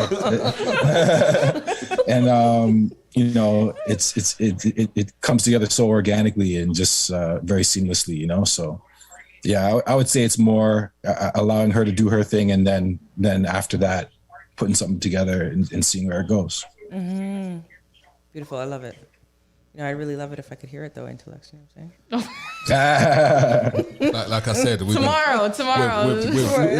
Our privileges have been cut off. I feel like I'm basically being teased and thing, you know what I'm saying, guy? Like all that groundwork we did to get here, we got cut off right at the end. Typical superstardness is getting on right now. Oh goodness! Did you guys check her jelly beans before? You know what I mean? Yeah, it's getting to that point, right? You guys are ridiculous. All yellow jelly beans. The best ones.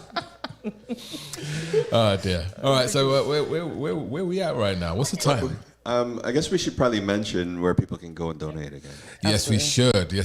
If my laptop allows me to do so. So there is, if you're on any of the live streams, you will see a link up there to the Kickstarter campaign that allows you to be able to contribute towards the project.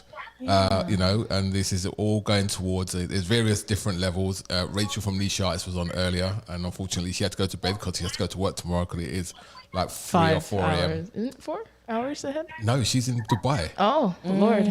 Yeah, so there's a good few more hours ahead. Yeah, so I think it's like 4 or 5 in the morning now out there. But you know, she facilitated this Kickstarter. And you know, put some really cool stuff around it. The piece I'm really looking forward to is the listening party, because I'm waiting for her to turn around and say, I like to help us do it. And I'll be like, could you imagine? Oh, she's gonna turn around and say, I like to help us. I said, really? It's really, you asked me now. Should have got the pre-release. Should have got the pre-release. I'll talk to Patrick. I'll rub off the rough edges. Please. I own the technology. Rub off his rough edges. We'll work it out. But we'll try to make it happen in Dubai. Hey, we've got a track record of good release parties. We did Beat Charles one. Oh yeah. Yeah, we did. You know what I mean? That was fun. We've done a bunch of them already. Yes. Yeah. But some people don't give us that.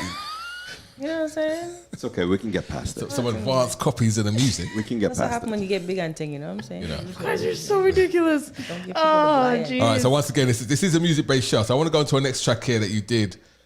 I'm gonna play this one because she also does covers of people's tracks too. Ooh. What's this? What is this? All right. See, I've got special Jusso privileges. All right. Don't see squint. You can't see it. Don't squint. See if you remember this one, Trish. Jusso. I'm hiring hers people.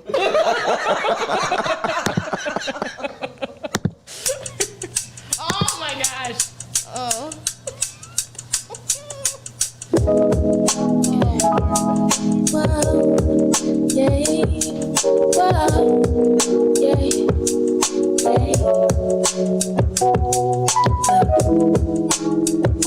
It's not that I don't want you here.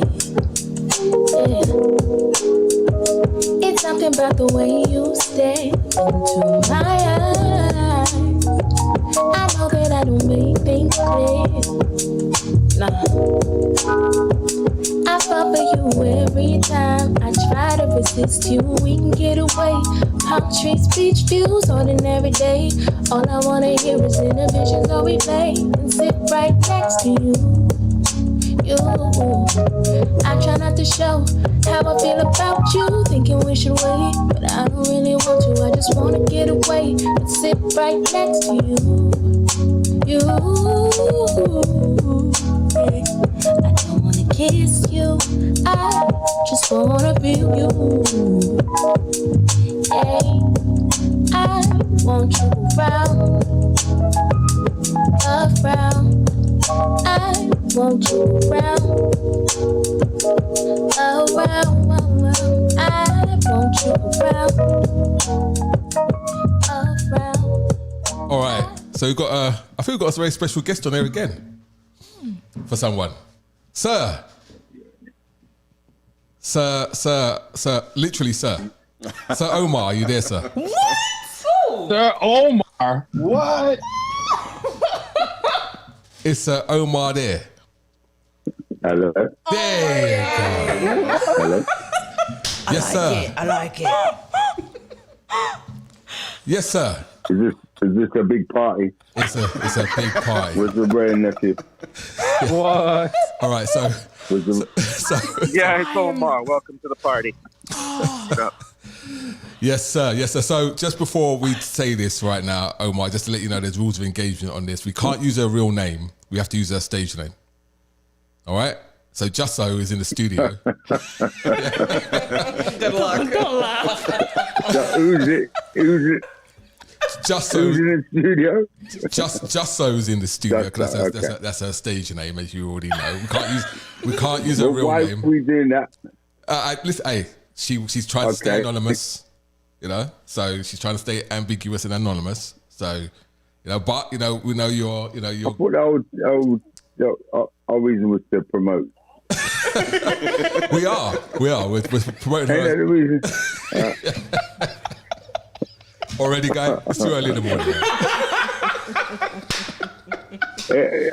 Too early for you, too late for me as well. There you go. Anyway, good evening, everybody. Good evening. Good evening. Good evening, sir. brother. Good evening, brother. So we've also got on the line Omar, your good friend Slacker, the Beat Child's on the line with you. He's in the Hey, call. what's going on, Omar?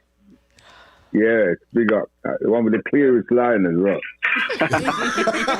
You must be coming from the studio, innit? You know how we do. You know how we do it. Yeah, Hear your voice, man. of course. And you too. Yeah, so I wanted to get because I know you know Jusso's a huge fan of yours. And like it's really weird saying you're not saying that. Jusso's a huge fan of yours, obviously, and obviously you're a big supporter of her and what she's trying to do. So I thought it'd be nice. I know, I love her. I love her voice. You know, I've loved her voice from the beginning, from day one. Yeah, as well. Always. Yeah, she's still freaking out. Absolutely. Now I know how the females felt when they.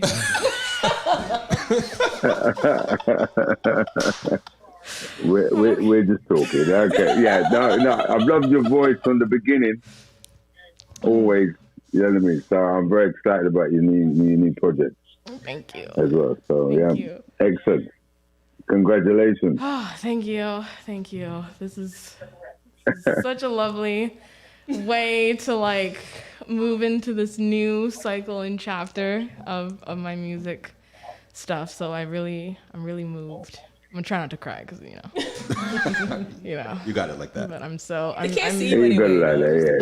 You'll hear it. I'll be like, my cries are horrible. But I'm so grateful for everyone that's here and then everyone that's listening in and just taking the time, even if you checked in for like 2 minutes. Like I'm just so grateful and thank you. You know. Honestly, that's good. I mean, I know you're a huge fan. Yeah. And I try to facilitate as much as I can. You know, so I kind of hit him up on a bat phone and said, "Hey, can you jump on and say a few words?" So, thank you, sir. Thank you. Yeah, I saw my logo come up in the sky, so yeah.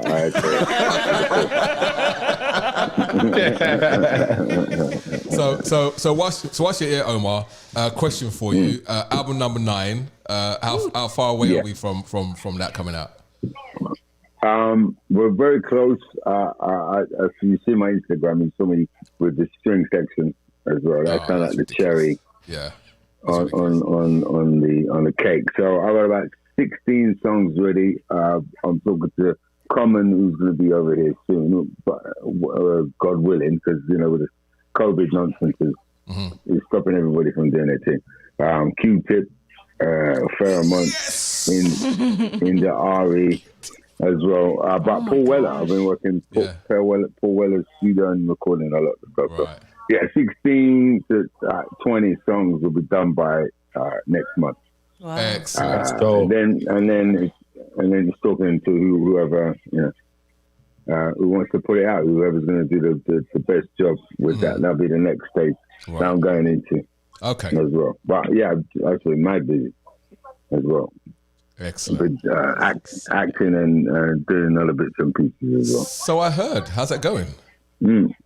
Yeah, really good. I just did a TV drama, an ITV drama for a couple episodes, and I just did a really good audition for a film. So watch this space. You might see some couple bits coming out next year. Let me find out. Exciting. I'm trying a thing, as we say. Yes, sir. So super excited about that. Super excited about the Q-Tip. I never saw that one coming. That's good. Yeah, nor did I. But he reached out to me after one of the shows I did at the boys there, and we were trying to talk to each other in a noisy room. I couldn't hear what he was saying. I'm sure he couldn't hear what I was saying. But we just swapped numbers, we kept in contact, played him a few bits and pieces that he's cool with. So yeah, it's like it's time now.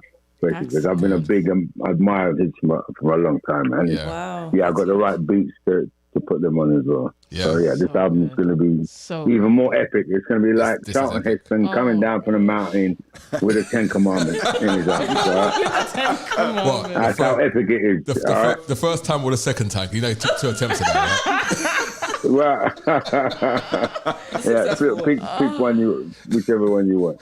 That's excellent. You know what? That's the great news. I mean, we were actually talking about earlier about the Omar NFT and all the stuff that happened around it. And that's one of the things that happened during that whole process, right? With Rachel from Niche Artists. And Rachel, who you met, who was with Q-Tip's A&R at the time, That's right. She's the one that's actually sponsoring Jusso's. I almost said your name, you know. You actually think of the name, didn't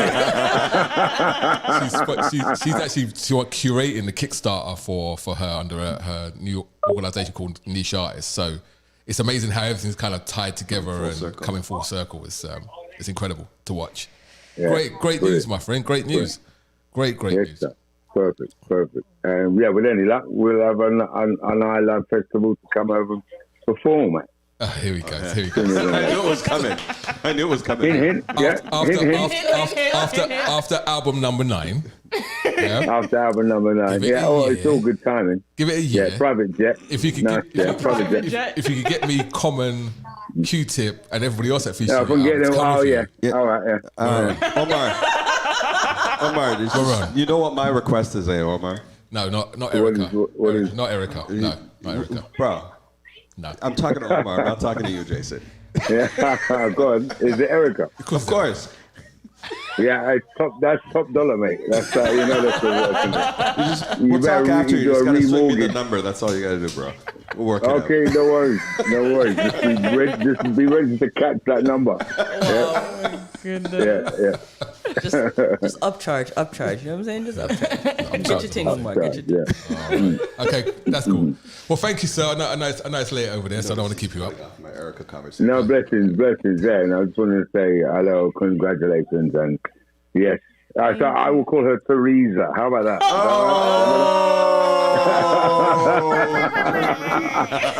If there's anybody to ruin this, I'm so glad it's you. I'm so glad. I didn't say the name, though. I did not say the name. Only this guy. Oh my God. All right, sir. And with that, I bid thee adieu. Come, mash it up, and go back to business. On that bombshell. All right, brother. All right. Thank Lots you. of love, yeah? Blessings, Omar. Good night. Bye, Omar. Oh, what a man. What a guy. Kills me. Listen, I knew he was gonna mash it up from the break, from jump. When I heard his voice, I'm like, yeah, it's coming out right now. I don't like the way Jason and I was cutting off my Erica conversation. It comes up. Cuts it off. So man, did not Common. Didn't. What's the other guy's name? Andre 3000. I'm not ready to see you in fur boots and Didn't Jay Electronica teach you anything about I'll wear Erica? fur boots for her. No. I'm sure you'll wear fur boots forever. We won't let it happen to you. We'll keep you safe. We're trying to protect you, my friend. Can't be light. Look at poor Common, light skin and just forever transformed.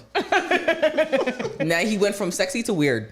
I think he's still sexy. No, he's weird. No, he's different. Wow. He's different. Look at Andre. Andre was weird. Now he was sexy weird. Now he's just weird. He's still All sexy. right. I'll do it to him. All right. So as we guys all hating on my Erica, man. Leave her alone. No one cares about your Erica. We're talking about Jusso right now. We're getting back to Jusso and the Kickstarter campaign. Don't forget, check the links out. Please donate towards the Kickstarter campaign. It's for a great up and coming artist and two great individuals with intellects and Jusso. I keep having to. I know. It's getting difficult now. We're gonna keep it going.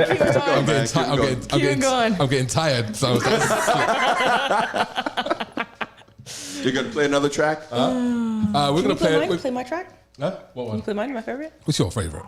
Someone's gonna reap your benefit. Oh, we played that one already. Oh, play it again. No, we can't play it again. I want to sing it. I want to sing it. You should have been here earlier. Can I sing it for her? We played Sage. Come on, son. So we're gonna play. We're gonna play one that she actually did herself. Oh, from God. the Frequencies EP. Oh, what's all right? This one here is I just call it track number 3. I'm forgetting it. Oh, why don't you do the other one? It's Energy. Why don't you do the other one? Okay. Hold on, I'm picking. I'm sorry. All right, you want to do games? I'm doing games. I definitely do. All right, fine. I'll do games. I'm singing that song before we go. Fine. Y'all gonna have to hear it. Fine, we'll do games. All right. This is from the Frequency EP. You can find all the music online. Go to her SoundCloud. That's Jusso. Is it Jusso Sounds? Jusso Sounds. You can just look Jusso. It's a purple background with a shadow with no face. Whatever she said. All right, this is just so in games.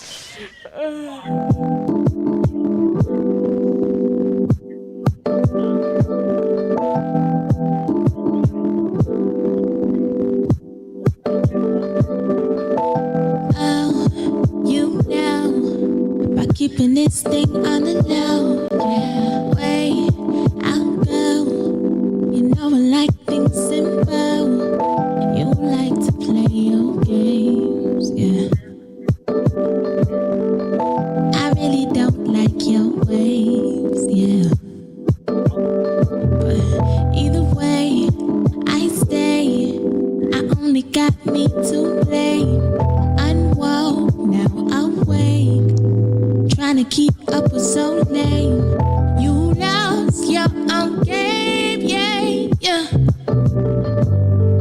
You lost your own game, yeah. Ooh. How about I make my way, get on up and leave. Third time I made you my choice, now that shame on me. Either way, I stay. I only got me to blame, yeah. You lost your own game, yeah, yeah.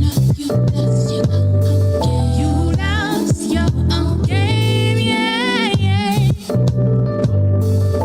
I should have loved you better. I couldn't have loved you better. I should have loved you better. I couldn't have loved you better. I should have loved you better. I couldn't have loved you better. I should have loved you better. I couldn't have loved you better.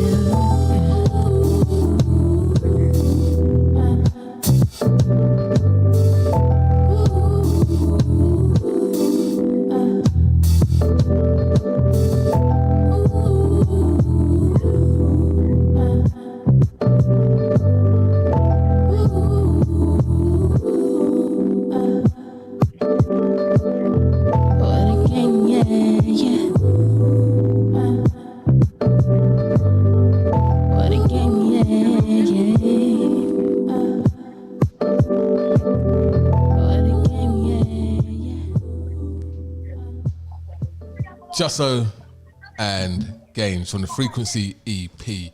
And, you know, it's interesting. I actually sent that. That's one of the tracks I didn't send to England. And a certain person that always used to have something to say about the music I sent when it came from Jusso then commented and said, "Oh, so I got Games, and the one thing that I Live Music didn't send me, I actually like." Like, I saw that. I saw that. Idiot. I love you, Franklin Sinclair, but sometimes Full name. It's straight on Front Street, like Franklin really knows. I love you, Franklin Sinclair, I really do, but sometimes I just want to put you in a headlock. Oh my god. Oh my god. All right, it's 36 minutes past the hour of 6 p.m. right here in Toronto. This is iLive Radio. This is the Jusso Intellects Rose Petals Fall EP Kickstarter fundraising Extraordinaire. effort. And we've had a wonderful time. We've had some great guests on. We've had, we've got Lucia, we've got Patrick O'Morris, we've got Jusso, myself inside the studio. We've got a bunch of people in the chat room. Big shout out to Yzma. Shouts out to Yzma. Shouts out to the Soulish. Sorry, you know what? I just realized. Oh, yes. So many people I just realized because my back was turned. I was looking at that screen. I realized you put a bunch of questions up there. I'm sorry. Soulish, shout out, KZ. Shout out to the Soulish. Shout out to the Soulish. Yeah, man. Shout out to Soulish. And yeah, it's been an amazing. Have you enjoyed yourself, Srisha? I have. I would like to hear more from Intellects, but I know he's a quiet guy. Mm-hmm. He's a very quiet guy. Yeah, Ryan. But as long as you're okay, you're okay? I'm mixing right now. Okay. Very good. He's working. Multitasking. Multitasking. On the thing tomorrow. Yeah. Doing final touches. Got you. Trying to final mix. So, if you just hurry up and mix that and just kind of slide it through. Don't do that. There's a copy of their email right now, actually. No! That she can... To be honest, it's too late. I'm not interested. I'm not interested now. So rude. Want to hear it now. We'll just remember that. We'll remember that. If it's too late, just don't even. The opinions expressed by some iLive representatives does not represent all. I am no longer interested. Damn it. my God. I'm interested. Hey, honeydrop at iliveradio.com. Yeah, send it to Honey. Honeydrop at iLive. Send it to Plays it through her phone. Listen to this, guys. Exclusive. Right. For me. Right. Honey drop exclusive. Well, once again, I like to talk a little bit about, once again, the journey. And I guess it's going to be the journey of both, really. But, the one I'm more intimately acquainted with is obviously the Jusso story. And obviously, for us, or for myself personally, there was a particular event that happened in 2019, which involved a bunch of artists in an unspecified location. Yes. That we will not discuss. Which really, I think, more than anything, kind of where I saw Jusso for the first time. And when I say Jusso for the first time, I've seen her before, which is kind of Jusso shocked me when she did a performance somewhere, which I can't talk about. Actually, I can talk about it. No. Performance somewhere as Jusso. Yes. Right? And it's the first time I saw Drummer Girl as well before. I forget the place, the spot down in the city, and I was like, it's okay, it's not important. I was in complete shock, and I remember saying like, "What the hell? I didn't know this." And I actually hit our boy Omar up and said, "I didn't know this," and he's like, "Yeah, I told you this, but I know she can sing. I tell you that." I'm like, and I was really surprised. Then nothing kind of happened. Yeah. For a minute. Then something kind of happened. Yeah. But it didn't. Not at all. And then 2019 came. Yeah. And an opportunity came for you to do something that took you right outside your comfort zone. Extremely. So without talking about the experience, telling you exactly what it is. Yeah. Talk about how that whole experience felt for you, like from the beginning to the end. Because the person that came in wasn't the person that came out. Oh, yeah, no.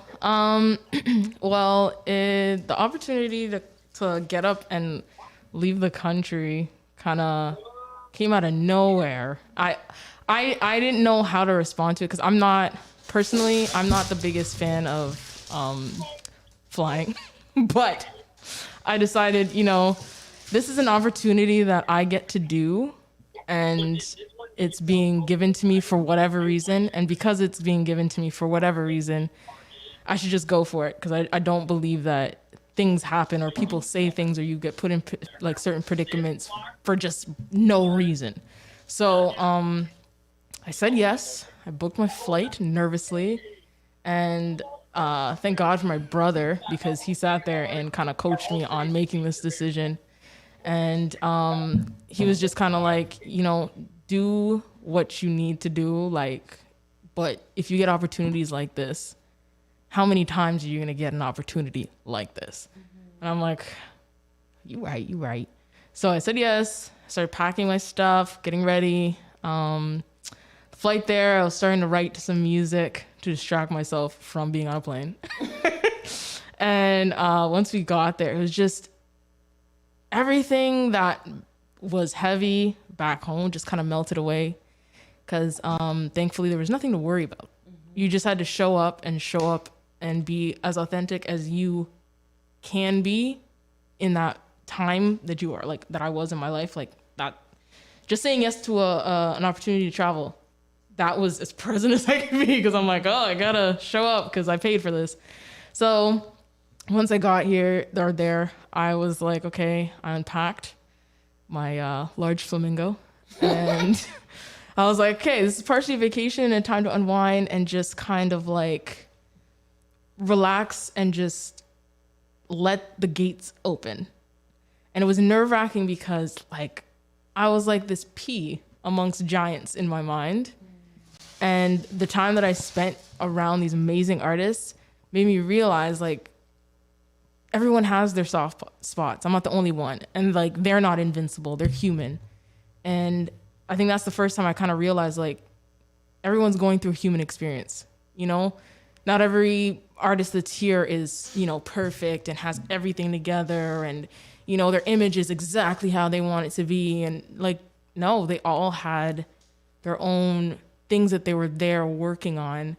And when I saw that, and when I realized that, especially sitting down with them individually and just having deep conversations, I realized like I'm supposed to be here because there's something I'm supposed to be working on. And I remember Jason sitting down with me and being like, so when you playing music? And I'm like, I don't know. I'm just trying to like adult and just get myself together and just, you know. And there wasn't really much hype. Like, not that I was expecting hype for this opportunity, but the people I expected to be happy for me weren't happy for this opportunity. And I think that was kind of disheartening. Like, I was like, well, damn, like I thought this would be a good thing. So when he'd asked me that, I'm like, I don't know. It's people I thought would want me to be here didn't seem too happy about me leaving. So I just, you know, I was really in a weird space. So as I continued to work with the rest of the artists, I started to like open up a bit more and, you know, wrote some good stuff. And those stuff are in the vault. I'm not too sure when or when they'll come. They'll probably come out at some point in time, but there's a time and place for everything.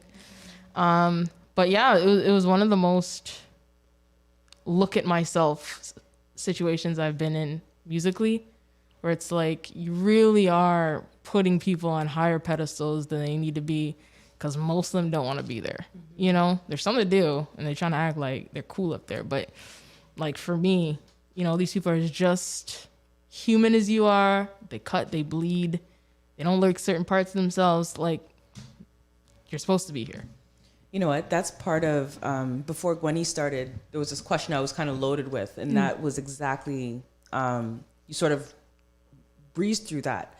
The movement from this creation that you do, you know, writing and creating music, but then taking that creation as a personal venture and finally saying, okay, let me go ahead and be vulnerable about this thing and put it out there. Like, realistically speaking, what was that like? Because it's a even right now, in the way that we're set up right now, it's very, you know, and you've spoken about the difficulty in sort of exposing yourself and you know, the kneecap on the Insta and hey, I seen what in your kneecap, but the kneecap on the Insta, things like that. But what is that really internally as an artist and as a human to take this completely vulnerable side of you and just finally say, okay, you know what, here, world, let me give this to you, especially recognizing that, you know, you've had some joints that have jumped off across the pond and such, right? So there's this exposure now that you have. What was that like, and what is it like? So like leading up to just like being like what made you feel like, okay, I'm ready to just expose myself? But not expose myself. Yeah, but not expose myself. No. She's still not feeling like she's ready. I honestly, I'm still not, like, again, in a non-physical, you know, aspect of it, exposing myself. Like, I honestly, it took time, and I believe in, you know, God, source, universe, whatever you want to call them, putting things in front of me. It's like he's always like, all right, no, okay, so right, just putting these things in front of you to be like, here, okay, here, right, until you actually get it. And it was one of those things where things just kept on happening in certain ways. It was like, it was hard to ignore. It's like, okay, first I started prior to this writing thing. I started off, was it in the studio with Truss? Shout out Truss. Big up Truss. And he was like in there with me every single week for like a year. And it was just me and him. We sit, start off our sessions, like I have a flow on how I like start off my sessions, and I'm only comfortable, like I've only been in the studio really with him, but like we go in, you know, grab some snacks, tea, right? Start off the session, right? You know, put on a diffuser, talk about our week, and then be like, okay, so what songs, like, did you come across anything cool? Or something that came up, right? We'd sit and listen to music and just really get into this, you know, thing, and then we'd start our session. And, you know, doing that for a year got me so much more comfy with myself and my mistakes and me not being perfect, which is okay, and accepting that. And then, you know, the opportunity to do this songwriting getaway was like, it was like lining, like you're just watching things line up. Yeah. Then, you know, the world decided to do whatever the heck it's doing. And, you know, I'm like, I'm trapped in the house and got my laptop, got my mic. My brother's like, YouTube University, go ahead, learn. And I'm like, okay. So then I've always recorded stuff prior to, but I've never really got into like the nitty gritty of it.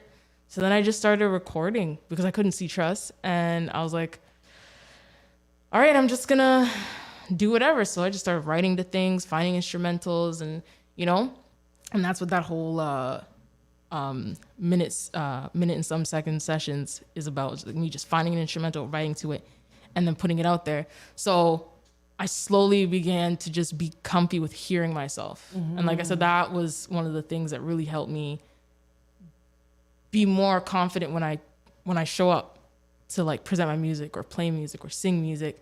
And then doing the songwriting camp thing was like another step into that, because then it's like, now that you're comfy with how you sound to yourself, I'm gonna put you amongst people you think are giants. Yes. And see, and it's like, so you get it. So it's the most extreme of it. That was the most extreme of it. Sitting in a room with people, I'm like, I used to watch your ads on Instagram. Like, I follow you on Instagram. And to finally be like, oh my gosh, like, goosebumps. Right? Like your bedroom is right next to mine, you know? Oh. Is this another surprise? Did you, something you said was that, like, your journey there, you were feeling, I guess, a little bit self-conscious that you were looking at these people and that you had them on a pedestal. And then when you got there, you realized that they were, you know, they were going through the same things that you were going through. I know you, and I know you're humble, and I know you second guess yourself, but, you know, I look at it from the other perspective, and that is that journey that you went on really showed you that you belonged on that pedestal with them. Oh, that's a very interesting way of looking at it, because I thought about it the opposite. Yeah, I know. Like, they're all down here with me. You belong on that pedestal with them, because you know your fears, your struggles, your everything that it is that you're going through.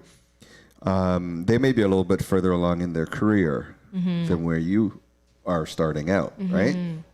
But they're going through the same blood, sweat, and tears. Yeah, yeah. That you're going through. So, and you, by putting in the work and this body, you know, over the course of the last year, this body of work that you've put out has really demonstrated that you belong on that pedestal alongside them. Thank you. And you got to start. I'm like, this girl got to start giving herself some credit. Yeah, yeah. Because I remember back in the early days, there were a couple times I looked at Jason. I'm like, bro, what's up? And I come to you and I'm like, hello, can we see more of this? Come on. And you it's understand, shocking. You understand what I mean? Oh, thank you guys. And you know, this whole process that you've gone through. Really, and like you said, you know, God, universe, whatever. Kicking or screaming, you got to do it. Yes, yeah.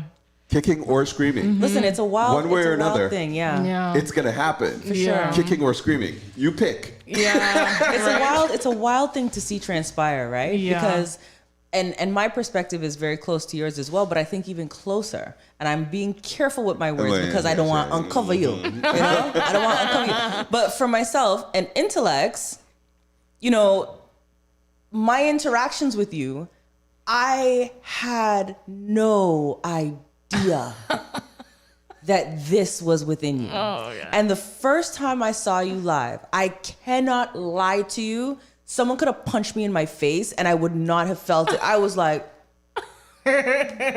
my mouth was locked. I was frozen. I was enraptured. I could, and watching you, I know you straight blipped out because your eyes were closed and your whole soul was in every note of everything you sang. And I was frozen. Like there is, and even beyond what I mean, there's so much within what you pump out when you start to do your thing. Like it's more, it's voice, but it's also the energy behind the voice that makes what is coming out of your mouth so much more beautiful. Isn't even the word. Like it's completely enrapturing is the word I'm gonna say. Like you freeze people. She's fanboying right now. I am totally, and I can do that. I can totally do it. Even my partner, the first time he saw you sing, he was like, "You know her?" And he's slapping me, and I'm like, I'm dropping names like, "You better know that's my girl, you know, fun time." Yeah, I was dropping names, like it was a thing.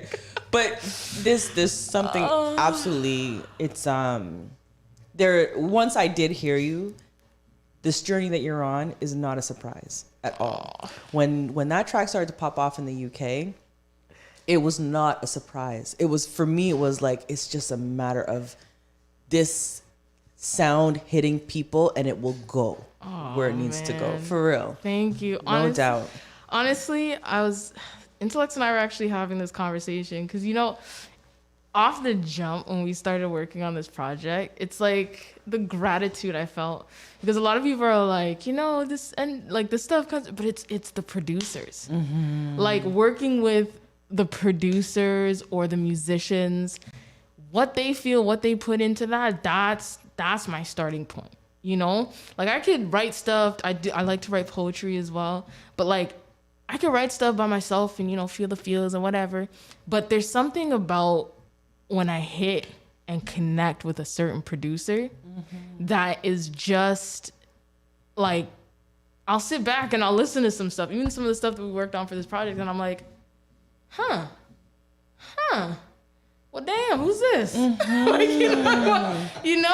it's I know 100% that, it's the vibe that I'm getting from what the producer is doing. And I mean, he could be like, nah, it's all you, sis. But it's like, no, like I every selected sound for whatever reason that he puts into the beat or pause or break or kick, or it's like, it just cues certain things in my mind where I'm like, yes. And then yes, right. You know what I mean?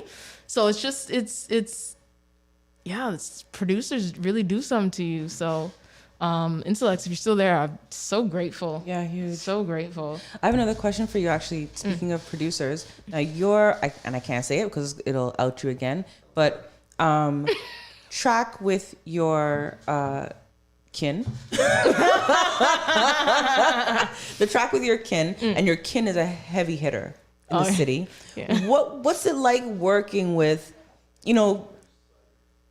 we've heard from so many incredible people tonight, but if I ignore that I know who you are, like your kin is like big on my list, right? Yeah.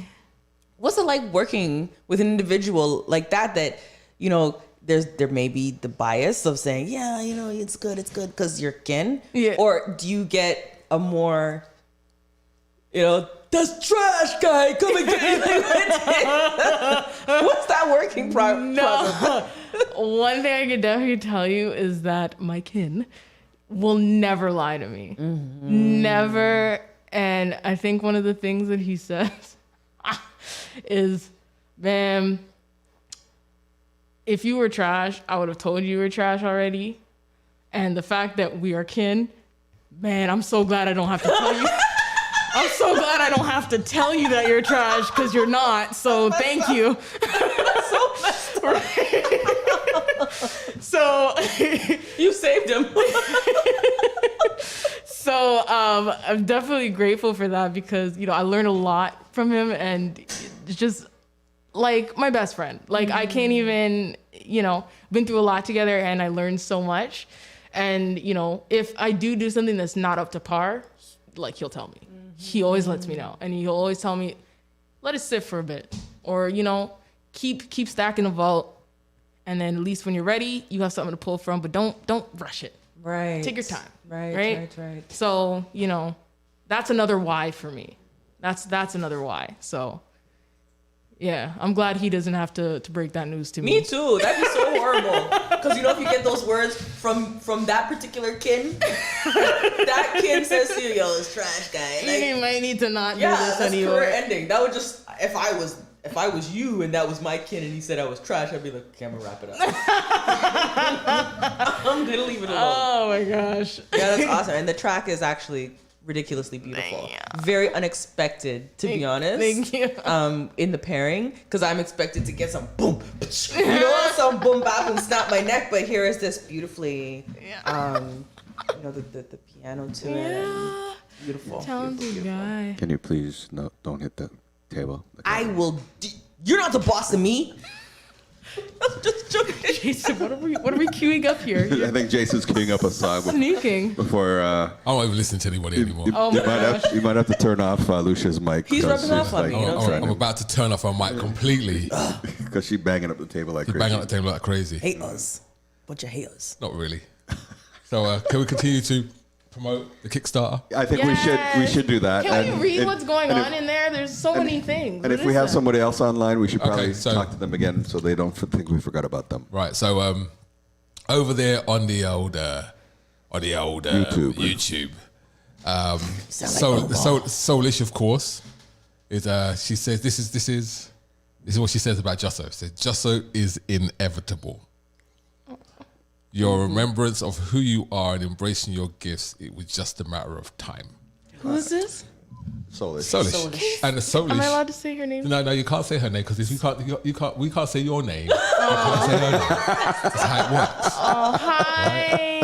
Right? And the Soulish was there to observe what happened in 2019. Yes.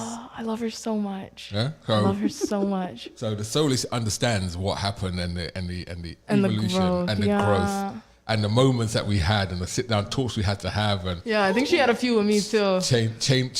At one point, we had to chain Jusso to a corner of a room to stop her from escaping. Yeah. And the other artist said, no, you ain't going nowhere. I'm so grateful, but slightly nervous about that.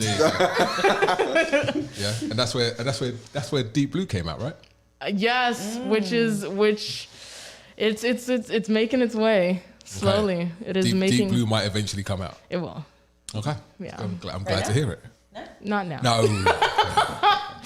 That one's still in the oven. We got no exclusive. Intellects, I don't see any email. We don't have any exclusives from her anymore. Honey, drop it out. I mean, Intellects could send us a few things while we're here still. We Oh got my gosh, not at all. How much time we got? No, don't do it. Don't do it. No. We got 59 minutes left. Anyway, we've got 59 minutes, the last hour of this fundraising exercise. I think we should all just take a break, play some music. Yes. And we'll come back.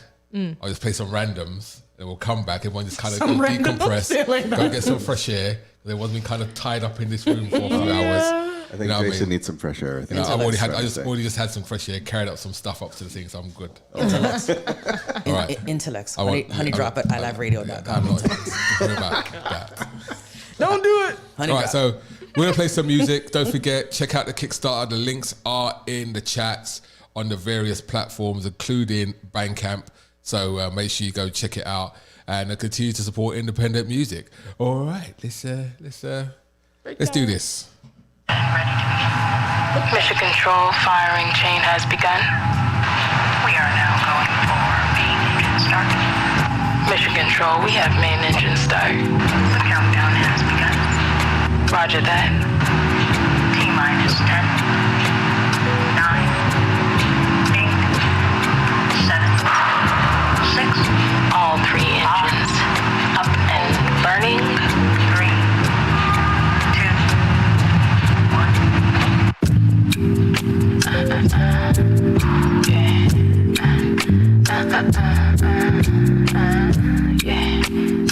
1.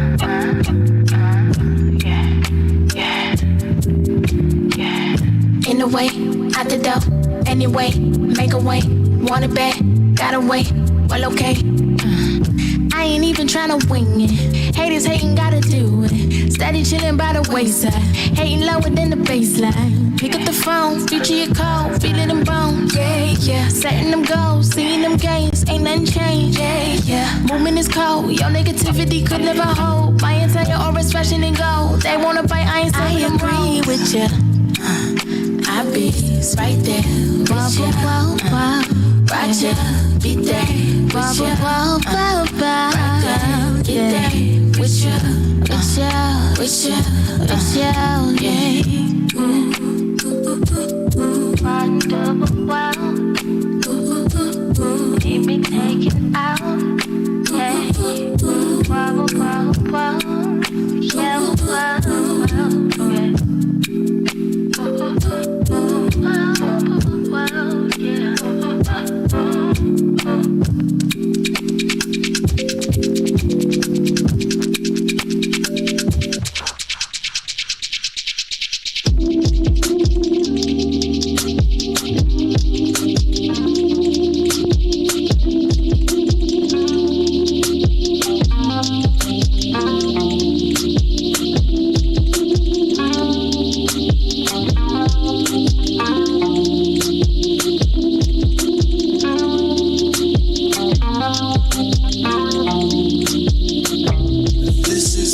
Then I think I like it. If it's pain, well, it's all the same.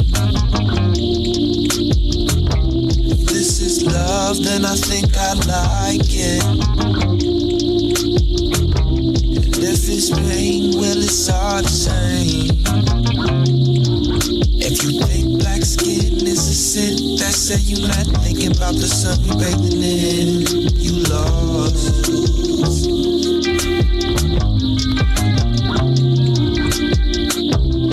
Find your way home. First leave me and mine alone.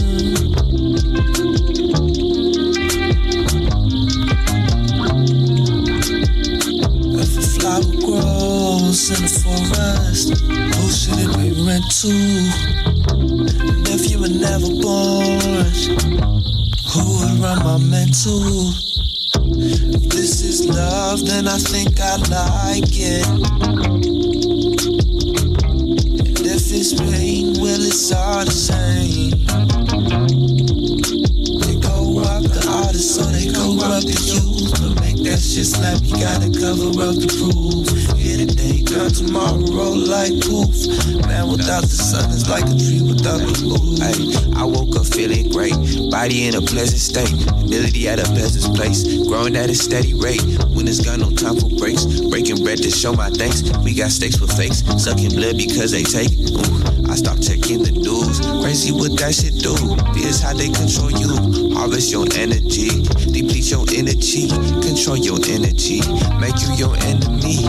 They sell you Hennessy, but you must be beyond reptilian. They pine rock hard like onyx, brothers surf a chronic while they profit, governed by the lawless, co-opt the artists so they corrupt the youth.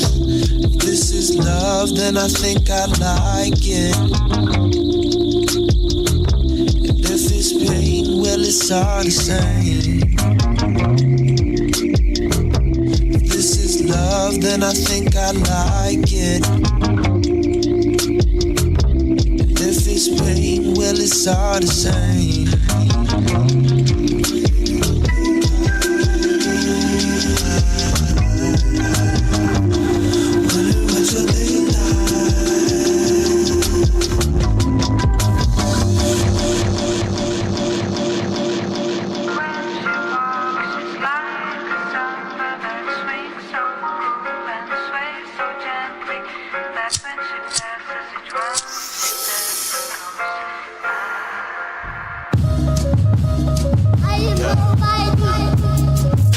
Smoking on the 20 side. Let me take you higher, higher, higher, higher. Oh, smoking on the 20 side. You're so fly, I might just let you lighter, lighter. It's so early for scotch on the rocks, but not from mimosa. So get closer. Are you only? But if I do, I do. Lipstick on your shot glass, lipstick on your split, lipstick on your pillow, lipstick on your Smoking on the finest, underneath the sunshine. Oh, you know I like this. Good to know it's all mine. How can I pay you, pay you, pay you? With that lipstick of mine on the sideline of your waistline. Or you can blow out on my baseline. smoking on the 20 side. Let me take you higher, higher, higher, higher. Smoking on the 20 side. You're so fly, I might just let you steal my lighter. Yo, listen. Your British accent has me smitten. Sassy and saucy. Got copious amounts of moxie. Walkie-talkie. I'm kinda bad at reading signals. Better at reading palms and telling futures. Are you single? If you aren't, you will be. If you're not, you won't be for long. Let's smoky on a Friday. You can be mighty along. And I'm Debo with the charm. Kick your ass and take names. Take numbers and get game. Rexdale's up Brick Lane. Where's my lighter, baby?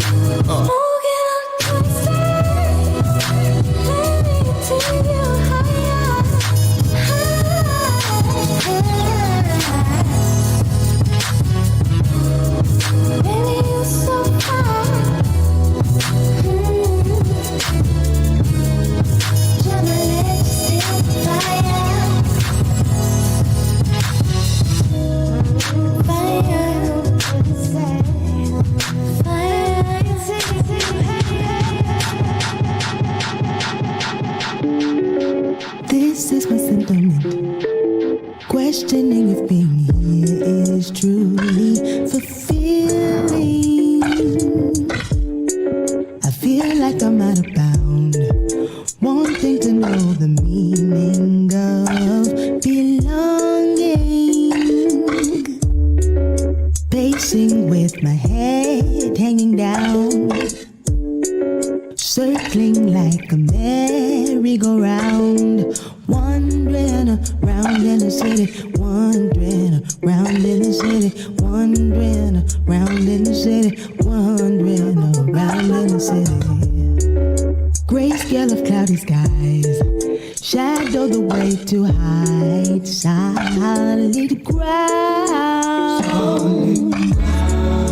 Tracing those steps of mine, searching for remains of shattered wishes. Voices of so many around, paying me no mind while wandering around in the city, wandering around in the city, wandering around in the city, wandering around in the city, wandering around in the city, wandering around in the city, wandering around in the city, wandering around in the city.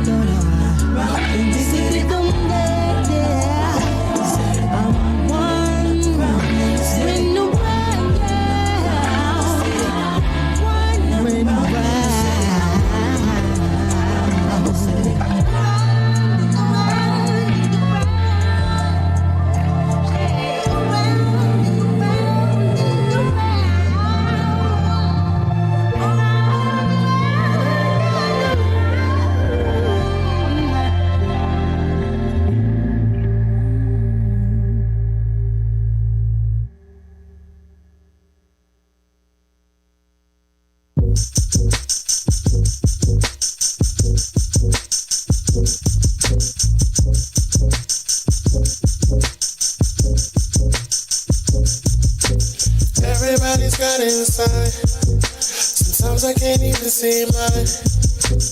Everything you say right, but no matter what you do, I lean on your good side. Lean on your good side.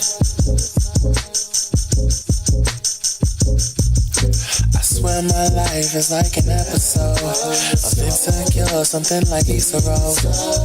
You think you're always right, that's why I let it slide. Touch the kiss, feelings I miss, the little things you do that make you such a fool.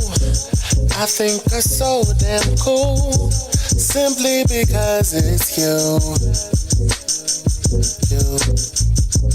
Simply because it's you. Everybody's got inside. Sometimes I can't even see mine. Everything you say right, but no matter what you do, I lean on your good side. Lean on your good side.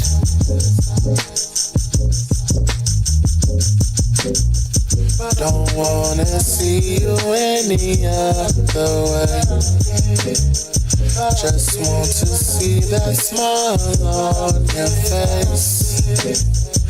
Don't wanna see you any other way. I just wanna lean on your good side. Don't wanna see you any other way. Just wanna see that smile on your face. Don't wanna see you any other way. I just wanna lean on your good side, on your good side, on your good side. Everybody's got inside. Sometimes I can't even see mine. Everything you say right. Everything you say. No matter what you do, I lean on your good side. I lean on your good side. Lean on your good side. Yeah, yeah. Everybody's got inside. Sometimes I can't even see mine. But no matter what you do, I always seem to lean on your good side. Lean on your good side. Don't wanna see you any other way. Just wanna see the smile on your face. Don't wanna see you any other way. Just wanna see the smile on your face. Good side.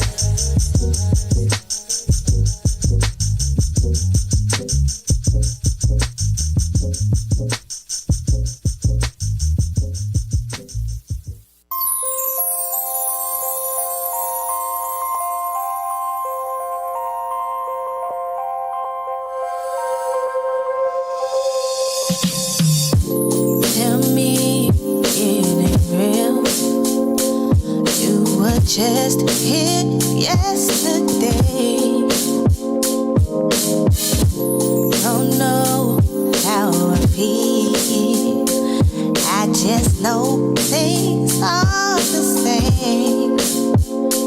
I can't sleep at night. Lost my appetite. None of this feels right. You're gone.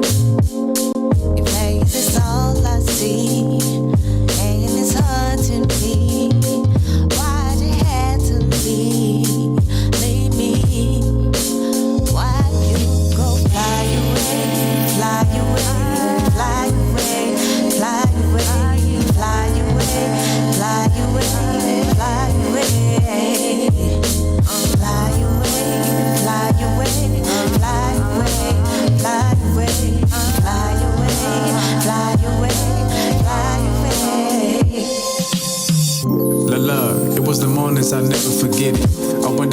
to the sky, we wrote our names in. No ceiling on our love, like we let Wayne in. That's probably why we growing, we let rain in. Actually, what I would've said back in the days, but I grew. Had to realize, well, yeah, that's water, and that's what it do. I was called to help a butterfly escape from cocoon. And you was called to awaken the king, Ashe in June. I think that's around the time where the kid fell in love. I was a lad and you were Jasmine, we were missing the rub. But the genie was there, you were my wish from above. Made me question why Prince wrote about tears from a dove. Those are love birds, the summer I created the state. That's why they cry, because the universe has chosen this way. But I'm grateful, I know what love is. Thank God every day. I know the skies are gray. You gotta go in your face. Godspeed when you fly away, fly away, fly away, fly away, fly away, fly away, fly away, fly away, fly away, fly away, fly away, fly away, fly away, fly away. So much on my mind. Wish I could go back in time, doing things fine, and all your time was mine. 'Cause you were there for me every time I need. Just come back to me, please. I know it's part of life. People live and die, but you are my life.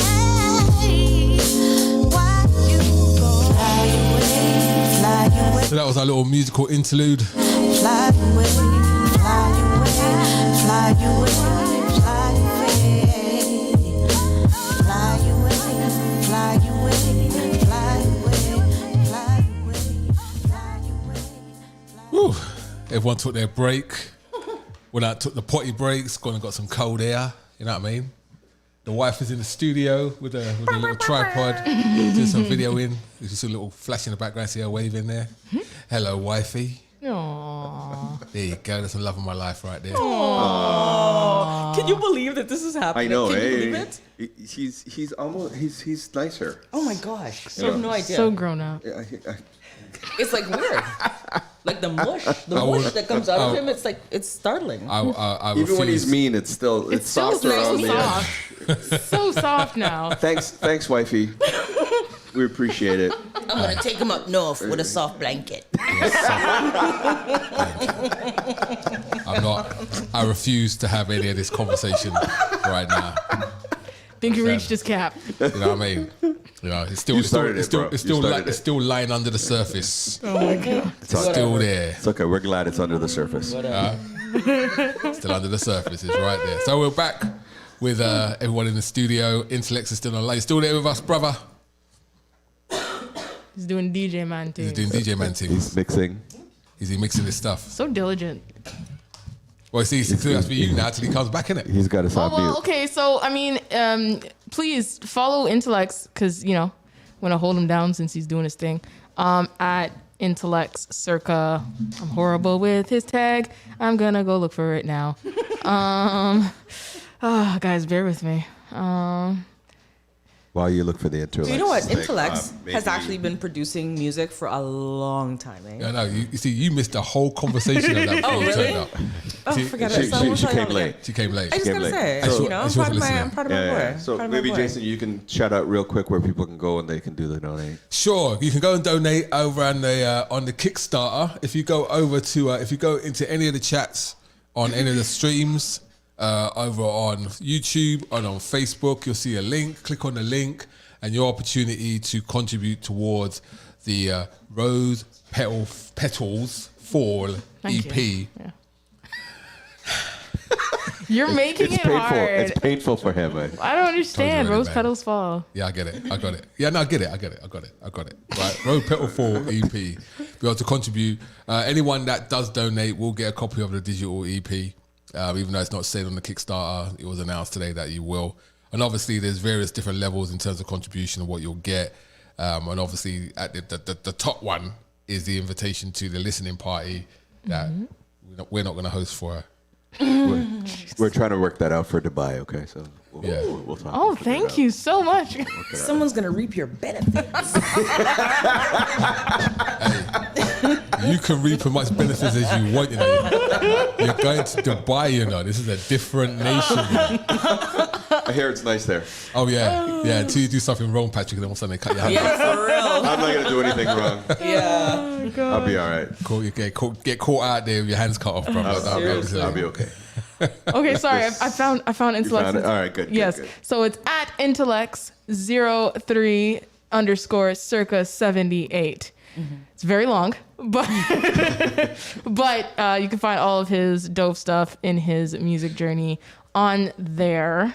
And I think what's really cool about working with Intellex is that because, you know, he has been making music for so long and then, you know, kind of took a break and now is kind of jumping back into it. We're kind of both on the same kind of learning path. And I think I work best with people that, you know, are still discovering and you know, trying to learn as they go.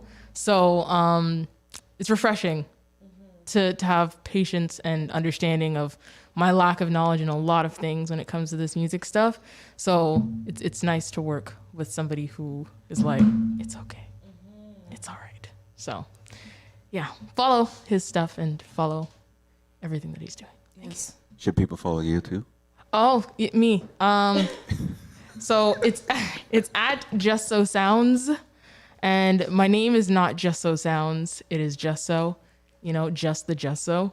Do you want to spell Just So? JUSSO, and then Sounds, and that's on all platforms. And if Just So Sounds doesn't work, Just So will. And again, it is the fuchsia background with the faceless face. Gotcha. So who's Just the Puppet? Oh, Just the Puppet. So after, so a lot of the covers that I make and videos that I put, like promo stuff, I like to make them myself. So I try to get as creative as I can. I used my hands as much as I possibly could in most of the covers for some tracks, and then I think I used like, I don't know, another part of my body. And I just was getting tired trying to figure out, how do I make myself feel mystique and not seen and whatever.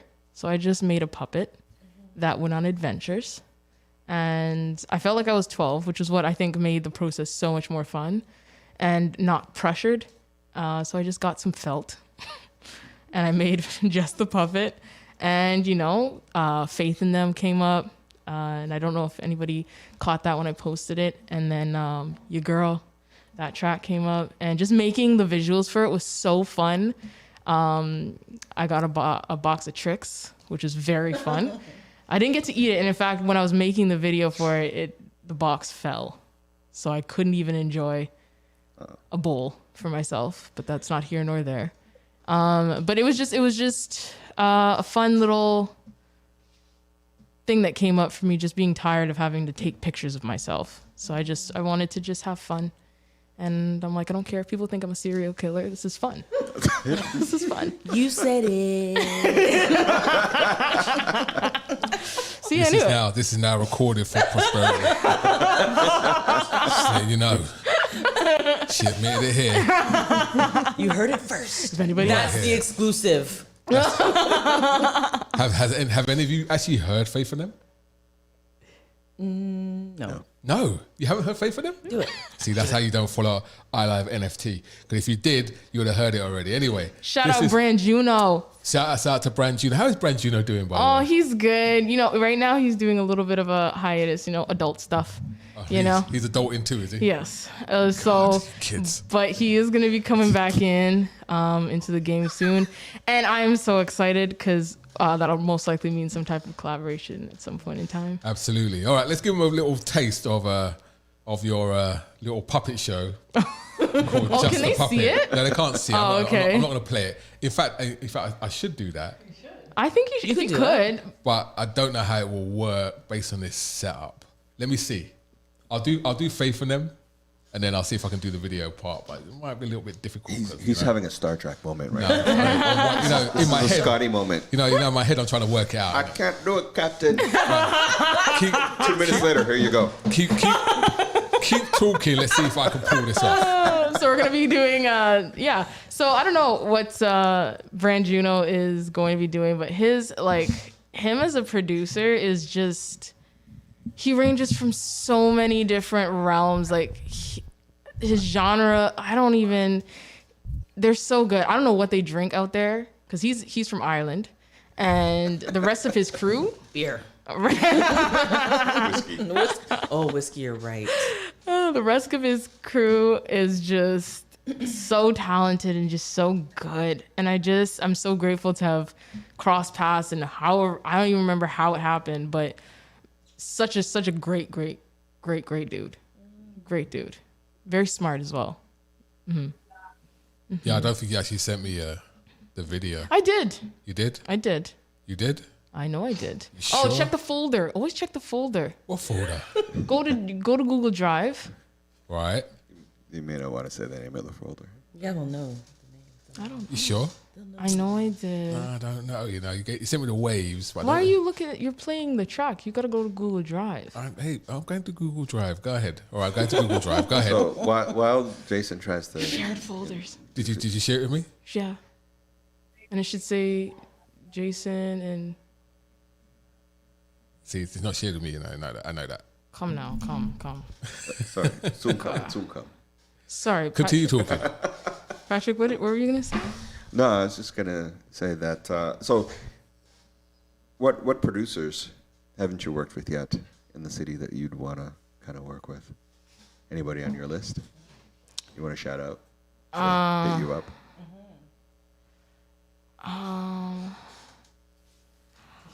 Honestly, I don't know who would want to.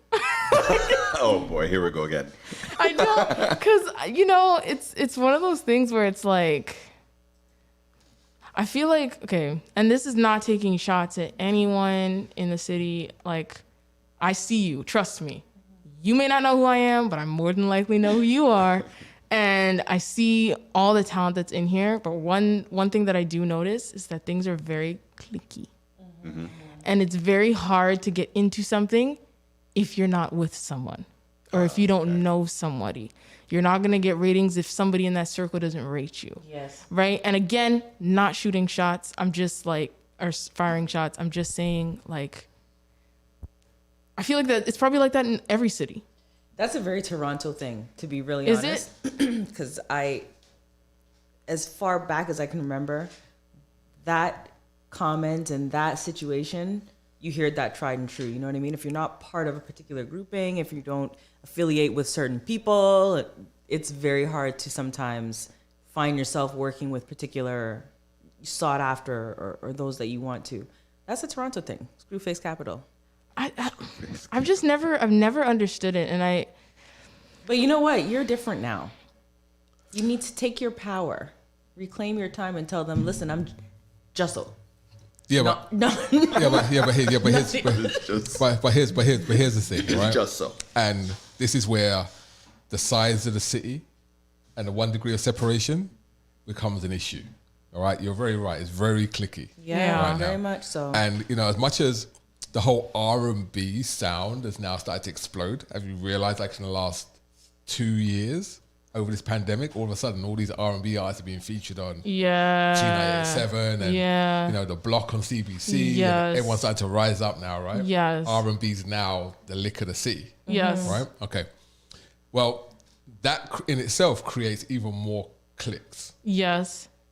Because what's happening now is now there's a modicum of an idea of success. Mm. And now they just want to shed everybody that around them that was kind of like on the periphery that you might want to work with. It was like, I don't want to work with them because now I'm here. Yeah. Yep. You know what I'm saying? Yep. Well, the reality is, it's just Toronto. Yeah. No one cares. Yeah. Outside Toronto. Right? But, see, that's the thing, though. Like, No, let me finish. Okay, go ahead. No one cares outside of Toronto. Right? They may feel that, you got worldwide streams and I've got 1 million streams now and all these people want to collaborate with me, but no one's asked you to leave your city and perform in a different country yet. Mm-hmm. No one's featuring in their charts anywhere. Mhm. Don't care what Spotify is telling you. Well, they have heard. Well, you know, but This is the story. Thank you, fam. But that's because Jusso's path is different to theirs. Yeah. Yes. Right? Meaning Yes. that the path we plotted for her was a different path. Yes. You understand? Mhm. If she had tried to go that same path, Mm. like she would have ended up just getting upset. Yeah. Say, why am I even bothering doing this stuff? Yes. Right? So I need to give her the support and say, like, let's go. Let's go do this. So if she was not here and was down south in Philadelphia or Atlanta, do you think that the same situation would be having? Do you really think it's that? And I know the answer to this, but I'm asking for your thoughts on it. You know, do you think that it's geocentric in that way? I think that if she was in DC Mm-hmm. or Baltimore, Mm-hmm. no problems. Yeah. You understand? Because there's a support system down there, Yeah, right? definitely. There is. I guess in Atlanta as well, Mhm. there's a support system that's there, right? But also on the flip side, there's the high level of competition that's there. Very true. That can dissuade you from moving forward with your music because there's so many people doing it. Yeah. There's so much people out there. All of a sudden it's like, well, I'm going to do it amongst these massive people. How am I even going to get recognized, right? It's a different mindset. Right. Right? If she was in London, it would have been a different thing for her again. Because that vibe is completely set different altogether. The vibe is different, but the cliquiness is even higher than here. Oh. It is. It's higher than here. And if you don't do a certain type of music, they consider it to be soul music. Yes. All of a sudden, it's like you're not legitimately soul music, so I'm not even going to mess with you. Yes. You understand? And you Yeah. get cut out of a whole segment Yes. of the listening population will not hear any of your stuff because you're not hitting where those DJs want it to hit for them. Wow. Yeah. You understand? Yeah. So I think she's perfectly positioned where she is. Yeah. I think so too. Because it gives you musical expression. You don't really care about the clicks that's in this city because Yeah. who cares about them outside the city? Right. But you've got recognition outside of the city and cosigns. This is the really important thing. You have cosigns. You got cosigns from Beachside. You got cosigns from Omar. You got cosigns from Zoe. You got cosigns from J Soul. Like you got cosigns outside your city now. Mm-hmm. That Just So name's gonna be floating around, and they're keeping an eye and watching. Like Omar said, he's watching. Beat Charles watching. Everyone's watching to see your progress, right? No pressure though. I'm watching. And I think what's important too is that again, like Jason's right. Like there's a lot of people who are chasing a dream and they haven't even discovered their why yet. And I say that a lot, and I don't know if people understand what I mean by a why, but like why are you doing this? And it has to be something that's outside of you. You know, like your why is, I'm doing this because I want to be able to provide a better life for my kids. I want to be able to be an inspiration for my children. I want to be able to make that one kid know that they can do it too. And because I know how I felt when I was younger, I want them to believe, like they have to have a genuine to themselves why. There's people out there who are just like, I want the money. Like I want people to look at me and respect me and me. It is all understanding and empathetic part of humanity and wanting to be of service to somebody else because what you're providing. And that's another thing. I had asked questions like continuously for like a week, and somebody said the best advice that they've ever gotten, I think it was Obi, shout out Obi, was you're providing a service. You're serving people. You're serving, like you're providing a service for people, to take in. And with you doing that, there's a certain responsibility that you have. And, I don't want to serve people shit. And a lot of people sell themselves to serve people shit. If I can say shit. You can say shit. Okay. After you said it a few times. Am I allowed to say shit? Is shit okay? It's a little late. People tend to forget that what you do is an art. Yeah. And that art is a representation of, and yeah, if you're chasing the money, if you or the fame, if that's what your focus is, then are you really built creating art? Yes. And what longevity is your art going to have? Exactly. Once you're gone, people are going to be like, who was that? Yeah, right? Or they can be like Prince, Michael Jackson, names that will live on forever. Yes. And it's just important. You're in this, there's so many other people involved, and like, I'm kind of glad that whatever I'm doing, my work is being received more outside of where I am, because that helps me stay humble and stay grounded, and, you know, not want, you know, what most people are chasing for, and causing them to disconnect from people that they could be helping or pulling up, because that's just not how I flow. And if that means that for me to blow up here, I need to do that, well, nobody's gonna know who I am. If that be the case, I'm cool with that. I'd rather keep, you know, my morals and my values. So how do you manage that ability to stay true to creating the art that represents you the best way that you feel that it represents you with eating? Whoa, say that again? I mean, you got to eat, you got to make money, you got to live. Yeah. Like, how do you balance that? Because, you know, there are some artists that come out and they come out and they do what is popular. And then later on they'll shift and sort of focus on what they really want to do. And then there's other artists who just continue to do what's popular because it's going to make their money. But you as an artist, when you look at, I'm trying to stay focused on me, build my base, build my fan base, create all of that. But then in the midst of that, you got bills, you got to live, you got rent, you got mortgage, you need food. Yeah. You know, being able to find what that razor's edge is for you to walk on. Yes. Do you even think about that when you're creating? Honestly, well, I have a normal 9 to 5, you know, like everybody else, and I do the music stuff as well. But like, my life is my music, so it's like the things that I do in my work, it also contributes to my music. So it's like, as much as it'd be great to live off of just making music, I feel like it's like the initiation process. I'm not gonna be able to appreciate what I get when I get wherever source needs me to go without understanding where I came from. And me knowing that every day I gotta get up at this time, I gotta be here, that teaches me how to be responsible. That teaches me that the people depend on me. I have a certain position somewhere to be able to do this, to help people. And again, a lot of people look at it as like, oh my gosh, like, I hate my job, right? But it's like, I'm grateful that I have one. I'm grateful that, you know, I get to learn things every day. I may want to strangle people sometimes, but, you know, I learn how to work through that so that I can apply it to somewhere else in my life, and it may turn into a song. You know what I mean? And maybe that's the song that I make that feeds me for the rest of my life. You know what I mean? So I just look at it as a reoccurring circle of, you put in, you'll get it back. Some way, you know, every day that I get into work, I even on my breaks, I can just sit at my desk and just write, you know, have music in the background, writing, answer this email, writing. But I hope none of my bosses are listening right now. Put a few voice notes. In fact, they contributed all those yellow Post-it notes. Thank you. I didn't have to spend a cent. So with that, it's like, you know, I'm just taking the situation that I am and being grateful for it. And I truly believe that wherever I'm supposed to go, I'll be fine. I'm going to be fine. So, you know, just kind of having that faith in myself and my higher self, and just, I'm good. I want to, obviously I'd like to, you know, eat off of music, but in time, if that's where this is supposed to go, that's where it'll go. Yeah. Eating off of music is an interesting conundrum for artists, right? Like, can you truly eat off your craft now?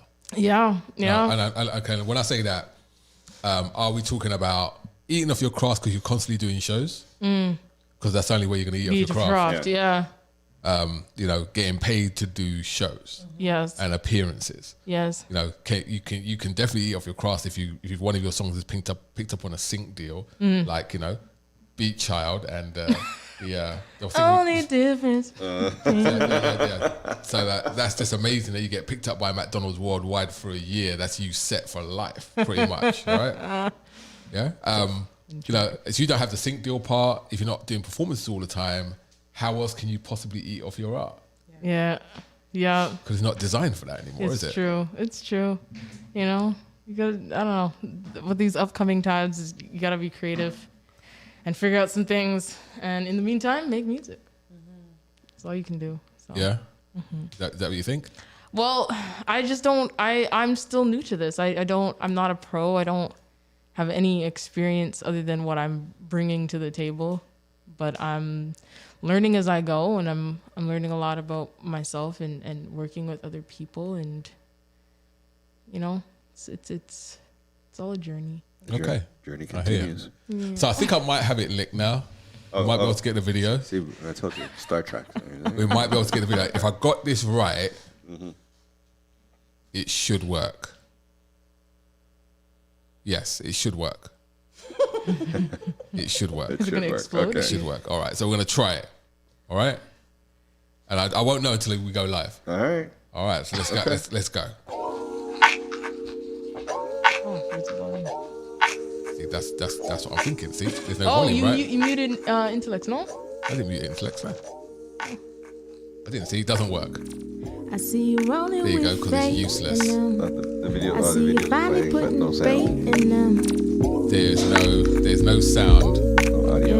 Oh, I know why. Colors that Okay, I know why. I see you rolling No, with I know faith why. in them. I know why. I see you I know finally why. putting Don't worry, faith don't worry. in them.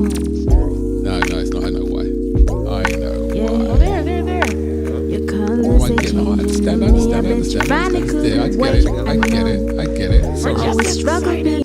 I know you're excited. I'm just trying to let you know that the reason why it won't go where I want it to go because I need it to go to The mind of an somewhere else. You rolling with faith Need it to in go them. somewhere else. I see you finally putting Anyway, faith continue in talking, man. Yeah. Oh, wow. We've got like what? Colors that you I see you rolling with faith in them. I see you finally putting faith in them. All right. I think I got it. Okay. All right. You heard that inside, right? Yes. Yeah, Okay, yeah, cool. yeah. All right. So for those people that are a bit confused, we're just trying to work it out right now.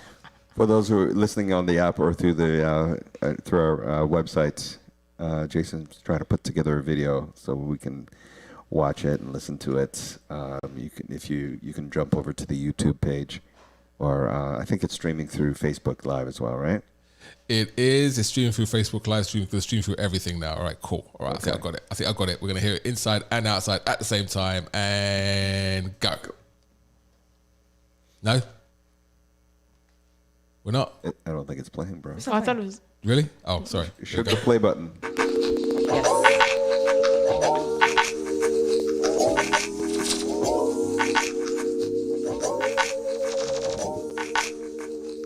I see you rolling with faith in them. I see you finally putting faith in them.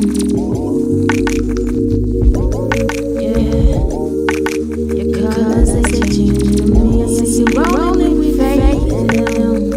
I see you finally putting faith in them. Yeah. Your colors they changing me. I bet you finally couldn't wait. I know. I struggle being faithful. I get steady when we wait low. Setting the boundaries, out your way. Now that you check what you wanted. Outside, not what you thought it'd be. It's what you can't breathe. I see you rolling with faith in them. I see you finally putting faith in them.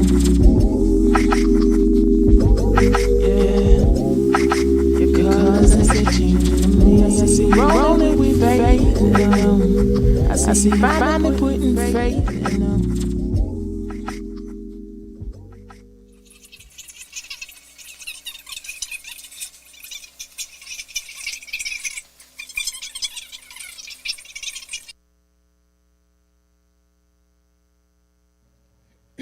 That was cute. That was cute. So we got to see what you look like. As a puppet. As a puppet. As just a puppet. Oh, yeah. Looks just like you. Absolutely. Bang on. Look at Straight that. up. Eyelashes, everything. I would recognize you in the street. So for those who are interested in the NFT space, if you go to OpenSea and look for iLive NFT, that's actually a video NFT that's available for you to get. Fun times. Fun times. Fun times. Fun times. So yeah, so that was and once again, the creative nature of you as an artist prompted you to do this little puppet show thing. And I know there's 3 of them, right? There are 3, yeah. There are 3. It's a 3-part trilogy. Yes. Okay. And all of them are produced by Brand Juno. And all the puppet work's done by, Jusso. Yeah, you get to see a lot of my Your hands. fingers. Yes. Ooh, risque. Yes, I know. There's one that's I call it like, well, I guess it's not ASMR, but it's like visual ASMR, where I'm like pouring milk and like pouring orange juice, and it was so it was so fun to make. It was so fun to make. Oh yeah, no, and you can tell you had fun making those little animations, right? You can tell. I did. Yeah, you did. And I'm like, you did all that stop animation? You did that yourself with the camera? Like, really? Yeah. Even the way it's bobbing. Yeah. Little bobbing poppet. All right, we got 10 minutes till the top of the hour. 10 minutes to the show is done. Thank you so much for joining us and supporting us on this journey. And don't forget, when does the Kickstarter finish? This ends at the end of this month. So it's supposed to be a 30 days. So from December 1st to December 31st. You have all this time, but not a lot of time left to show your support. Again, anything will help. $1.50 cents. Just like anything will be great, and it'll go towards Intellects and I putting out this music. You get a digital copy. Next tier is a digital copy and, a cassette that you can play or you can save. That'll be signed by Intellects and I. And then the top tier is digital copy, cassette, and access to the listening party before we drop the EP. And it's looking like that's probably going to be more virtual. But regardless, we'll figure it out. We'll figure it out. In Dubai. You will. In Dubai. We'll put a backdrop of Dubai. In the backdrop. And Rachel, just in the back. I'm not liking his face. Green screen. I got a green Rachel. screen, guys. If Oh, you need it. and also, I just want to shout out Rachel. Thank you so much for the amazing human that you are, and just all your support and the little chats that we have. I'm so grateful for you wanting to do this with little old me and believing in me. I appreciate you so much, and I know you're honk shoeing right now, and a lot of Z's are coming out of your head. But yes. Continue. Yes, it's That's it. That's no, it. No. Oh, sorry. And Intellects, thank you so much. Thank you so much for your time. We still got work to do. Got a deadline, my bro. Also, iLive. Oh, thank he's you back. guys. Oh, he's there. Oh, hey, we were calling you, but we knew you were working hard. Were you? Yeah. Yeah, sorry guys. We've been calling you. We're just wrapping up the show now. I'm under pressure right now. He was working live with us. That's impressive. Somebody turned off the light in his room. That's why. Oh my goodness. And I just want to thank iLive again for your continuous support. I appreciate it. This is just, I'm so excited about this EP and it coming out, and I'm so glad that you guys were wanting to support this adventure, wherever it may lead. So, well, at least if it was trash, we would tell you, right? So it's got to be on one, because we're so far behind you. We are, everything you do, we're right there lockstep. Sorry, Jason. We're right there lockstep with you. I know myself, I love it. And that's such a non-biased, No, it's very biased. No, it's totally It's not, very because biased. if I didn't know it was her. But now there's no motives. No, the thing is, if I didn't know it was her, I would still love it. And that's what I want. Yeah. You know what I'm saying? But the fact that I know it's you makes it all the sweeter, because I can sing it to you, and I know what you put behind it, and I can give it to you. I can show you that I feel it, and that means something. Oh, I appreciate it. Oh my Oh, goodness. bless. This is wonderful. So just wonderful. More songs for Lucia's show. Just play the song, please. No. I run them. I run them all. More songs for Lucia's show. I run them. I straight run them. We get Unapologetically. we get iced out of the whole equation now. I run them. We're surplus to requirements. And the thing is, and this is the important part. No, it's not important. I don't just run them. Like I actually go to Bandcamp and I purchase them and then I run them. Thank you. Nice. Yes. This is true. She does. She doesn't actually come to me and say to me, No, give me this. I go buy my music. She goes and buys everything. Thank you. Thank you. So yeah, as I always say, especially Bandcamp, because Bandcamp gives the most coin to these independent artists, especially when they have the fee free Fridays. Yeah. That means whatever you put in buying that one song, that whatever, that goes directly to these artists. You know what I'm saying? So big up to Bandcamp for like feeding these artists. Absolutely. Thank you, Bandcamp. And of course, we'll you know, at some point, you know, when the listening party gets closer, you know, I hope that you will come to us and offer us the opportunity to be able to host your listening party. Why thought you said you? I told you already. I don't care I don't care what I said. He's gonna take you up north in a blanket. Take you up north in a soft blanket. That's why I said come talk to me. Don't worry about it. Unlike the rest of these cohorts in iLive, I am personally invested in Jusso and her success. I made sure that Rachel got to know her. Yeah. I had the conversation with Rachel, say, hey, you know what? It's time for someone else to take the reins and push this forward. And she did. Yeah. And it helps Rachel as well because she's launching her company. You see how this is working right now? Yes, I do. We understand. We understand. Right. It's not checkers. Puppet mastering takes time. Chess. Chess takes time. Not checkers. Not checkers. Chess takes time. So real quick, you know, before he takes up all the oxygen in the room, where do people go again and donate? Yes. So if you, one, there's Bandcamp. Jason explained that earlier. But if you are not too tech savvy and you only know Instagram, like myself, you can actually find the link in my bio at Just So Sounds, and a link to everything else, the music and stuff there as well. And also, please tune in for my minute and some sessions. I don't know when I'm putting up the next one, but the latest one is up as well. That's also to help promote the Rose Petals Falls Kickstarter. So you can share that if you can't give, and also encourage people to give. And I'm going to pass it over to Mr. Intellects if you want to plug yourself. Yo, speak up.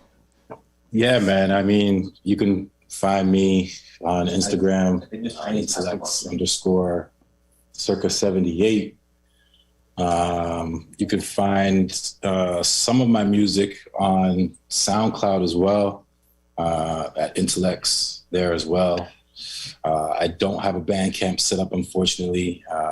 There's a couple of things that I'm still working on myself as I get my feet wet in this, but eventually we'll have those things ready to go and able to allow you guys to hear what it is that I've got. So thank you. Mm-hmm. You're welcome. All right, so my host, Lucia D, that guy. Thank you. Wow, that guy, he says. Thank you, wife. My lovely wife, Yeah. doing some videoing in the background with the new toy. Yes, we appreciate wifey very much. Yeah, you know what? Big shout out to Wifey because, you know, this softer version of Thank Jason. God. Thank you for that. Yes, we have to be careful he doesn't turn our mics off. What a gift. What a gift. Your gift in him is Wow, you cut off the mic. He asked her a question so she could answer and take off her mic. You're so rude. You're so rude. Don't test me. It's still under the surface. I tell you all that. Real quick. You know, as we're wrapping up, I just want to say, you know, it's a pleasure, always a pleasure. From day one, you know, much love, much respect. You know, said it before and I'll say it again. And I'll continue to say it. Extremely, extremely proud that you're taking this step, and that you not just taking the step, but you're doing it, and that you're making your dreams come true.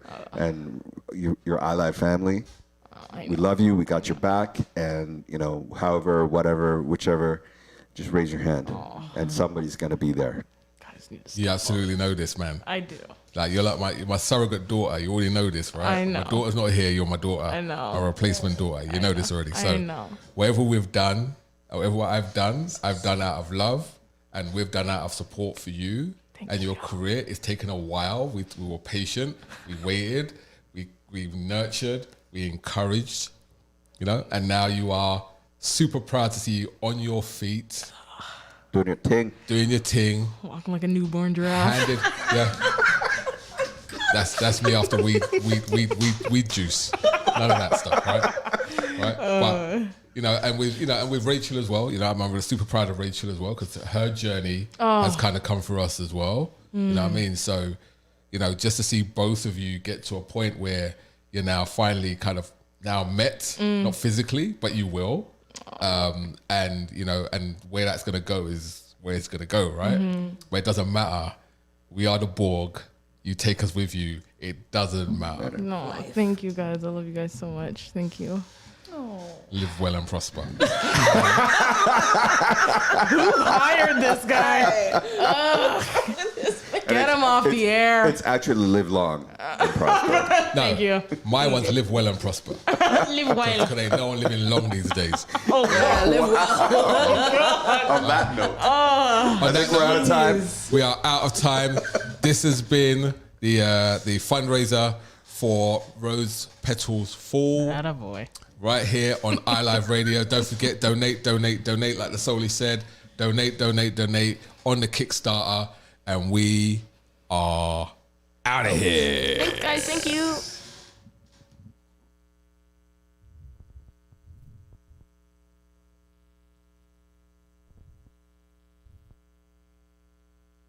My name's Bosco, and you're listening to iLive Radio. This is Dwight Drummond from CBC News Toronto, and you're listening to iLive Radio. Hey, what's going down, man? It's your boy Trix, a.k.a. the Human Jump Off, man. You locked into iLive Radio. They changed the way I listen to radio, man. Well, y'all listen to iLive Radio. My name is Steve Boyd of Parliament Funkadelic, and we want to thank iLive Radio for keeping the funk alive.